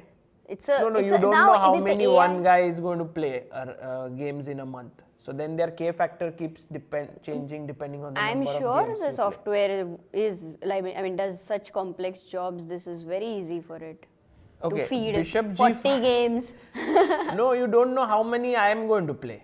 So software doesn't know my decisions, right? So which tournament I'll go to or something. So Bishop G5 attacking E5 twice, but I kind of uncover the defense here. Knight E4. Take. H6. Bishop F6 or you. But this is a clean extra pawn, yes, for Yeah, file E5 I1. pawn. Maybe not Bishop F6 because then you don't want to double up over there. Also wonderfully placed pieces. Actually, if we want to do a roundup with all the 5 boards, maybe we can do a roundup. For sure, we can do it, Amruta. Yeah, Bartel is right now having a clear advantage against Keimer. So here Bartel, based on the position, seems like he will beat Vincent. Maksudlu versus Gukesh. Maksudlu has advantage, but I would not be sure because you know Very one small, or two yeah. moves wrong and it could end But in a all draw. of So these maybe boards, a prediction Amruta, are is a a little draw. bit behind, yeah? Then what is the live board? position. Little bit, okay. So that way it will fizzle out, it would end in a draw. Let's just assume that for now. Pragnanda Navara, I think if Prag from the difficult position has reached here, chances are high that he is able to beat David. And oh, now it's refreshed. And Rapport versus Abdusataro, I think will end in a draw. Guan versus Vidit, Guan is clearly better. Chances are that he beats Vidit. So that's how the tournament situation will be. Let's quickly check the game of Prag. He played Rook D8. Pragnananda's opponent here, David has played Rook D8 because B7 is hanging. So is he ready to give it up? Yeah. But also Queen H5 is the threat. No, now Queen H5 is not the threat, Sagar, because then you just simply go Queen H6. Yes, so Queen H5, Queen H6 seems like a stable defense. But I want to take here. Queen B7. Wow, David has found something, some counterplay. Maybe Rook E2. Maybe Rook E2 or what? Rook E2 could be. But I could come back and Queen attack F3. it. Yeah. Tell me something, any move like G5. G5, Rook H5, Queen G6, and G5, G4 if you go Rook G4, you will still have It looks H4 and weakening. you can't attack G4. Why not Queen F6? Direct Queen F6 with the idea of Rook D4 Queen and F6. Rook E2. I like that How move about very Queen much. B6, where I trade off the Queen and I say that, hey, look, if you take, I'm ready, this is drawn, endgame. This mean, I one can at is least for sure. fight. Oh, So he takes Queen B7 by the way. But so when you go Queen F6, also Queen F6 also Queen seems C7, is it a playable. problem? But yeah, Queen C7 and then Rook E2, Rook F4. First Queen C7. but maybe it's good to start with Queen B6 and then offer a trade. If you don't, then D4 pawn is under pressure. So actually, Prague is, no, David is defending. Yeah. David is defending. I was completely wrong about that. Now, Prague will keep the queens on the board. I believe that is his Amruta. chance. He played it, by the way. Oh, he takes Oh, he it. takes. Then it's... There was no chance because D4 was hanging. So Prag is now willing to grind a pawn up position here for Rook some endgame. time. We want to go and quickly have a look at the challengers top board, which is between Korobov and Edis Gurel. Because Amruta, here is the thing. In the challengers, Edis Gurel is leading the tournament along with Jaime Santos Latasa. And both of them have a good position here. So Jaime has a small advantage while Gurel seems to have tricked Korobov. If we just look a few moves ago. Yesterday he became the Grandmaster. So it's his first game after becoming a Grandmaster. Yeah, first game after becoming a GM. Here it seemed like White had a decent position. But then D4 takes knight D4. He took on C4. Exchange sacrifice or what? Yeah, it E6. Check. Oh, I don't get it. So maybe he got completely confused. Like for example, if knight takes C6, maybe he didn't like this position Rook after C6 Queen and then C6. E5 would be lost. Check no, and not E5. Rook Queen C6. I like the Queen on C4. Oh, F7 also you will have to protect later. So Rook C6 is fine with the idea of knight E5. If Rook B7. Yeah. Knight E5, Knight G. I mean your king is too weak. Okay, maybe. so this was maybe better. Queen D5 check. Queen A5 is also a threat later. So yeah. So E6 has been played. Check. Now the bishop is hanging. So he went Queen F3. He took here. He took on D7. Queen takes check. King H7. And now we have reached this position where black is a pawn up. This is looking really good for Edis Gurel because his rooks are doubled up. Yeah. So you are saying if Gurel wins and who Jaime else? Santos Latasa. Jaime also needs to win. Only then it will be a tiebreaker. Yes. If Jaime doesn't win, then it's not a tiebreaker. No, and Jaime is playing against Santos. I mean, for Gurel, what a tournament it would be, right? He becoming a grandmaster, Winning also this. winning a tournament. Qualifying to the Masters next year. I mean, So, a so lot much. to It's play like for. a jackpot, but of course, it's not a jackpot because it's not a lottery to become a GM. Yeah. But does remind me of your Dresden tournament where you made a Grandmaster norm, where you also won the tournament, and Yeah, it was maybe a great moment in my career, but I think for Edis, this might be like the biggest moment in his career. For example, 97. Now, Jaime Santos's position looks promising, but maybe not winning as such. Vaishali oh, should. because he did have some advantage. So that bishop on a7 is like, Yeah, she can just get it out. Rook's traded, and then knight takes pawn. Bishop takes g5, and Amruta. but those pawns are scary. Yes, exactly. You make one wrong move and you are in trouble. Yeah. I think practically it is very difficult to defend this position. True. I was the also wondering computer if says unclear, but this it's hard. is possible, maybe. Rook d6? Rook? Yeah. D6. I No, think, you've I gone. think maybe c3. Yeah, that's what I was wondering. No, c3. But c1 is rook under d5, control. Rook d5, rook d5. No, rook d5, cb2, cb2, rook d1. rook a7. I don't have rook c7, doesn't make sense. Okay. Okay, so rook d6 is the move. Then that should be fine. If rook d6 is there with Vaishali, it should be fine. But Vaishali is down to 4 minutes. How many moves have they made? They are currently on 30th move with bishop e3. So 10 more moves to make for Vaishali. And is rook a6 he may not take. What happens if he goes rook d8, simply defending, and then do you still play knight d5 later? No, he took. Took. So knight d5 is very clear. You take on d6. Anything else for black? c3 may be one idea. I was wondering if you take, then there is b3. b2 is coming in, b1. Oh, so maybe you have to but rush. what is the defense? Rook a1, b2, and now rook b1, and knight d5, and knight c3 is happening. Maybe bishop Bishop d4 d- still hangs in, but maybe there's some other way of Defending, yeah, better way. yeah. Maybe for c3 to not take. Hey, what about bishop c1? Actually, b2, you give up the bishop. That's too much, Amruta. That must be good for Rook black. d6. At least the computer doesn't say so. And it is surprising. But d6 and Yeah, you know, maybe you your have- idea is very good. But So, with the less time, it's very difficult to assess such a position or to even decide whether you want to give a piece there. I think he will go c3 here, Jaime Santos, and Vaishali will have to be accurate. And Amruta, Gurel is still better here. Meanwhile, just So these one two more games game. we have to keep just checking in between. If they end what in a happens. draw, then one of the winners from here also can join. Abhimanyu Mishra and Erwin Lamy. And it's an equal endgame. They are on half a point behind the leader.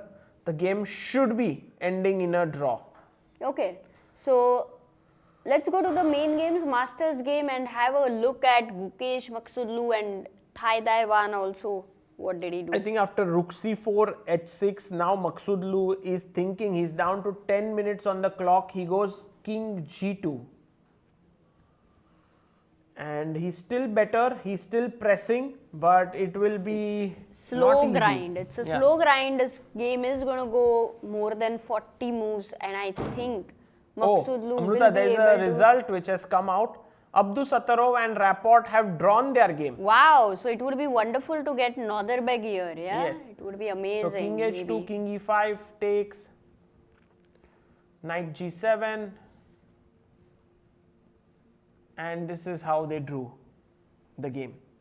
And let's quickly check the game of Vidit Gujarati, because we did think he was losing a pawn, but then after, he did go bishop f6. He did play takes, and now Vidit snatches this pawn, which according to the engines is a very dangerous decision he's made. Amruta, my feeling is that there are some real Oh my god, so deadly- he's lost. Like according to the engine right now, He must be -4 or something. He's lost in this position, and what is it that Thaidan Maybe -3, yeah, sure. should continue? How should he continue here? Queen H4 comes to the mind. You know, begin with. one of my ideas was get the rook to the 7th, sack your queen, and then open up the 7th rank with 2 of your rooks, That's threaten a mate. But it's Too not happening. much. But why don't we try it out? Yes, that is something Ah, which is with very, the very... similar idea. But one second. No, 1 second. How is it working? Because B3 was suggested to us by the producer. Bishop takes B3? Yeah, take, Is it rook E3 or rook D3? and now Or rook D7 with your idea? maybe rook How is white winning? D7. Rook D7. Lot of work, extra job. Oh, Queen E3, Queen H6. What are we doing, Sagar? oh, beautiful. Queen E3, double attack. He was like, come on, B3, it's so obvious. That's why I'm going away. But then he had to come again. No, but Amruta, B3, is this the only move? Because if it is the only move, then it's easy to miss. But if rook D7 also works, maybe it doesn't work, yeah? B3 seems to be like the only way for white to continue But here. if he finds B3, it means that he's winning because the bishop on A2. But you know, Amruta, how human beings think, and generally, is that... I mean, how we all think. Because we all are human beings. Yes, unless someone has some AI chip and No. Someone Then is ET, you can say. But Amruta, B3, the thing is, this pawn is not protected. Unless someone is maybe an Oh, ET. we need to ask The champion here. the champion whether he would be able to find this move here.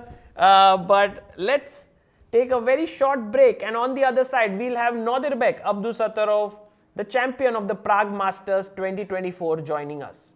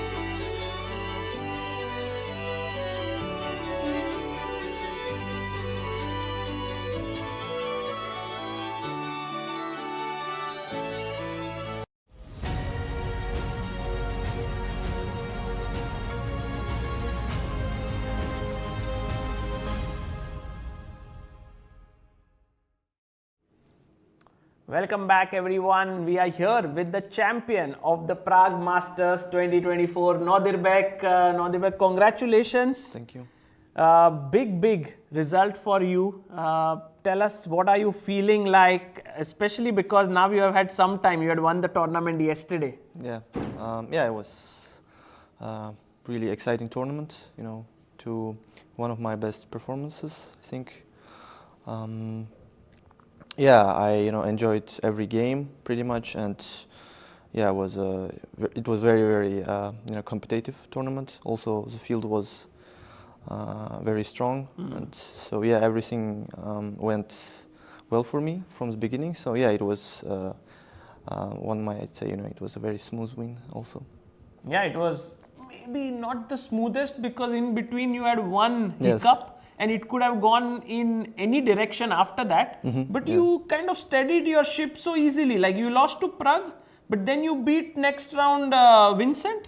Then you beat Maksudlu and you were through. Like that was Yeah. amazing. Yeah, I think before that, I scored +3, so I had to just even if I would draw all the games, I think I would have a great chance to win the tournament. So I thought that if I score 50% after beating Bartel, I thought I have very good chances. So. Well, we have some very interesting games going on, but I wanted to quickly talk about today's game of Yes. yours. And What I is- also want to talk about yesterday. Oh. How did it feel? Because it yes. was crazy intense even for us, so we cannot even imagine how would it be for you. Yeah, it was a very tough game. A lot of ups and downs, a lot of chances for both sides. Yeah, as always, when you play with Parham, I think you always get a chance at some point, which you need to use in order to beat him. But yeah, it wasn't so smooth. No, it was a crazy game. Would you consider this as one of the most exciting games you have ever played? Especially from the sporting perspective, like the tournament you would win if you won. Plus Yes, the yes, position. yeah. In some sense, yes, I would say so because, yeah, opening went not good for me. I think he knew the stuff. Yeah, we got to this position. I feel like playing with black is I think easier because of dark squares and structurally black should be better. But nevertheless, I think I am very solid. Have no weaknesses. How did H4 come to your mind? Yeah. I think this is the first, like, sort of, this started it all. Yeah, because if I would have played with black, I wouldn't give this H4 for sure. So whenever I had this chance to play H4 and complicate the game, especially he was getting alone time, so to complicate the game, I immediately took the chance. So because you need to create something, yeah, to be able to have a chance. And then So- you spotted this move, Yeah, HG, Rook C1, which was, Bishop A6. Bishop A6, yeah, to win the tempo, yeah. To Bishop win A6. the tempo. And Rook C7, then, Rook C. Yeah, you need to exchange the rooks and to place your queen or either rook on C6, I think. yes, Yeah, here I was thinking maybe Rook C3 also. Rook C3. Rook C3 is best, right? Yes, Ah, I okay. think that's the best move. Okay, yes. But no, before initially I was, my intention was to play Rook C3, but then I thought maybe Queen C6, Knight D2, Rook B3 setup also interesting. Right. We Yeah. also thought that this looks very nice. Knight Yes. can come to C4. Yes. Bishop goes back defense. But Parham got a lot of counterplay. Yes, I missed Knight G2, actually very strong. Rook C3, Knight D1, Knight D2, Rook H8, Rook E3. Yeah, here, I had a chance to sort of exchange rooks like Rook E2. I mean, yeah. Rook E2. No, Rook E2 like hangs upon H3, but I mean after Knight F1, Knight C2, which Yeah. we got. I can take on H2. Yes. It's equal. Yeah, you don't. I mean, I want to win. So You wanted to win, huh? Yeah, of course. At this point, yeah, I saw the idea when I played Rook E3. I saw the idea of sacrificing the Right, queen. Yes. right. So yeah, I just went for it. So it was obvious for me that only white can be better here. Bishop C4, Knight C7, Knight F1, Queen E8. Yeah, here Bishop B3 should. This was better. Yeah, according Bishop to B3 you. was much better. And yeah, then I D5, I guess he should yeah, do. just Knight E3. Yeah, I think. And coming here. Yes, with tempo. Yeah. But you went bishop d5. Bishop d5 or something. I don't know. No, after the game, he told me that after bishop b3, maybe he would have played king f6. What? Yeah, to just protect the knight, protect the c7 square. Knight e3, king e7, knight d5, king d8. Nice. But okay, white is clearly better there. I mean, you can pick up on b6 or also d6 is weak, or a5. Then knight b6, then rook d3, knight c4, bishop d5. I mean, many moves. So, yeah, and bishop b3 was clearly better. So when you went bishop d5, Yeah, for immediately. b5, how were you assessing this? Well, I thought, I don't need to care about these pawns. It's important to exchange knights, like knight e3, bishop a2, knight d5. So I didn't, care about this a4 pawn, which I should have. Which became the most important pawn, in the game. Well, yes, it turned out to be so. Yeah. Yeah, rook What c2 was was. rook c2 for? I calculated some line, bishop a2. Yeah, knight b5 maybe, no? No, I think you start with queen b8. Queen b8, knight d5, knight b5, rook c1. To play rook c1, a3, rook c2. No, okay, rook c2 was. I calculated this line and I didn't like it. Okay. So maybe after. I don't know, maybe after So for rook c2, I think he wanted to protect b2 to win the tempo in some variations. Makes sense practically. But it's too complicated. It's too deep. Rook c2. Also with the time factor. Yes. So knight d5, knight d6. Here I didn't feel like b3 was so bad. I mean, I missed knight d4, queen h8 idea, but also queen a7. Yeah. Queen a7 is much better, but I think the idea after king a2 you play knight d4 there, yeah. After queen a7? Queen a7, yes. King a2, I think knight d4 is just winning on the spot. c7 take and queen d4 coming with mate idea. Yeah, after queen a7, I think. Oh, you have to let him queen. Yeah, after queen a7 is strangely enough knight d4 is a threat, yeah. Wow. You threaten whatever white plays, you play just knight d4 and take the rook and queen d4, queen b2. So. Wow. Yeah, it was a lucky moment for me. But yeah, he found another idea. Even here, it felt like he was the one who was pressing, yes, at this point. Rook d2 you found, which was very beautiful. I think. Yeah, I need to cover the second rank. Yeah, because otherwise hits my rook, like rook f2, queen h4 with a tempo. So if he plays queen h6, I have f4. So that's important. Wow. I can close queen h6, f4. Yes. Because if I take rook d4, then queen h2 wins.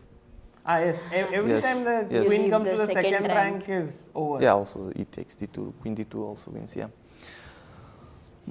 So f4, yeah. So he went check? Queen c1, and after rook h2 he should have forced a draw. I think queen g1 and just shuffle. Keep on. Yes. But of course he never forced that's Do you think that when it comes to playing for a win between you and Parham, you also want to play for a win a lot? No, I think incredibly enough we didn't make any draw yet. Never. Never. It is obvious, yes. You both fight so like hard. in classical game, I remember I lost 3 games in a row with white, till the 2019, and after that. I won 3 games now, so I equalized, but no, we never had a draw. Wow. Oh, no, sorry. No, we did make a draw recently. In Asian Games. Asian Games. Asian Games. Yeah, but very rarely. With Maksudlu, very rarely. Yeah, very rare. I mean, you always. It's always fun to play him, no? Yeah, of course, of course. G5 was a very nice move because we were thinking at some point if the rook moves away, king may want to enter this way. Yes, of course, and endgame. It's very important to fix the structure with G5. Yes, and so I can also have some mating ideas with knight f6. Yes. So it's AP. it's natural. So take knight d2.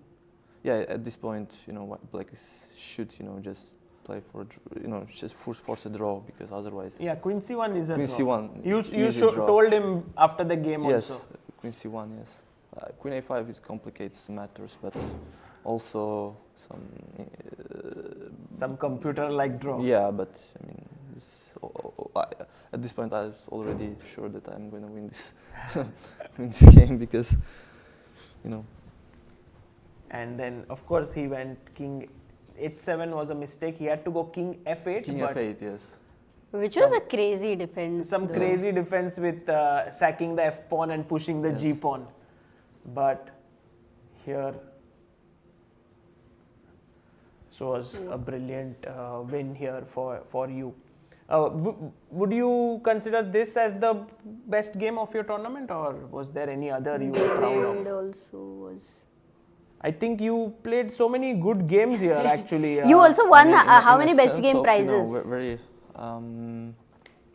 very clear game. I would say first game against Guan, also against Bartel.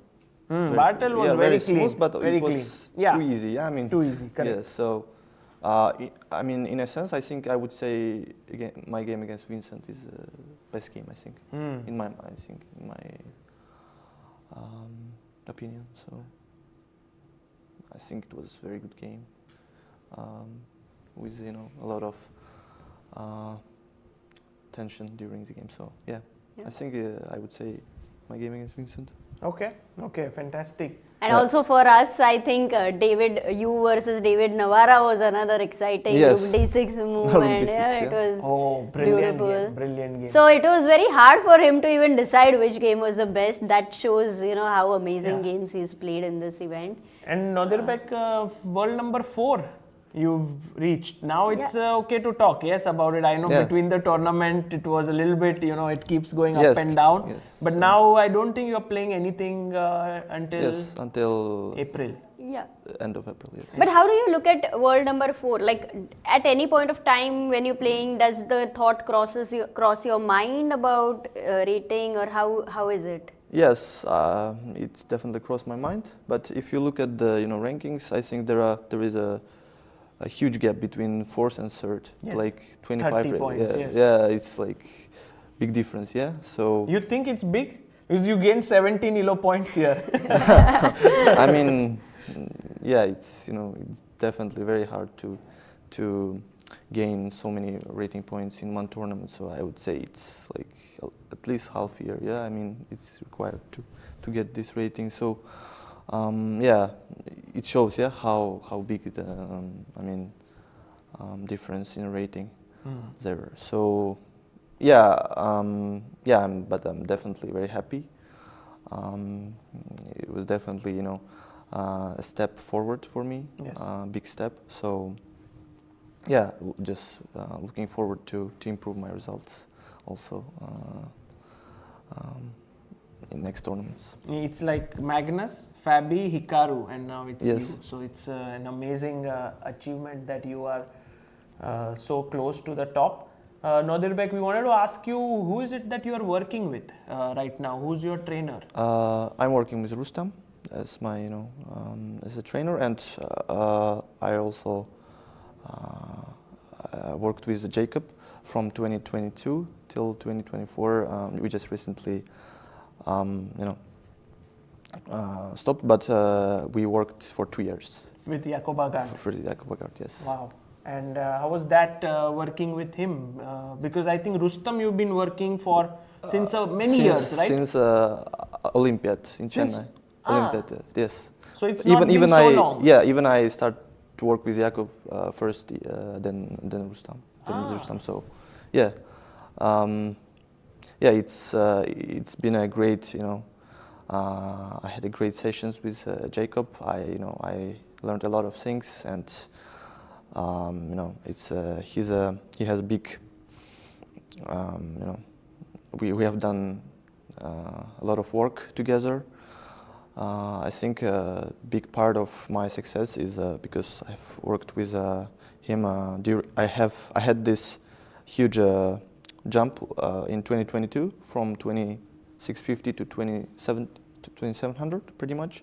So yeah, at that point it was his kind of his work. So yeah, it's been a great pleasure for me.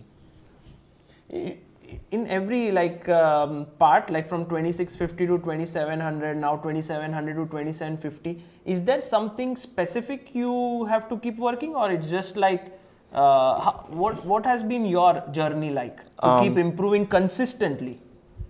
Well, last year I had some trouble, but with classical chess, I mean, partly because I have spent my energy in online chess. And I had great results there in Champions Chess Tour, but I wasn't, doing well in classical. So yeah, in a sense, I kind of refocused my concentration for classical chess this year. So I think also I feel like I became more stable in a psychological sense.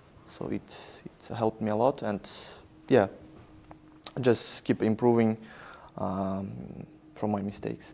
Keep learning. Brilliant. You are everyone saying that we are missing Nodirbek in the candidates, which is going to happen, because it's natural, that you are so much in the top. Do you feel like this cycle was something where you were, I think in the circuit also you were pretty close, at the top? No, but I feel this cycle is not my cycle. So I don't regret to not playing in candidates this year, but I feel like I am not quite there, yet. So I'll have more time till next cycle, and I'll gain more experience. So yeah, I hope I will be ready for next tournament. So going forward, this will be your main focus, right? To sort of gain your rating, focus on the cycle and so on. Brilliant. Well, Nodirbek, it was very nice knowing some of these insights about yourself. Can we just go through the games a bit, and you can tell us your thoughts about what is happening? So here, maybe it seems like when Guan had a chance at this point, as Tadiash, our producer, mentioned to us, B3 was a very subtle move. It's very good board vision, B3, bishop B3, queen E3, and you attack bishop, and you trap the bishop on A2 with B3, but you have a lot of also tempting options, as he said, bishop D7 was also very, very strong. And then this amazing move, switching the rook. Yes. Very tough to play, but yes, I mean, there are such themes. There are some, So what did he play? He didn't. Because this F6 pawn is incredibly strong, so. So here, even if you give up these two pawns on the queen side, A7 and B6, for the F6 pawn, I feel like it's a great exchange. But he went queen A3, which somehow dropped a lot of his He thought edge. for a long time, very long time, in fact. And he's down to 1 minute. So queen maybe C5. he missed queen C5. Maybe he missed queen C5. Because I think bishop C4, rook C1, I think was his idea. So maybe he missed queen C5. And now it's his advantages. Now he's sleeping, Yeah, he got a pawn, but I think Vidit is kind of back in this game now. Yeah, I mean, he's fully back, I mean, queen E5. Maybe rooks. You want to win this. You want to just get rid of that. Because I was going to play rook C2 or something. And it's a blunder. Queen F7, queen F7. Oh my god. Nice. Have to show that on the board. Wow. Okay. Beautiful. Yeah, rook D8 and rook G7. Brutal. You know, I was at some point when you would stare at your opponents, Yes. I would sometimes feel like, thank God I'm not playing. But anyway, you came here and sort of checkmated me, so cannot escape you. So here, this seems like Yeah, it seems like a draw equal. Yeah, queen f5 also. Pragnananda versus David. You know, Prag has always spoken, and this stays with me in my mind, that he's inspired by you, yeah, in some By ways, me, yeah? by the way you Okay. grind. Okay. He's pawn No, up he's here. also very, very, very good grinder. I Yes. guess. Yes, he's amazing grinder. So, yeah, he likes, you know, these small edges and to keep pushing for a long time. So, Would you say he has realistic chances here, pawn up, or not really? no, I think David will hold this. So, yeah, I think he has a great chance. So this looks like a draw. Yeah, most likely. Yeah. And then we come to Yeah, this I was you know worried about for black. It's I think very unpleasant. So you know, with Parham's confidence, I think he's you know he thinks he's completely winning. You know, at some point, Parham made this beautiful move. I don't know if so. After this, b5 takes. Rook c2, yeah. Yes, rook c2. Yes. This was very deep move. I thought, like, because in all variations, rook takes c1 happens. Yes. By putting rook on c2, now he's just made those things like rook c7. Suddenly now take. Is it like common for this elite level, maybe such a move, or how is it? Rook c2. It's not preparation, yeah, by Maklu, you think? Yeah, in this case, I think it's just you know, just I don't know, protecting e2 first of all, you know, in some variations, and also rook at c1 is also coming. So I think it's both very prophylactic and improving move. So yeah, it's you know it's natural for top level players to find that kind of moves constantly. So yeah, really nice. And here, very surprising. Which bishop would you keep? The dark square or light square bishop? Because there's bishop e5, queen b7 option, or you go back with your bishop on b7 and then he takes on b2. No, I like Parham's approach, I think. This one? Yes. We were pretty sure that he would go like bishop e5, queen takes, and Yeah, queen but then b2, which is also like some pressure. Yes. But but he has no control of light squares. Yeah, maybe he was concerned about it. But I mean, yeah, I think it's both. It's a matter of taste, I think. White's very nice advantage. Yeah, this is risk Yes, free. risk-free. Yes, you can keep playing it. And this a5 For a pawn long is very time. weak. Yes. So he goes knight d5, e3. And yeah, Gukesh is of course tenacious. He won't give up easily, but this is not going to be an easy defense. Yes, of course. It's very, very, very tough. And finally, Bartel versus Keimer. Oh my God! Look. Oh at yeah, that. this game was This very, very interesting. I mean, Vincent sacrificed a pawn Yes. Yeah. in the opening. I don't know what kind of idea of the H3. I haven't seen this idea of H3 G4 in Carlsbad. But yeah, in this case it seemed very interesting. But then, for some reason, I think his compensation bit by bit disappeared. I mean, and then Vincent also got low on time and he was in real trouble. Yeah, how have they reached? Actually, Rukn? Bartel had a very good position, and Yes. somehow Vincent managed. Now it's like a clean pawn up, sort of. Here. Oh, Rook H1 was very nice, yeah? Rook H1. Take. Take, queen Yeah, takes, Queen F5, yeah. King C7, And queen f6, yeah, and bishop d6. Bishop D6, Queen F6. No. Oh, he played bishop d6 or what? No. This Ah, didn't it, happen, it huh? Or didn't happened? happen. Actually, he went back queen d7. Ah, But if okay. he had taken here, Yeah, white is winning, yeah? check, king c7 Queen f6. directly. Ah, yeah. Because bishop g3, queen f7, Yeah, queen f7. king g. So, No, but king king d8. And then you Knight take g3, knight g3, yeah. And queen b7 with tempo. And take this. Yeah. Wow. So this actually must have come as a surprise to Bartel. Rook h1 Yeah, I think he missed this rook h1. and queen d7. And now he has given up the control over the h file, yeah. So it has very good counterplay.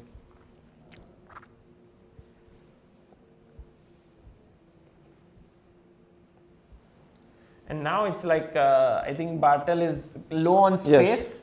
Yeah, he's So- trying a practical chance here he went for a rook endgame.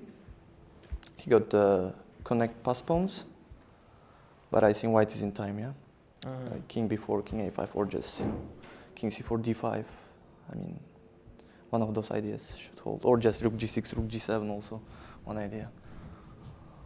Right. They completed 40 moves here, Sagar? Or Yes, not yet? just finished 40 moves here, and I think here also we are on move 36. This is also kind of drawish. And today we thought game would end in a draw. You would come sooner when rook e6, knight d4. We thought it will be a repetition.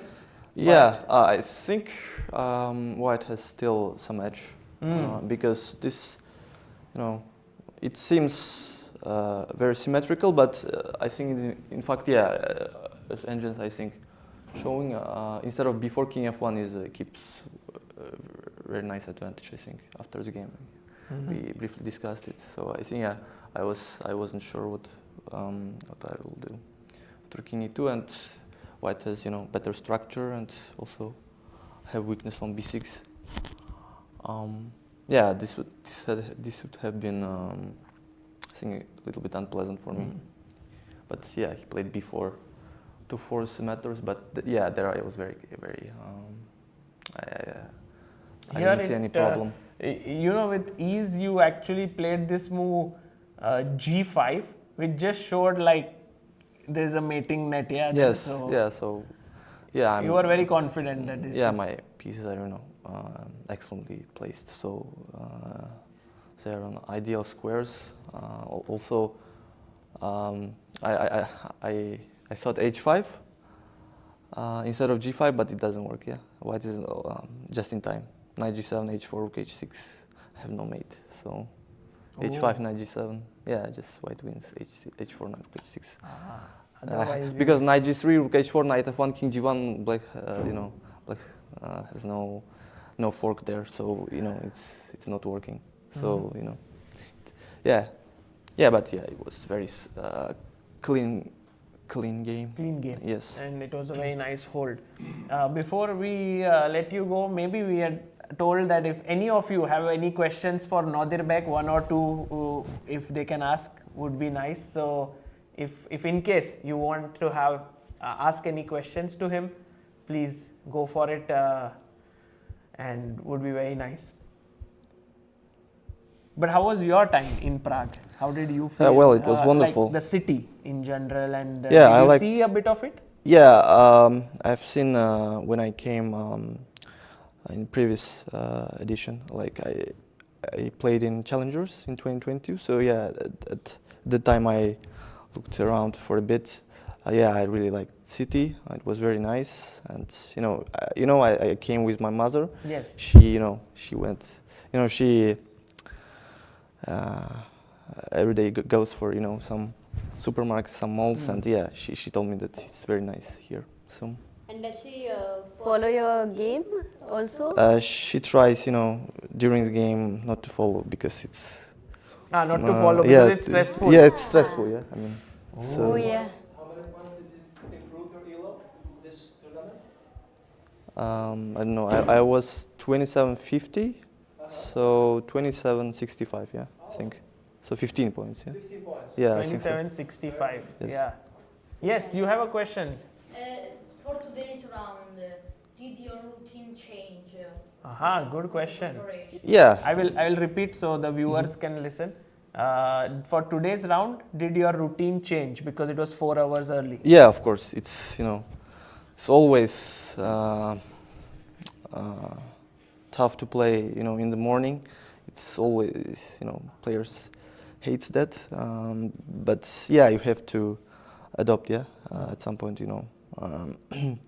normally most of the tournaments last round starts earlier than usual. So yeah, you have to sleep earlier, I think, before day. So yeah, that's what I did.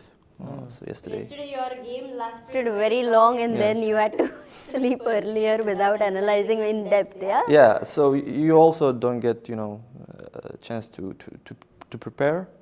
I just briefly looked at the variations, but most important thing is just to have a good rest. So.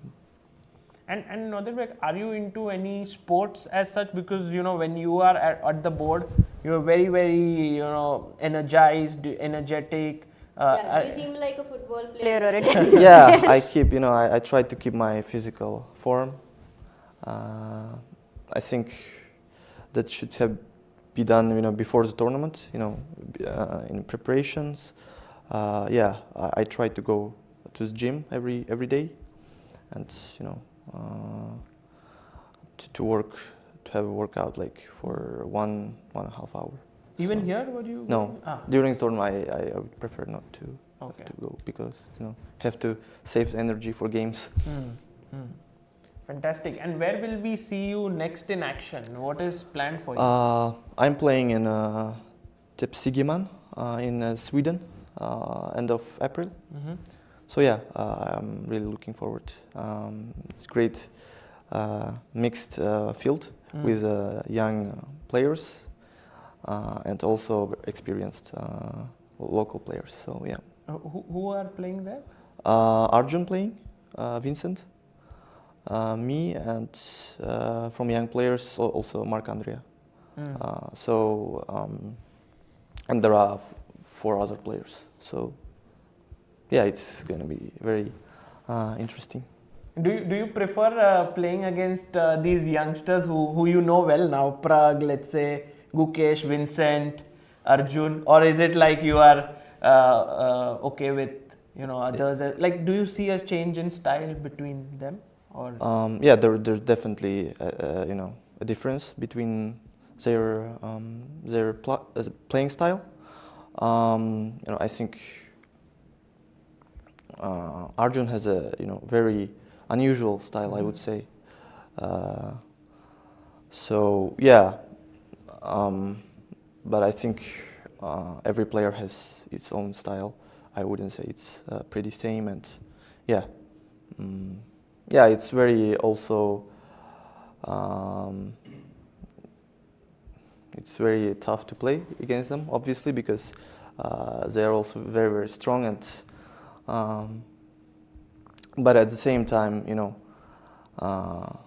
that's my generation that I've been playing throughout my my childhood, and also actually I know Vincent from 2014, so like it's been 10 years, yeah. wow. So yeah, I think also Prague, Yes. 2014. I think your first game was in Durban, yes? Under Yes, Durban or Tashkent also in like 2014. Nihal also 2014. Arjun, I think, no, Nihal is actually 2013 also. Wow. So Arjun also 2013. So yeah, I mean, it's 10 years yeah, of... we are very, very, very we know each other very well. So Fantastic. Well, it was a pleasure having you here, seeing through your games, and we enjoyed it tremendously. Thank you so much, Nadirbek, for treating us to such brilliant chess. thank you. We'll take a short break, and then we will be back with the action on all the boards. Stay still by my side. So pretty and so kind. I love your leather eyes, reflecting my clothes bright.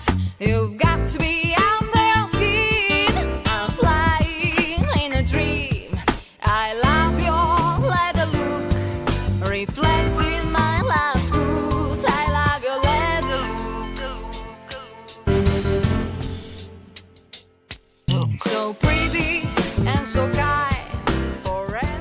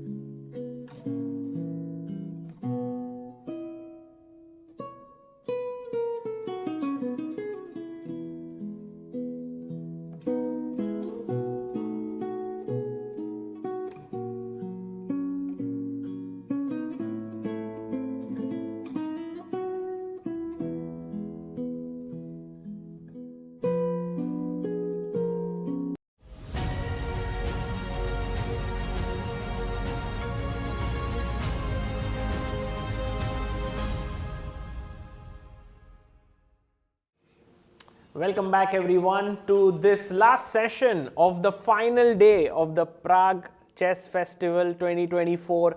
We have had a very exciting day of chess. In the Masters, we've had 2 draws already. Abdusattorov drew with Richard Rapport and Vidit has drawn against Guan Thaidaiwan. So that was an escape for Vidit there because he was in big trouble. But in the remaining 3 games, there's still quite a bit of action, especially in Maksudlu versus Gukesh. Let's go to that game because Maksudlu was having a better position for quite some time, and then in this position, h6 was played by Gukesh. We looked at it with even Nadir Bek, who said that this is going to be very tough for Gukesh to hold because it's like a lot of pressure on these queenside pawns. But as it turns out, rook a6, knight came to d5 to block the attack on this pawn, and then e3, rook e7 was played by Gukesh, queen d4, rook d7. So black was still hanging on quite decently, but now the queen came from here to attack c5, a5. Rook c7 was a big mistake because now came queen takes a5. Oh, this was his idea.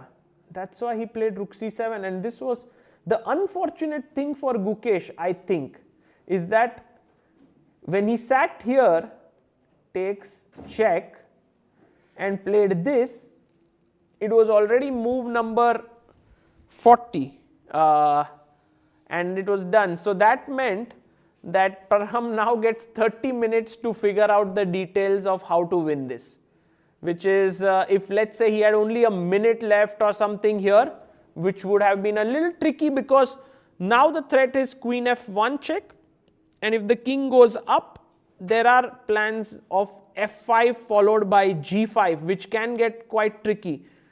So how can white defend this position is the question. Because my natural instinct first is to just play bishop g2. But the problem with this move is that black now attacks this with, let's say, I was wondering if queen d2. Check. Oh, check and check on e4 just finishes it off, yeah, with this hanging. So then we can't go queen d2, but if I go queen e2, it's again the same issue. So then how is this position actually a draw? Is a maybe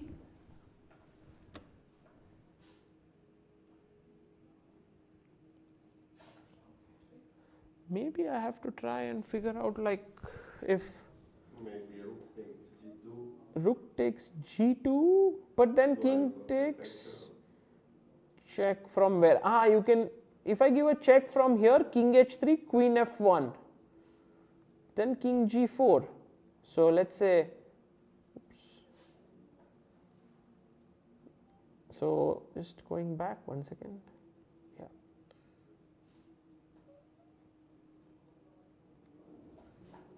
So bishop g2, rook g2 takes check, king h3.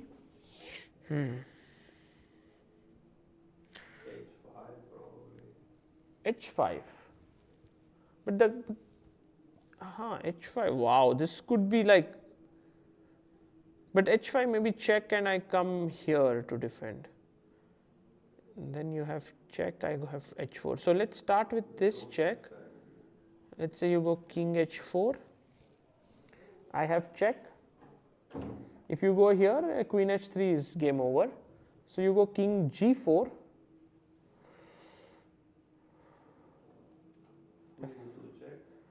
If I go f5, now you start to escape from here. So maybe check, and now it's a perpetual check, check. Wow. Okay. So this might be, and if I start with queen f1, king g4, I think it doesn't change much. In fact, I can start now with f5, king here.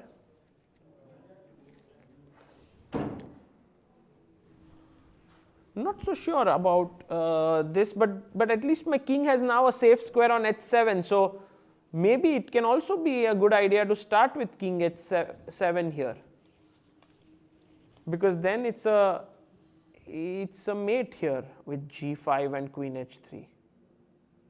So maybe king h7 is not such a silly move, yeah. And then g5 coming up. So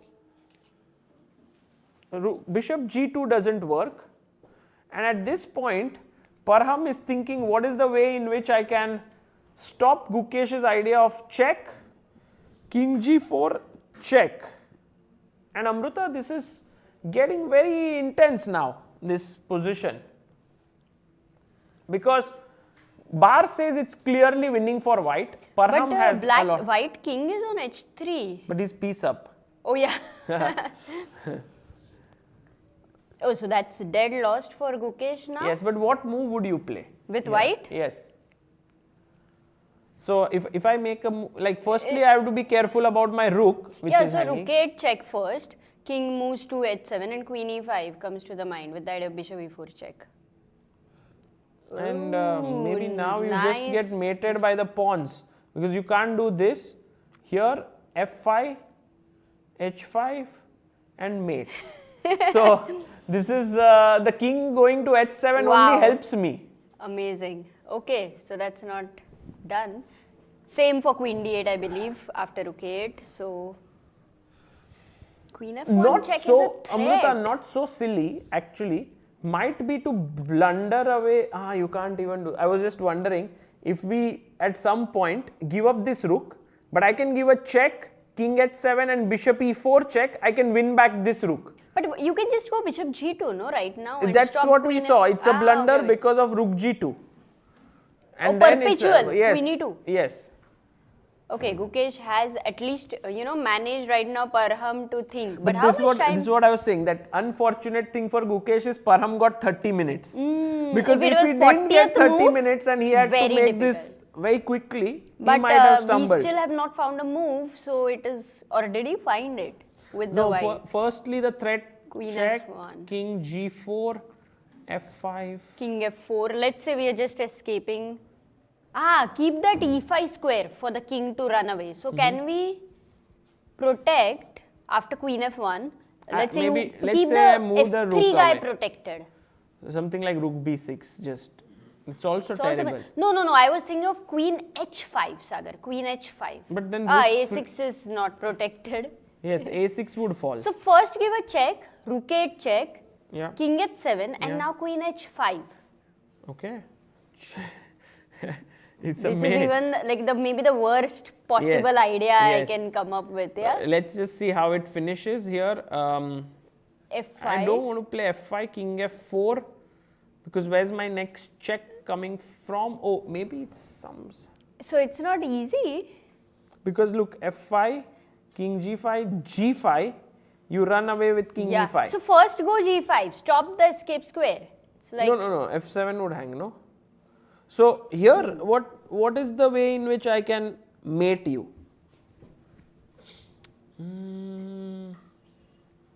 rooks. There are some pretty mating patterns here for sure. But white has no threat, no? Right now, no white- threat. white So has- then you have to give a check on the dark square. So maybe queen d3 or queen, something like that. Like queen d6 or queen c7 would be a checkmate. Yeah, so just Yeah. queen d3 you mean? Yeah, why should not? do the Because job. if bishop moves, there is rook f2. Yeah, and then this is game over. So very cool way to just bring the king out and mate. So in a way for Not queen h5. rook a8 check is not a bad idea, Amruta, here. Rook a8 check seems like the move. And this is also fine. Now we need to, So dark square, Sagar, can you try to cover the dark can we squares? go in a way like queen d8? That was a blunder, no, with the same idea, queen f1, like you showed for queen e5, same. Not f5. No? Why? Oh, h5 might do that. No, but why not f5? Because king F5, king f4, there F4. is g5. g5, king e5.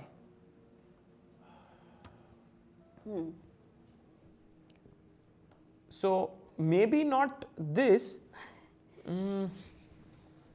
Wow. And now you have a threat queen h8 also. And bishop e4. Yeah, no, there's something that wins for black. Yeah. Maybe one can play, I know it sounds silly, but maybe you can play king g4 immediately. King g4 here without giving a check. I mean, for white. Or after check. Yeah, maybe he's avoiding queen f1. Prophylactic. Yeah. Helps. It helps black. Don't worry, because a lot of moves are losing. We are just trying to Yeah, all find. the moves that we've tried until now at least draw or lose. So we haven't hit upon this kind of best move here, but maybe h5. This also is not easy, like what to do here. Yeah, h5 is good, no? If you can't take queen No, h5, queen queen h5. a6. Queen a6, queen a6. This hangs here. Sorry? First check. Queen g6, king h3 doesn't seem that Again queen d3. positive, but here there is some Winning idea. finishing move. I think here g5 has to be the move. g5. Takes h2. Rook takes h2. Yeah, that could be possible. Rook h2 is... Yeah, that's a nice move. It Idea works h5. and also seems to be. So maybe this this is king the becomes move at weak. number of moments, queen after queen f1 as Yeah. well. So, yeah, So now white, how does he actually we can understand that Parham's difficulty. I don't know what is the time on his clock. Can we try to see?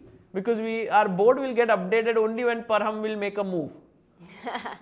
Like the board clock. Because this is the 41st move he has Yes. to make. Man, that is really amazing because 40th move it's impossible to find Yeah, the right it was. move. I think So, Gukesh. Can't even say unlucky because Maklu has been playing really no, well. it's But in true. that moment, yes, maybe a little bit So he has as a only defender. 11 minutes left from 30. He's been So he's thinking for 19 minutes Maksudlu has not found. And then we are like, okay, in 2 minutes we will find, but let's try. Let's try. But we have the bar, which Maksudlu doesn't have. We have so it's like that is so a many big hints help. there. Big help.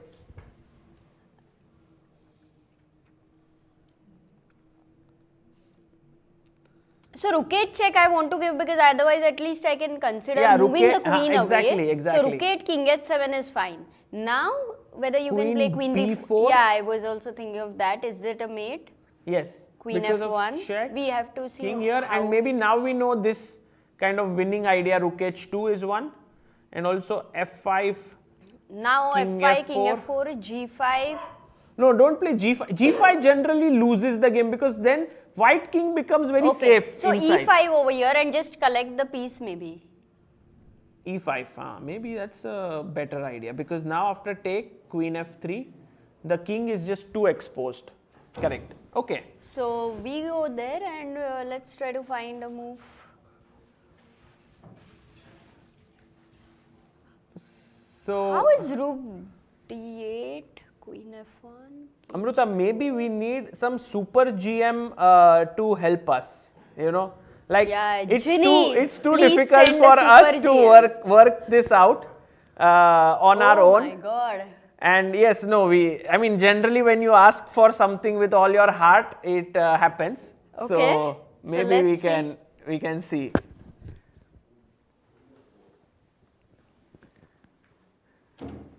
Let's hope that someone joins us who can take us through this conundrum, which is not just plaguing us, but also Parham Maksudlu here. And we have the one and only.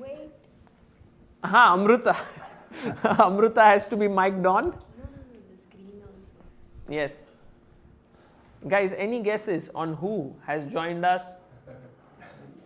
Of course, not to you Maybe guys, you can it's say for the hi. online viewers who can guess, You I'm can sure. say something to Sagar. Peter, if you say one word, maybe. Yes, hi Sagar. Yeah, you Okay, really this is a already. big, Yes. big giveaway. Sagar, big blunder that was. Super blunder.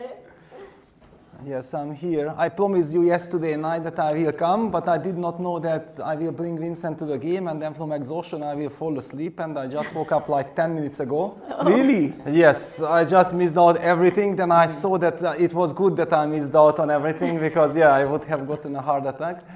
Yes. But you got, he drew Vincent today. It's already finished. Yes, he drew I his even game. don't know this. Okay. But tell me something. Oh, he played the move. Parham. Wow, this is sensational stuff, yeah? This is the moment, Peter, where we were trying to work this out for last 10-15 minutes. What is the way in which white wins? Because the bar shows white wins.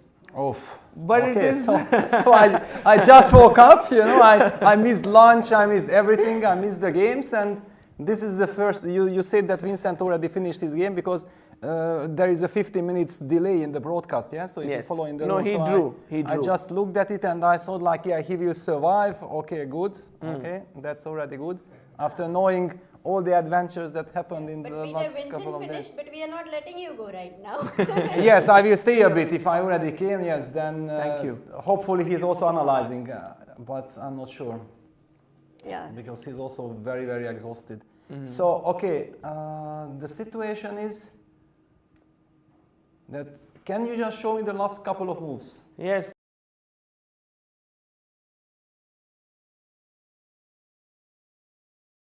That now I don't want to sort of keep defending Yes. this.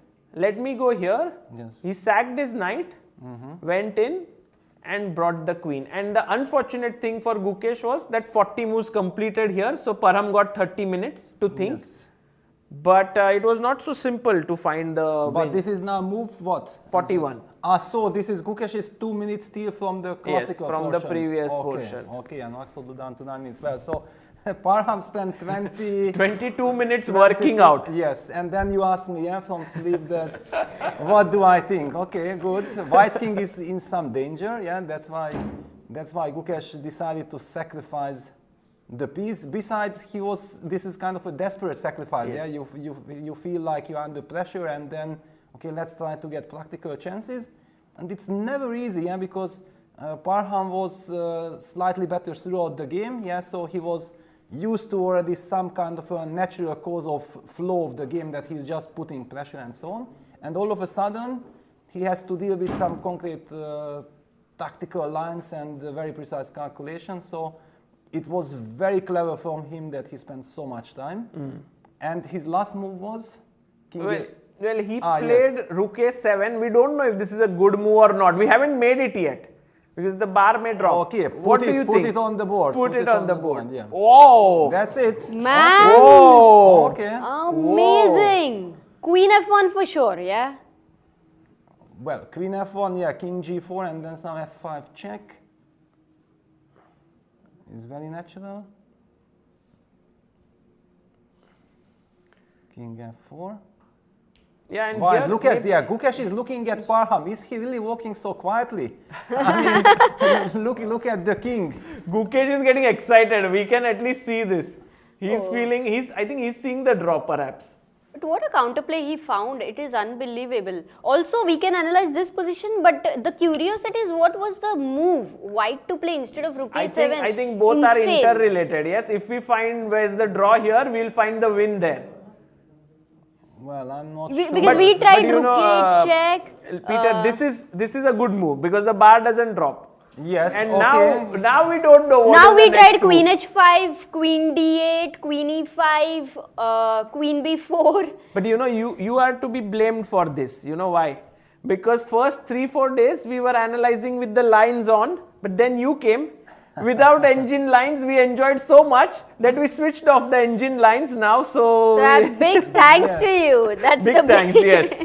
Yeah, well, actually, I just feel like it does so much justice for the players, yeah? Yes. Because otherwise, well, like this, we are also in the dark. We don't know exactly what's going on, and if we see the lines, then it's so easy to. But it's so natural. Why he didn't play it? It's logical, yeah. But over the board, things are completely different. We don't know. For example, just to highlight, if White plays the most natural move, stabilizing move, Queen E5, then he gets kind of checkmated. Yeah, after Queen F1 check. Just to highlight this King G4, f5, and after king f4, g5 is a checkmate because the queen from e5 takes away the e5 square. Yeah, but it would be a very nice kind of centralization, protecting everything, only not our king. So that's why. I get it. Rook a7 was also played maybe to stop those 2 pawns. Well, because he always has this king e5 march, yeah. So yes. if we will come back to the game, then we will definitely be looking at, yeah, let's just see this game because already we know this motif. So rook a7, queen f1 check, king g4 f5, king f4 g5 check, king e5, and suddenly white's king runs away. The king gets also to f6, and then we hide behind the pawn and the pawns, and thank you very much. Because queen a1 check is the only check, but then probably we can just take on e6 because there are no more checks. Yeah. And that's it. So black's king is now compromised with the pawn advances. So yeah, this f5 g5 combination is good if we deliver checkmate. Otherwise, it's a taboo. Correct. So here rook 8, king h7. We looked at queen f1. We looked.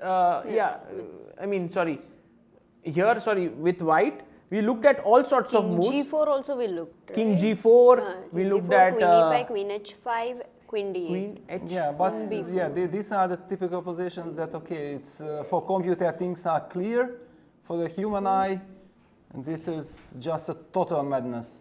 We also looked at queen d8. We didn't It look at work. queen a7. But no, there here is, with but the there is similar no idea? mate. Yeah, I mean, white is never threatening checkmate. Yeah, so going No. after black's king doesn't look so effective. So yeah, it's maybe this is the moment when you can just ask because we don't have probably so much time to. You can just ask computer for Yeah. a second. But one last try. Sagar, queen a7. Can you try? Okay, check. Of course. Okay, yeah. This is the point. Yeah, that What? whenever I did Oh, not see the no. move. You saw my I did- expression, yes? Exactly. No, The no, no, expression no, was no. enough. That's yeah. it? That's it. Oh, Yeah. my Just the expression. goodness. Yeah.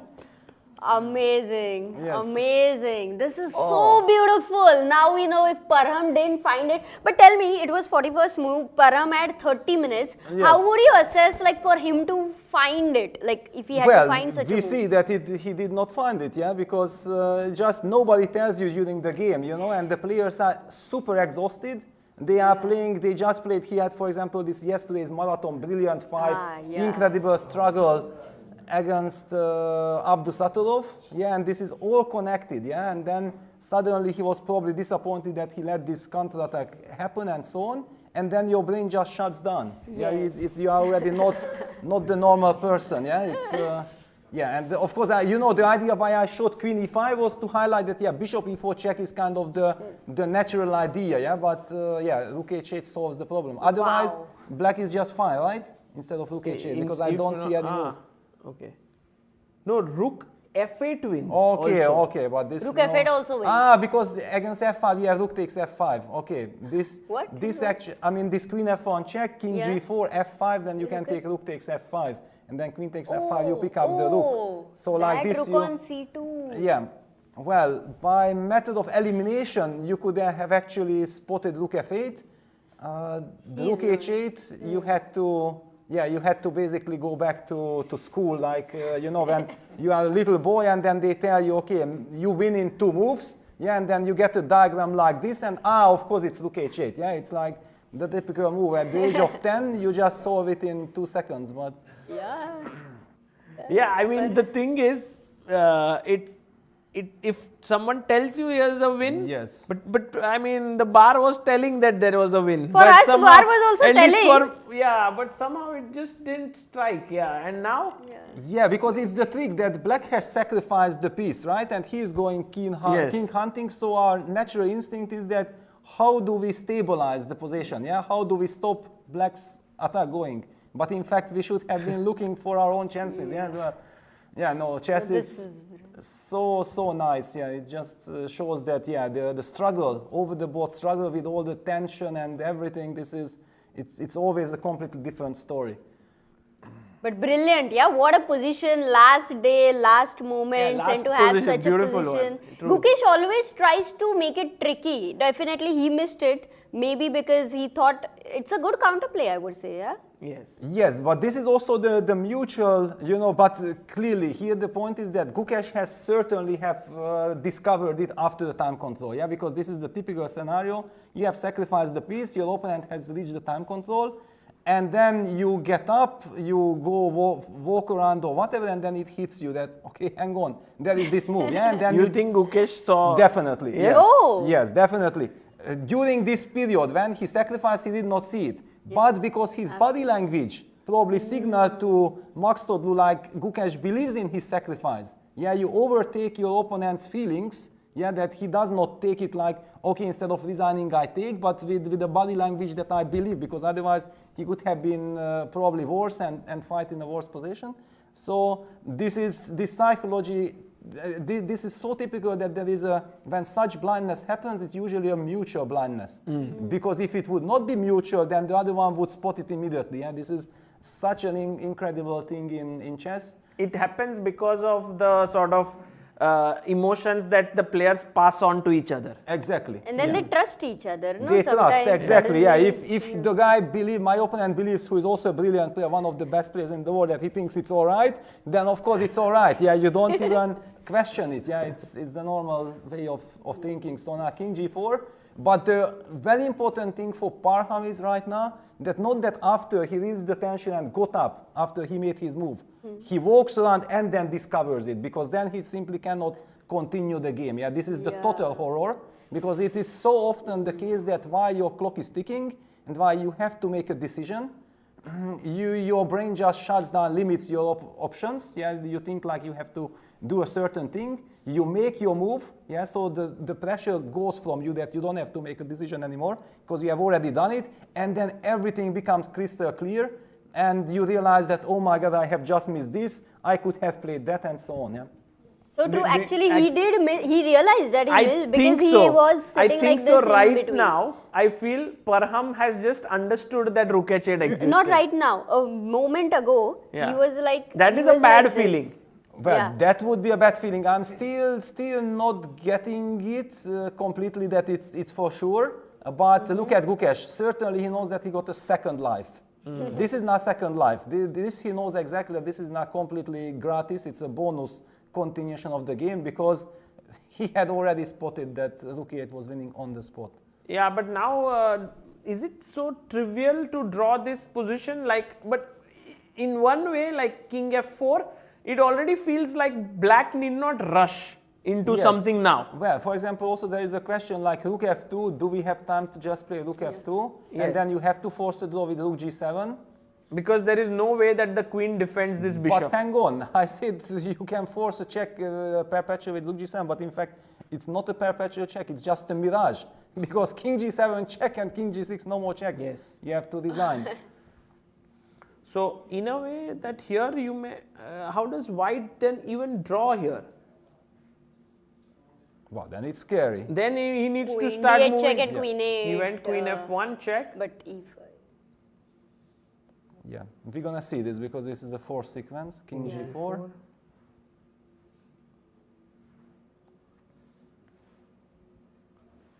Somewhere Maqsood lose 9 minutes You don't have time left. G5, right? For G5, yeah? Because, G5. G5. But then check. King G7. But also after G5, if you ever push F5, I will have King H5 and then I walk into G6, yeah? This would be deadly. Yeah. So I there's no would- mate anyway. Yeah, I would advise against, yeah. So F5 is forced. Yeah, F5 feels forced unless, yeah, the same applies. King Just to F4 is highlight up. that, for example, there is this idea to play. First of all, you cannot play H5 because Queen takes H5, right? Just to highlight this one time, the reason why we always keep on mentioning F5 instead of Yeah, H5. yeah. And the Black plays G6, the preparatory move to threaten H5. Then White beautifully centralizes with Queen E5.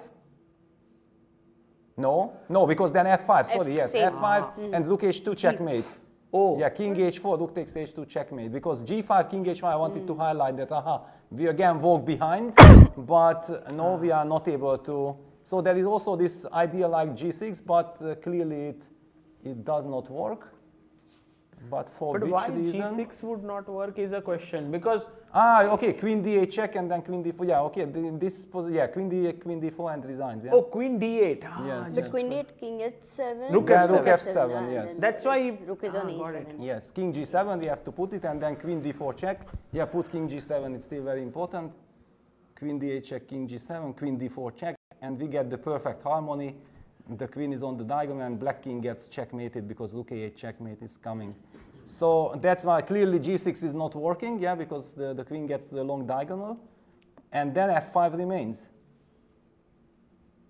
So f5 is forced, then king f4, and now instead of rook rook f2. f2, there is nothing else, yeah, which can... Well, I feel like, okay, one solution is good enough for us. Yeah, it's because, okay, the queen on f1 is quite nice that we still have this queen a1 idea. And also, This is- but now my next question is, how does white hold this? Because once he loses this bishop, maybe he has to go in, yeah, king e5 and tries to... Yes, queen d8 check first and then rook g7, yes, this is the professional just way. draw. Yes, because now it's... Okay, or maybe Parham will play this. Yeah, take on Param e6. will try to find Yeah, some other Parham things. Parham will play for a win this. Because now his king is safe, he needs to guard the bishop, yeah, queen d5. But on the other hand, it might be an eternal pin. It might be an eternal pin, but okay, this is then still scary for Gukesh. This isn't Yeah. so obvious. Okay, great analysis there, and I think this is important moment now in the game. That No, great analysis, I don't know, great analysis, I just woke up, I'm completely finished. This is, you know, because when you are here and you are helping one of the players and then, you know, you want the best for him and things are not working out, that kind of relates to you as well, yeah? So you just cannot, you are not the same yourself already, yeah? So it was very painful to see that.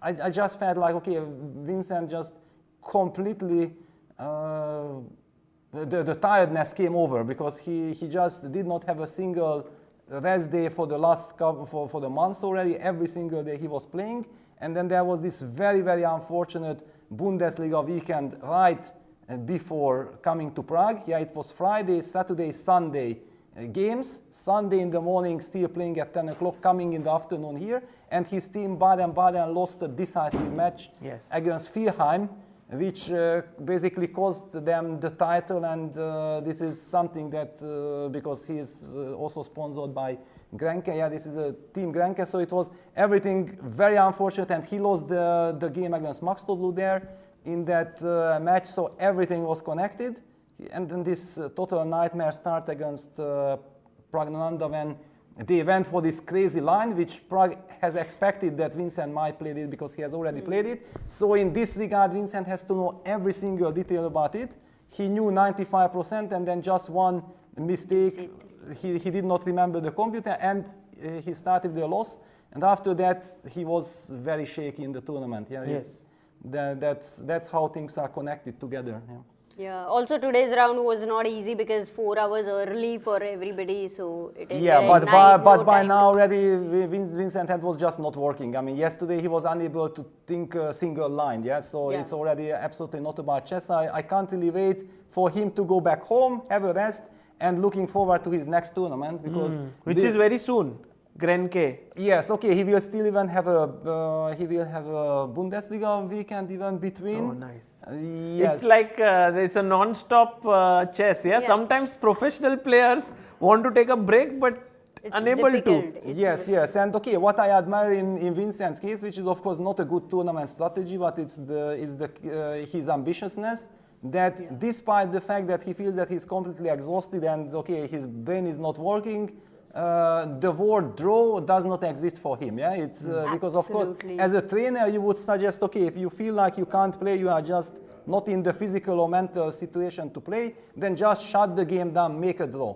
But no intentions Yeah, to do his that. games are always very exciting and he just seems so fearless, very creative. Even today also he seemed very tired, but then he went for Yeah, some he went to sack sacrifice and pawns all. at the beginning. Okay, it was luckily I only knew this once I woke up. Yeah, Otherwise, it was 2:40. 2:40 when I suddenly opened my eyes. I turned on the engine, I mean the mobile to see what is the position. And I see pawn down, so what happened? And then I understood this is the best position that he had in the game. So we should be happy that it's going to be a draw. But Amruta made But a very nice observation. By the way, Rook F2 is on the board. Oh, he didn't play F5. Rook F2 first. directly. Oh, and that Actually, Changes things? somewhere, if Maksudlu is not careful, will he come under some trouble? No, because but no. where is now the draw for him? No, he can now give queen d8 check, king Yeah. h7, rook takes f7, for example. Now I'm wondering something, which I would already not be surprised at. But I feel like, okay, white is perfectly safe, but clearly if Gukesh goes for this line, he probably wants to go h5 check and then take on f3, and believe that he will hold this. It should be perpetual check. Actually, it's because queen h3, there is queen, h4. h4. I still have queen h4, so you might have to take rook f3, and then we trade everything, and you have perpetual check, yeah? King h4, queen e4 check, and then, well, okay, queen endgames. That I wanted to say that you can even maybe pick up the e3 pawn, but okay, if you pick up something, I might also give queen h4 check and pick up the b4 pawn, and that's kind of a scary queen endgame. So yeah, okay, it's some very precise calculation required, but yeah, now at least Parham is very Param safe. is happy, yes. Yes. So he should have played f5. It was important. Okay, yeah, but this exchange sacrifice line that we have highlighted and we analyzed Yeah, and we claim that actually Parham, because knowing that he is not risking anything anymore, he will suddenly start to be ambitious again. This one. Yes, this one. Yeah, let's just show this because this is so important that it's not just perpetual check. White has the chance of continuing. By the way, maybe when queen e5 check first is even a possibility because you have to put then we win a tempo with queen d5 But check. how do you progress after queen d5 check, king moves like? Well, but the problem is that over the board you feel like if white will ever progress, he wins the game. Yeah, and there are some ideas like h4, h5, put that pawn on h5, then eventually the queen gives on g6 a check, and then you start collecting the h6 pawn with a check and things like this, and then everything falls apart. So in this regard, I absolutely agree and understand why Gukesh then opted for this this other defense, which I would call it kind of a brilliant defense, because the other one was so obvious, and this was the hidden one. Wow, wow. And you know, Peter, there was another defense because now that we are using the engine, it all suddenly. Well, you are using, let's just highlight that you are, no. I'm in the dark, But I you're- know nothing. Just But you're one, also going to this, use engine or just this switch it position off? because we started using it. So queen d3 also draws somehow. Wow. And it's so anti-intuitive.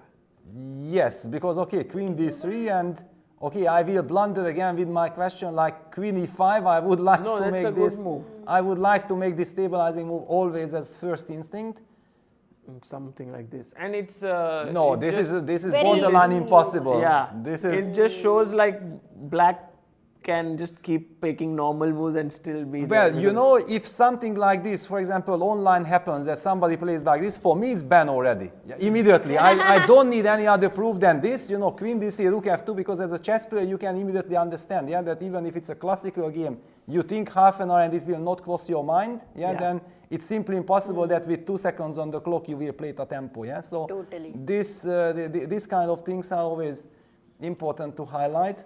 But Peter, one thing is that do you think that this young generation plays like more like computers, like so they are able to find more computer-like defenses and attacks? Well, okay, yes, one could argue like this, but for example, look at this. There is this tremendous tension here. Rook h8 was missed in a classical game. Yes. Yes, and okay, one can say that, yeah, they have this pressure. Then I came in without any pressure, okay, completely exhausted and still sleepy.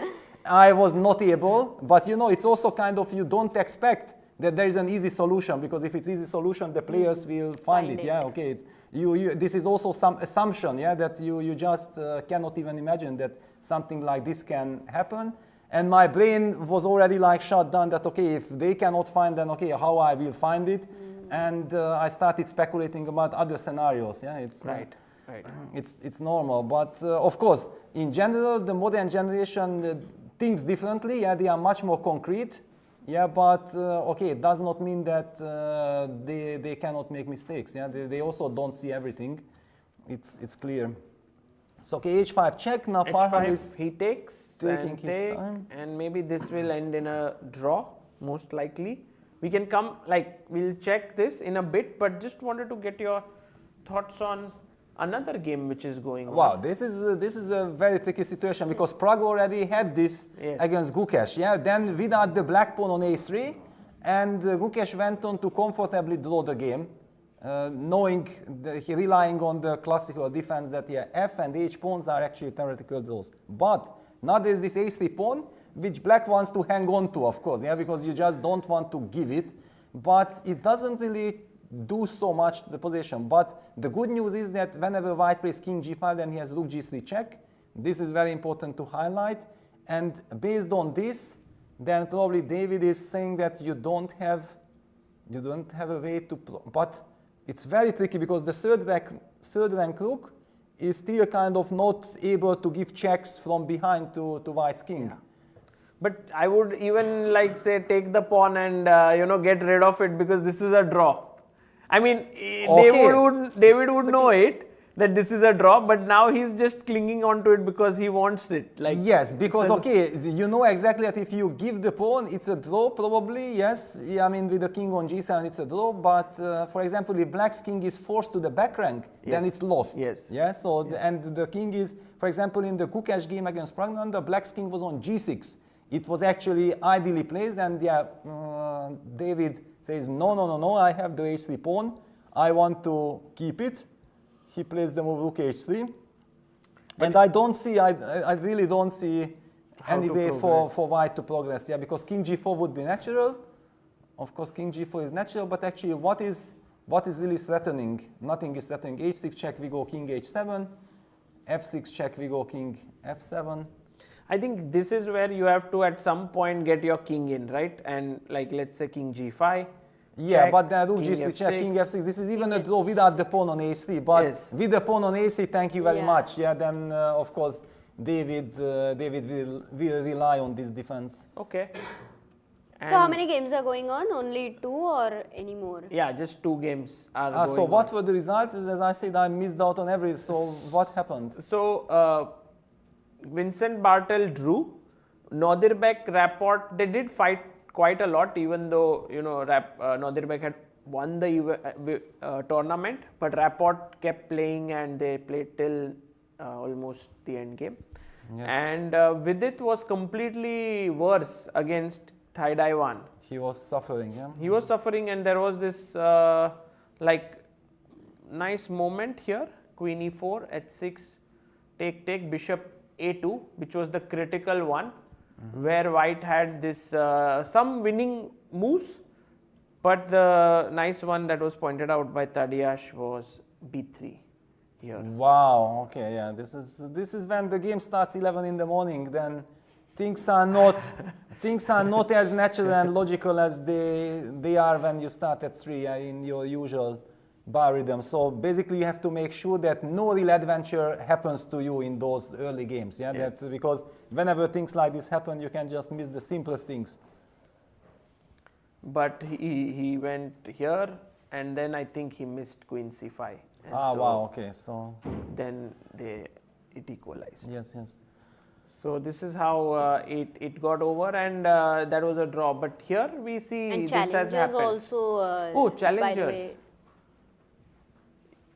Did they win? Like at this- I think Vaishali drew oh, with Santos.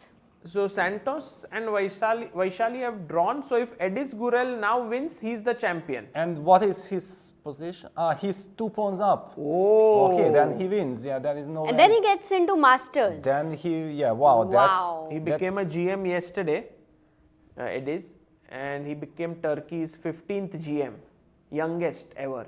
Yeah, of course, he's just 15. Yeah, he plays Yeah. insanely good chess.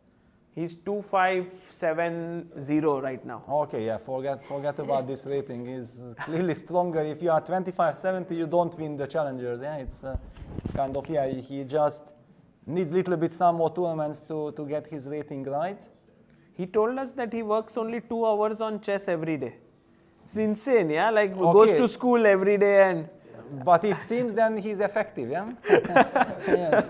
I can't believe that 2 hours and he's so, good. And if he works even more. I mean, But where yeah, will this is kind of the normal thing. Yeah, if you go to school, which was also the case in Vincent's Yes. case, then you simply have no time. Yeah, it was like what Vincent was getting up at 7 in the morning, being in school like till 3, 4 o'clock in the afternoon. Then he has to do all the homework.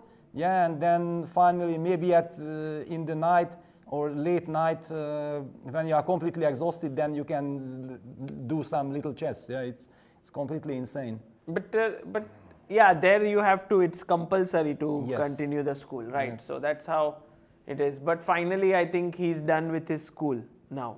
At the age of Vincent. 50. Vincent, yes, Yes, Vincent, Vincent. yes, since 2 years, yeah. Now things are different, yeah. Okay, yeah, so, wow, this is great news for Gudel, and of course, a terrible finish finally for Korobov, who had chances to qualify. He lost yesterday to Yes. Santos Latasa, and today he's losing against Gudel, Gudel, yeah. yes. Wow, and other results actually, so anyone else is hoping for the miracle, for example, there was a big chasing pack, no? Someone else was also with half a point less. Yes, there was Lamy and Mishra. And They drew. They drew, yeah, they Yes. neutralized each other, yeah. They Okay. neutralized each other, and then there was, yeah, I think they were the only ones, 2. The rest were far behind. Yes, exactly, yeah, okay, then it's understood. Here we have the standings. Jaime Santos and Edis Gurel were leading. Half a point behind was Anton Korobov, Erwin Lamy and Abhimanyu Mishra. Yes, so you can see that it was crazy tense. And by the way, Maxim Rothstein yesterday had, I think, a good chance. I already in my mind put him also on the 5 points players, but he went on to lose that game yesterday to Hrubek, I think, and yeah, that's why he was not in any fight anymore. So, all right, but then back to Gukesh, because here we see exactly that Gurel will win this. Yes, and he will get into the Masters next year, which is actually a very nice thing. I think we should mention one thing, because yes, last year when I came for the first time to the Prague festival, then Bolek, the tournament organizer, was telling me that, you know, we already had in the futures Gurel, yeah, that he's a very promising player. He's not here right now, but yeah, he's someone to keep an eye on. And then this year he plays now the Challengers, and he seems to be winning the Challengers, and then entering the Masters next year. It's also kind of a Cinderella story, right? Yes. He's only 15 years old. It's amazing how this festival nurtures players of all levels. Yes. Like you have futures, then the one who wins gets an entry into the Open. I think the one who wins the Open gets an entry into the Challengers.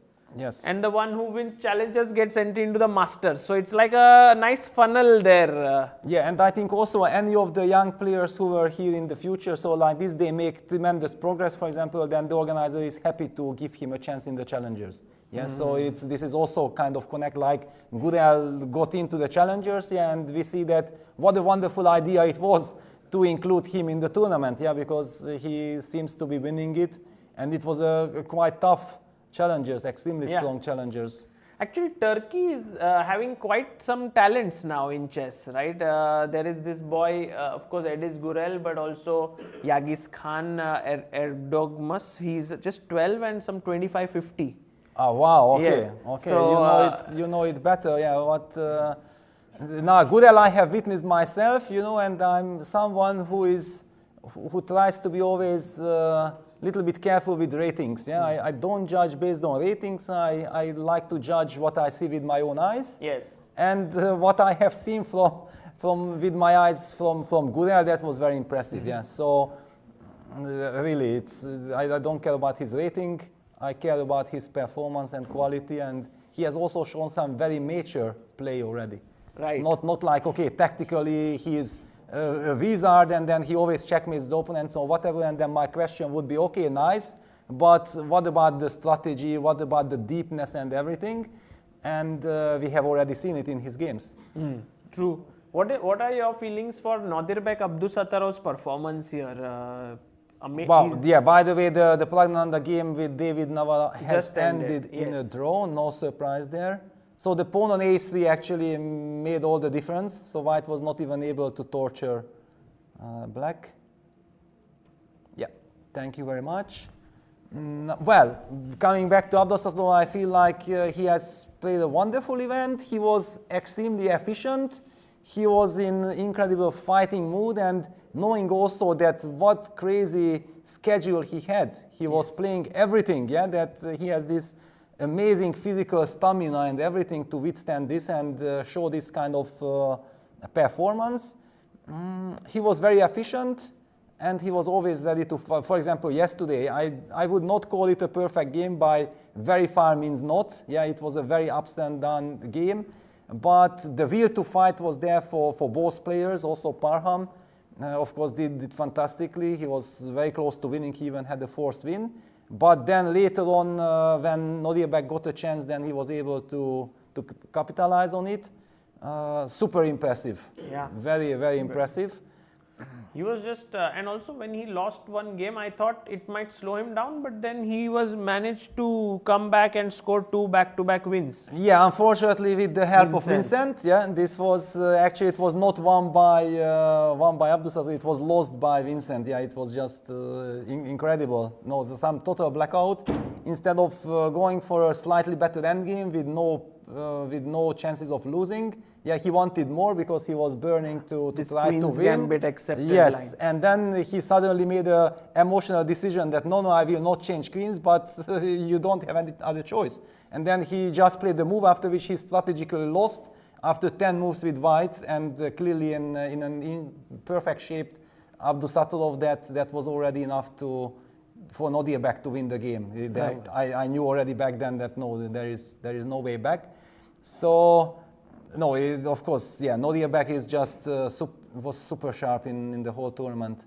And he also, I know you don't believe too much in ratings and so on, but he's reached world number 4, which is actually Yes. quite... yes, it's beautiful, it's wonderful, it's nice to cherish, and now the tournament is over. Now one can talk about it. You remember I was sitting here Yes. with Nodiebek, and he was not feeling comfortable, and I immediately tried to protect him, you know, that forget about all these numbers, these ratings. It's total madness, because with one game things can change.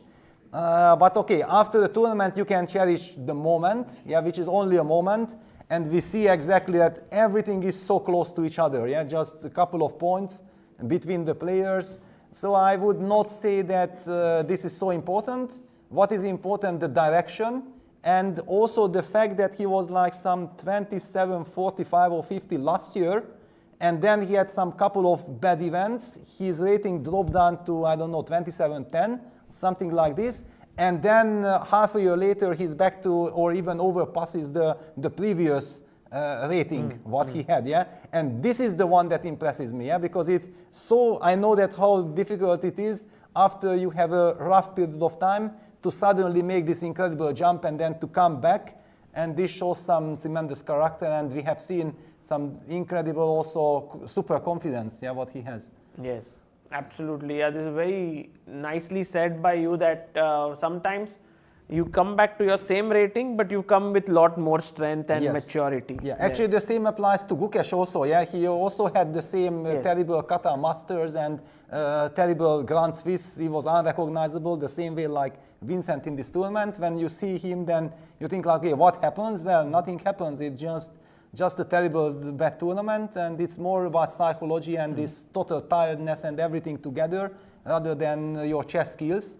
So normally after some good rest and you settle down and you get new emotions, then automatically you can do it based on your strengths, and all of them has done it. Yeah, Gukesh and Nodiebek has bounced back.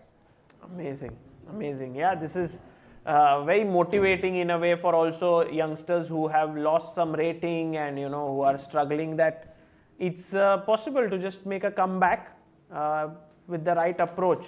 And here e5 played by Gukesh, he's actually 2 points down right now.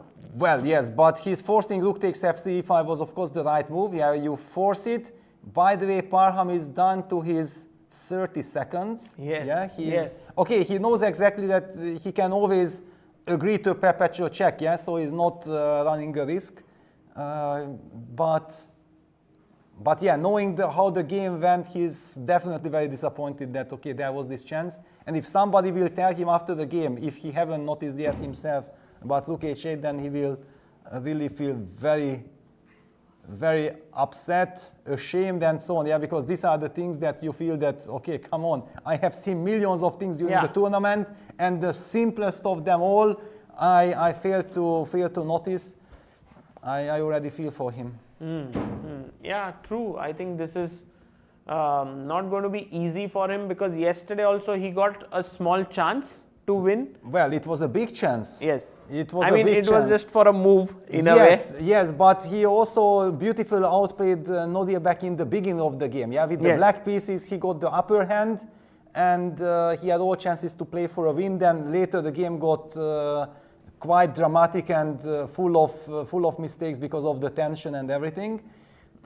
And then there was this win. Yeah, I don't believe that really missing the win is that hunts him down, but just that he felt like he anyway outplayed the opponent. It should have been somehow easier. It shouldn't have been just based on one concrete, some crazy long computer calculation line, which, by the way, you mentioned that Nodiabek has seen. Yeah, he was highlighting the winning line. He told that he had seen it, which was... Yes, and I went to Parham last night at the dinner to cheer him up a little bit, and he also told me that, yeah, he has seen Queen A7, but he was so sure that what he plays is also winning. Yeah, this is often the case. We spoke about this last time, that when you have a choice, yeah, when you feel like you have two options that, this is looked seemingly winning, the other one is winning, and both are complicated, then it's so easy to make the wrong choice.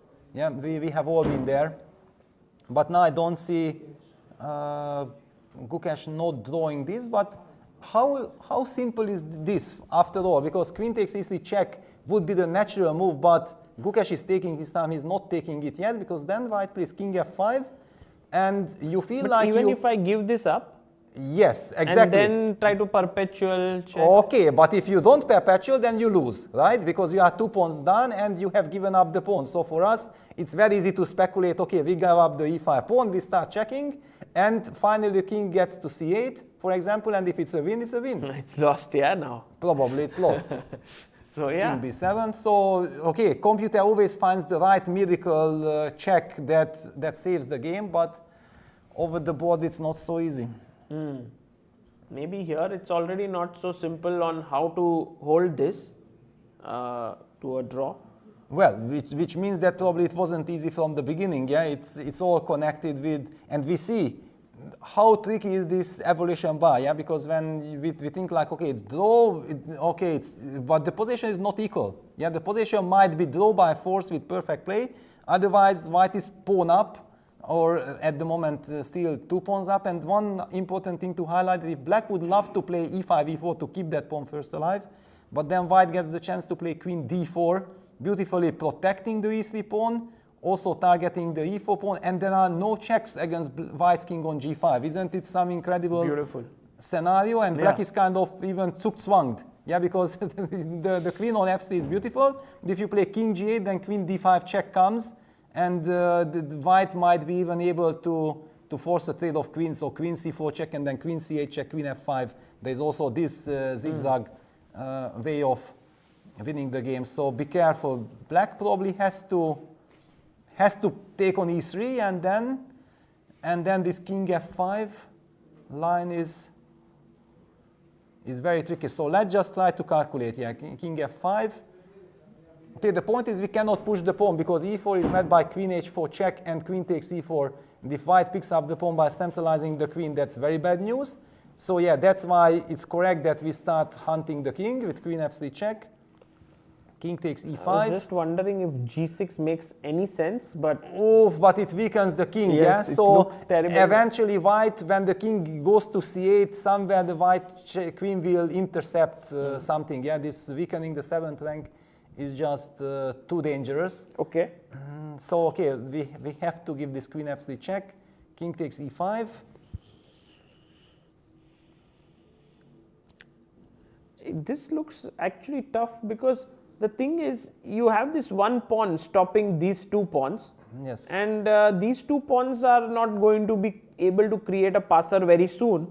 So in a way, black is fine. So like even something which stops the king, but white's plan is to bring the king closer to the b pawn. Well, I mean, you just give me one more centralizing move like queen into the center and you will lose, yeah? Because, This okay, way. there is just no way that it's all connected that white's queen on d8 is now So misplaced. then check, and I take this then. Maybe No, I if you take this, then I give queen h4 check and I take on b4 and I will be very happy. So here is like kind of forced. Yes, so I don't think you should take on a2. I think that maybe queen a6 check, somehow this, I think queen a6 check is the, no, queen a6 check also loses, but wow, why is it losing? King E. Ah, no, here king c5, no, here king c5, that's why it loses, yeah, of course, king c5. No, then this is, usually always this queen has to give some very special check so that after you can, Oh, no, this is, I was wondering this is crazy. Gukesh we is can also play going low on the queen clock. h2? Look at this. because queen h4 I take king h6 and then maybe it's a draw in that endgame. Wow, okay, if that would be, okay, this is, I yeah, don't know. It's one of the No, moves it's that, very no, because it's one of the moves that you automatically just discard as impossible. Yeah, that, okay, takes. Yeah, and then I win your queen because I'm the one. Ah, yes. And then you give a check from the h file.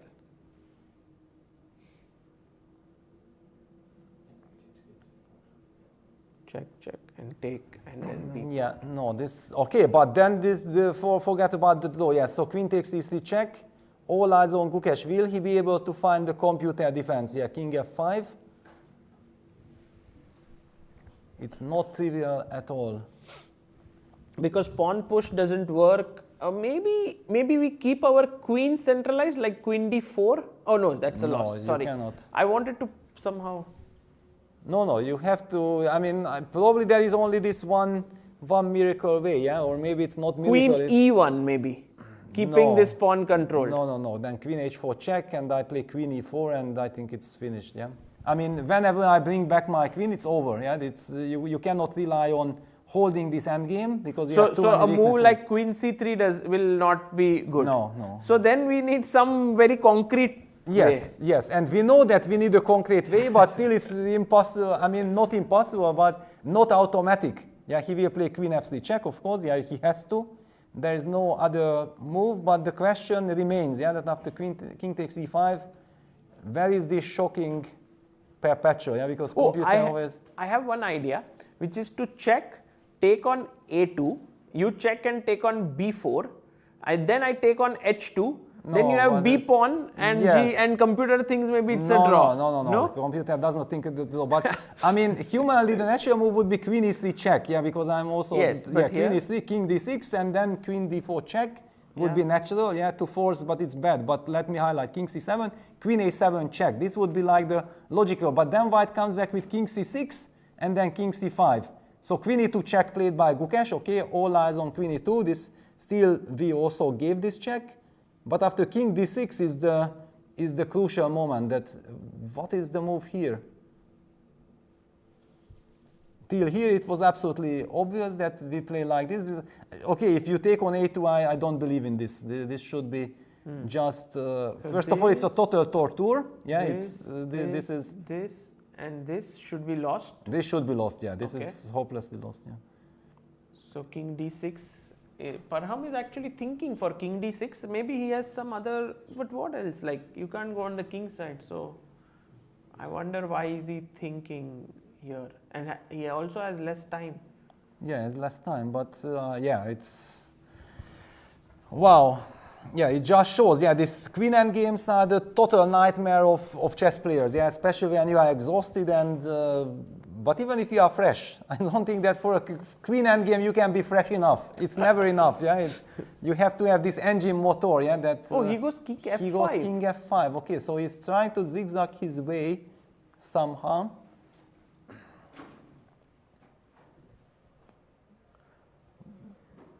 Somehow, some players are able to play queen endgames much better than others. You know, Well, like, Magnus is the Magnus the one. is like so good at it. I don't Yes. know what is needed to play good queen endgames. Well, actually, okay, you need to have incredible calculation abilities, yeah. and probably it also helps if you get some experience, yeah. But the queen endgames are something that happens very rarely, and that's why everybody is then shocked, yeah. That okay, there are much less kind of ideas that we know about the queen endgames than rook endgames. Yeah? Rook endgames, kind of everybody has his intuition what to do, and here you know exactly that what your intuition tells you is probably wrong. You can only follow your intuition if you can back it up with the perfect calculation, and it seems to be like Magnus is the one who masters this perfectly.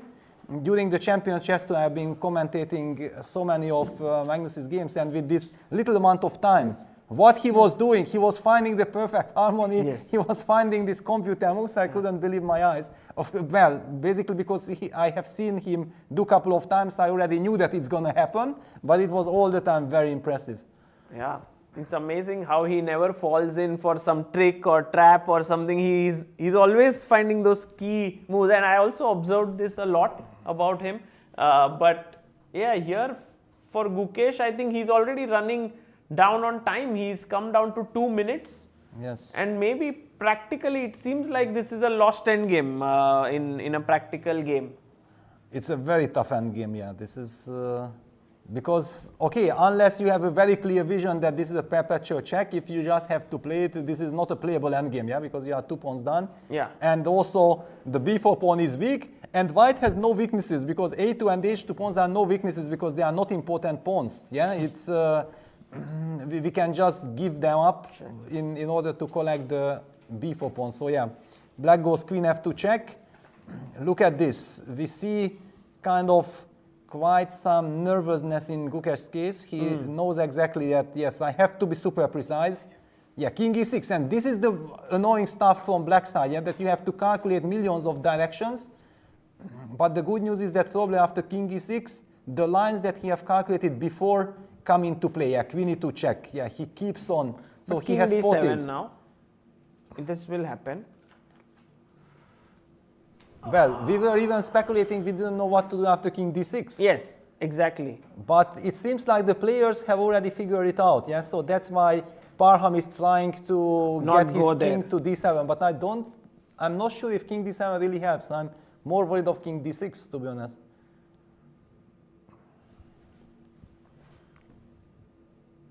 And where is this? Queen a6 check. Yeah, I already tried it. King c5. King c5 wins. Yeah, no, queen a6 check, king c5. Yes, exactly. And when we have to, if you give this queen d4 check, king a7, then So queen d3 check then. Would king seem to f5 back. Okay, so Parham is collecting the 30 seconds. And Okay. then he will go next. Then probably he will go, but where he will go? But No, queen here, and then king d7 or d6. Now, next But time. then queen d3 check, wherever you go, king d7 or king d6. Queen d3, king c7. yeah, then king c7 also loses. Yeah, so basically Don't have this frustrates me that we have already kind of highlighted the most natural checks, and apparently there is some clear way. Yeah, queen So for f2 check, king e6. d6, Okay. king d6. Now we will get more clever because now finally white will play the critical move Come on. in our minds. Parham, you can do it. Can we play this queen d2 check, king d6, queen d2 check, king c7, queen h2? Ah, no, this Ah, is like losing. this. Oh, now it's. no, Oh! With no, the one sorry. tempo. I Like forgot. this. What? Like this But it you are was Because we surviving. looked at this with Queen king h4 on is coming, d6. no? Okay, but this is still total nightmare. I mean, Why? okay, because I can keep the queens, yeah? Okay, I can play queen d6 and go after the b4. This is still so far away from draw. Yeah, sure. But okay, this is this is a stunning kind of defensive resource that we go pawn hunting when the white king goes far. Okay. That's why he's not going there, yes, because he knows that if he goes far away, Yes. then h2 he loses. He loses the pawn on h2. Yeah. But But okay, only move, no, only try. Otherwise, anyway, it's a draw. he goes king d7. And now we take on h2. Yeah, but this is now very strange. Why does he go king d7? The other line with king d6, king c7, and then I had queen d3 check, and or queen d6. I had both options. It was so much more natural. Right. Because here you can't take it. Yeah, this is lost. You can't endgame. take it, yeah. Because king is very close to taking Exactly. c5. So you have to check go You to have to check c7, D2 check now and here, take. and then you are saying the Yes. queen can move. Yeah, I mean the queen moves and it's a total torture still. It's very far away from, also queen d6, yeah, I mean both moves, queen d3 and Yeah. queen d6 just keeps the game going, and the b4 pawn is still a weakness. So king d7, and now I think Gukesh must just take this pawn and just hope that he can survive. Not hope, he's to calculate. No, I mean, of course, calculate, but yeah. Yeah, if it's not a forced draw, then he still, he still needs to hold it. Yes. But So Peter, white can play like queen g5, for example, yeah? here. Queen g5, and after queen takes a2, I give queen h4 check, and then I pick up the b4 pawn. But now the good news is probably after queen a, you might be able to give checks Check like and win this pawn. the g3 pawn, but Yes. I still don't. Yes, queen a7 check. Okay, queen h2 on the board, correct. Gukesh picks it up, and look at this. Parham is completely shocked. Really? He is completely shocked. Like he was worried about perpetual checks and whatever, and all of a sudden black collects the h2 pawn. And he, what? I hope he doesn't give queen h4 check, because that would just draw. He doesn't even have time to calculate everything, but. No, I mean he can always go to f7 with his king. Oh, he plays it! He goes for it. What? Yes. No, he goes for it because his king is going to f7. But this is just now a straight line draw, right? Or no?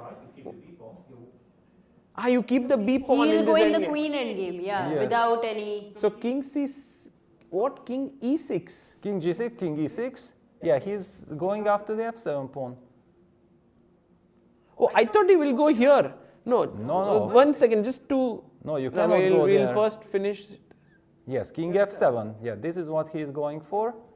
But isn't this a draw? Because it's king h4, king g7, king g5. It's opposition. We get this opposition. Yeah, king g5, king g5. Yes. And it's blitzed out. That's it. Yeah, Parham is very disappointed. Oh no, he just didn't. He could have pressed on. He Yeah, could have with pressed, the yeah, queen with the, on the going the board. king to c7. Yeah, Exactly. but he completely assumed that probably that is a perpetual check. So he had to go for this king d7. And now it's just opposition. Wherever the king goes, you just follow it. Like king e8, king e6, king Yes, e7, stunning. king e5. And look at Gukesh, how relieved he is. He knows that, wow, I survived Yeah, this he dodged the bullet there for sure. total nightmare. I survived. And Parham, look at this. Yeah, Parham, maybe he simply assumed that because normally you are in such endgames automatically calculating the pawn raise, that black king goes after the a2 pawn, Yeah. and then white's king is in time to pick up the b4 pawn wins. But it's not about the pawn raise, it's just the opposition. So he could have missed king g5 if he played Yes, in time pressure. exactly. Oh, yeah. Exactly. He just assumed that, okay, this endgame is not playable for black. But Peter, this he could have reached actually by force. If we can have the board, this endgame with 2 queens and 1 b3 pawn. Well, that probably would have meant that the tournament will never finish. Yes, that's the typical position that you just, another 100 moves is just in store. It's just the beginning. Unless there is a very direct perpetual check, which I'm not ruling it out, because white's queen on Is a little bit on a8, side. yeah, but okay, let's focus on the body language of the players. Look at Gukesh. He knows exactly that this is the first time I can relax. I have the right to relax because now it is in the bag. It's a draw. And Parham has to come to terms that I don't have the slightest of chances of continuing this game. Wow. In the first half of the tournament, Parham was surviving many difficult positions, and in the second half, he was actually winning and his opponent survived. Yes, yeah. Well, usually people say that in long terms it kind of equalizes out your missed chances and the games that you survive. Yeah, and that's it. Yeah, handshake. But look at this expression of I cannot believe it. I just cannot believe it. And he shows rook a8, rook h8. Yes. Oh, He Gukesh just is also- highlighted with the hand. Yeah. Rook a8, rook h8. Yes. And Gukesh is also smiling. Yeah, that I was having a heart attack while you were. I mean, yes, he was. This is such a Wow. nice moment actually. Beautiful moment, yeah. Well, he's smiling out of despair. I think he's now completely finished, because yes, yesterday's game was traumatizing. Today's game is traumatizing. But on the other hand, he played two very good games. Yeah, they ended badly, but he actually put tremendous amount of energy into those games. Yes. I think Parham is this kind of a player that no matter how many losses he has, he's still able to be very, very upbeat. He doesn't get bogged down easily. Yeah, he loves chess so much. Yes. Yeah, so he finally finds all the love from he gets all this pleasure from the games, despite the fact that things backfired. Yes. And Gukesh now highlighted that there was also Queen D3, because now he's showing that then I had F5 against the same trick with Rook A8, Rook H8. You remember this other computer defense with Queen D3? He showed it. But he just showed that I saw the move Queen F1 to D3 with finger pointed out. Wow. If Gukesh saw it, then it was amazing, because it was not easy to spot that defense. And actually, this is the first time we see Gukesh relaxed in this event. Yes. Because he was also going through some bad health throughout the event, and then his results were not that great. Yesterday he managed to win, and perhaps that and today's draw where he survived makes his tournament quite okay. 50% score for him. Yes, of course. It's basically, after all, we should not forget that it's kind of a warm-up tournament for Yes. all the Indian players who are in the candidates. Yeah, Yes. so for Pragnananda, who finished in a +1 score and had tons of fighting games, I think it served the purpose perfectly.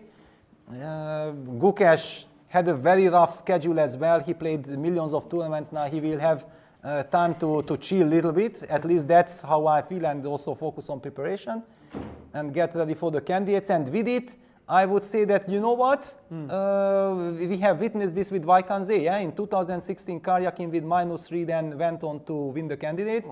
And 2018, it was Fabiano Caruana who finished -3 without a win in Vaikanze and went on to win the candidates. So this is... I think this is what Vidit needs to hear from you. Well, when I you think meet he him. knows. I think he knows it. I think he knows it very well, because sometimes, it takes away the pressure. Takes away the pressure. He shouldn't be thinking about the candidates right now, that I'm a favorite or whatever. What he needs to do is to calm down, have a good rest, get focused, work hard, and play without pressure. Yeah, because usually in the candidates tournament, whoever feels the tremendous pressure never really succeeds. Yeah, so let's just enjoy what you are doing. You have lost enough games in the previous tournament in Prague, which means that you are kind of safe from losses. You never know exactly. I talked about this, that things are balancing out in the long run.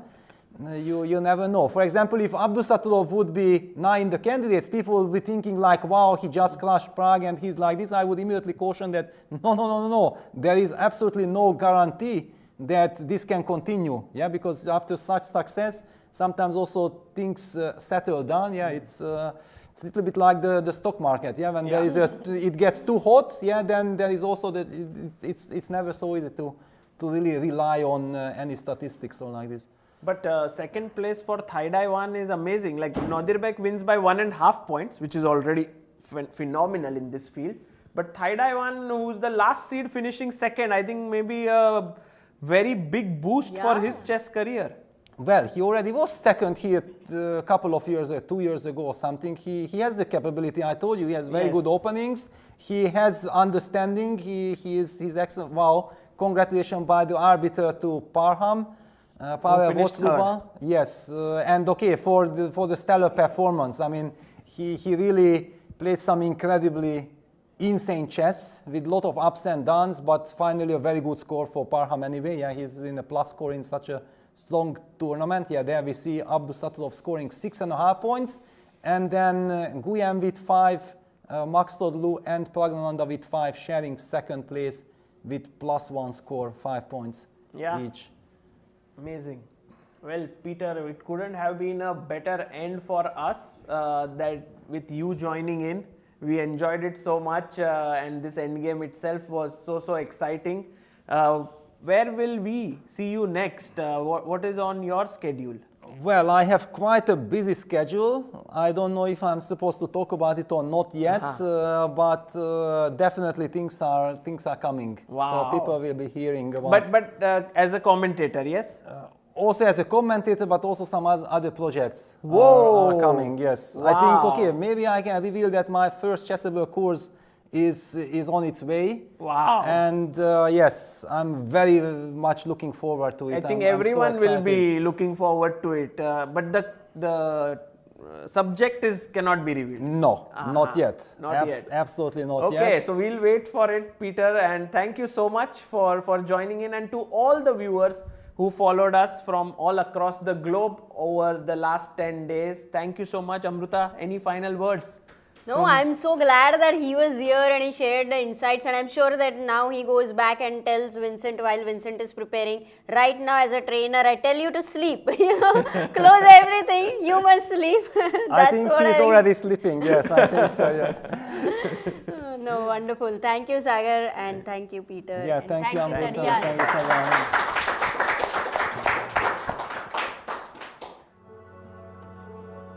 My name is Karel Janicek, and I am a mathematician and a social innovator.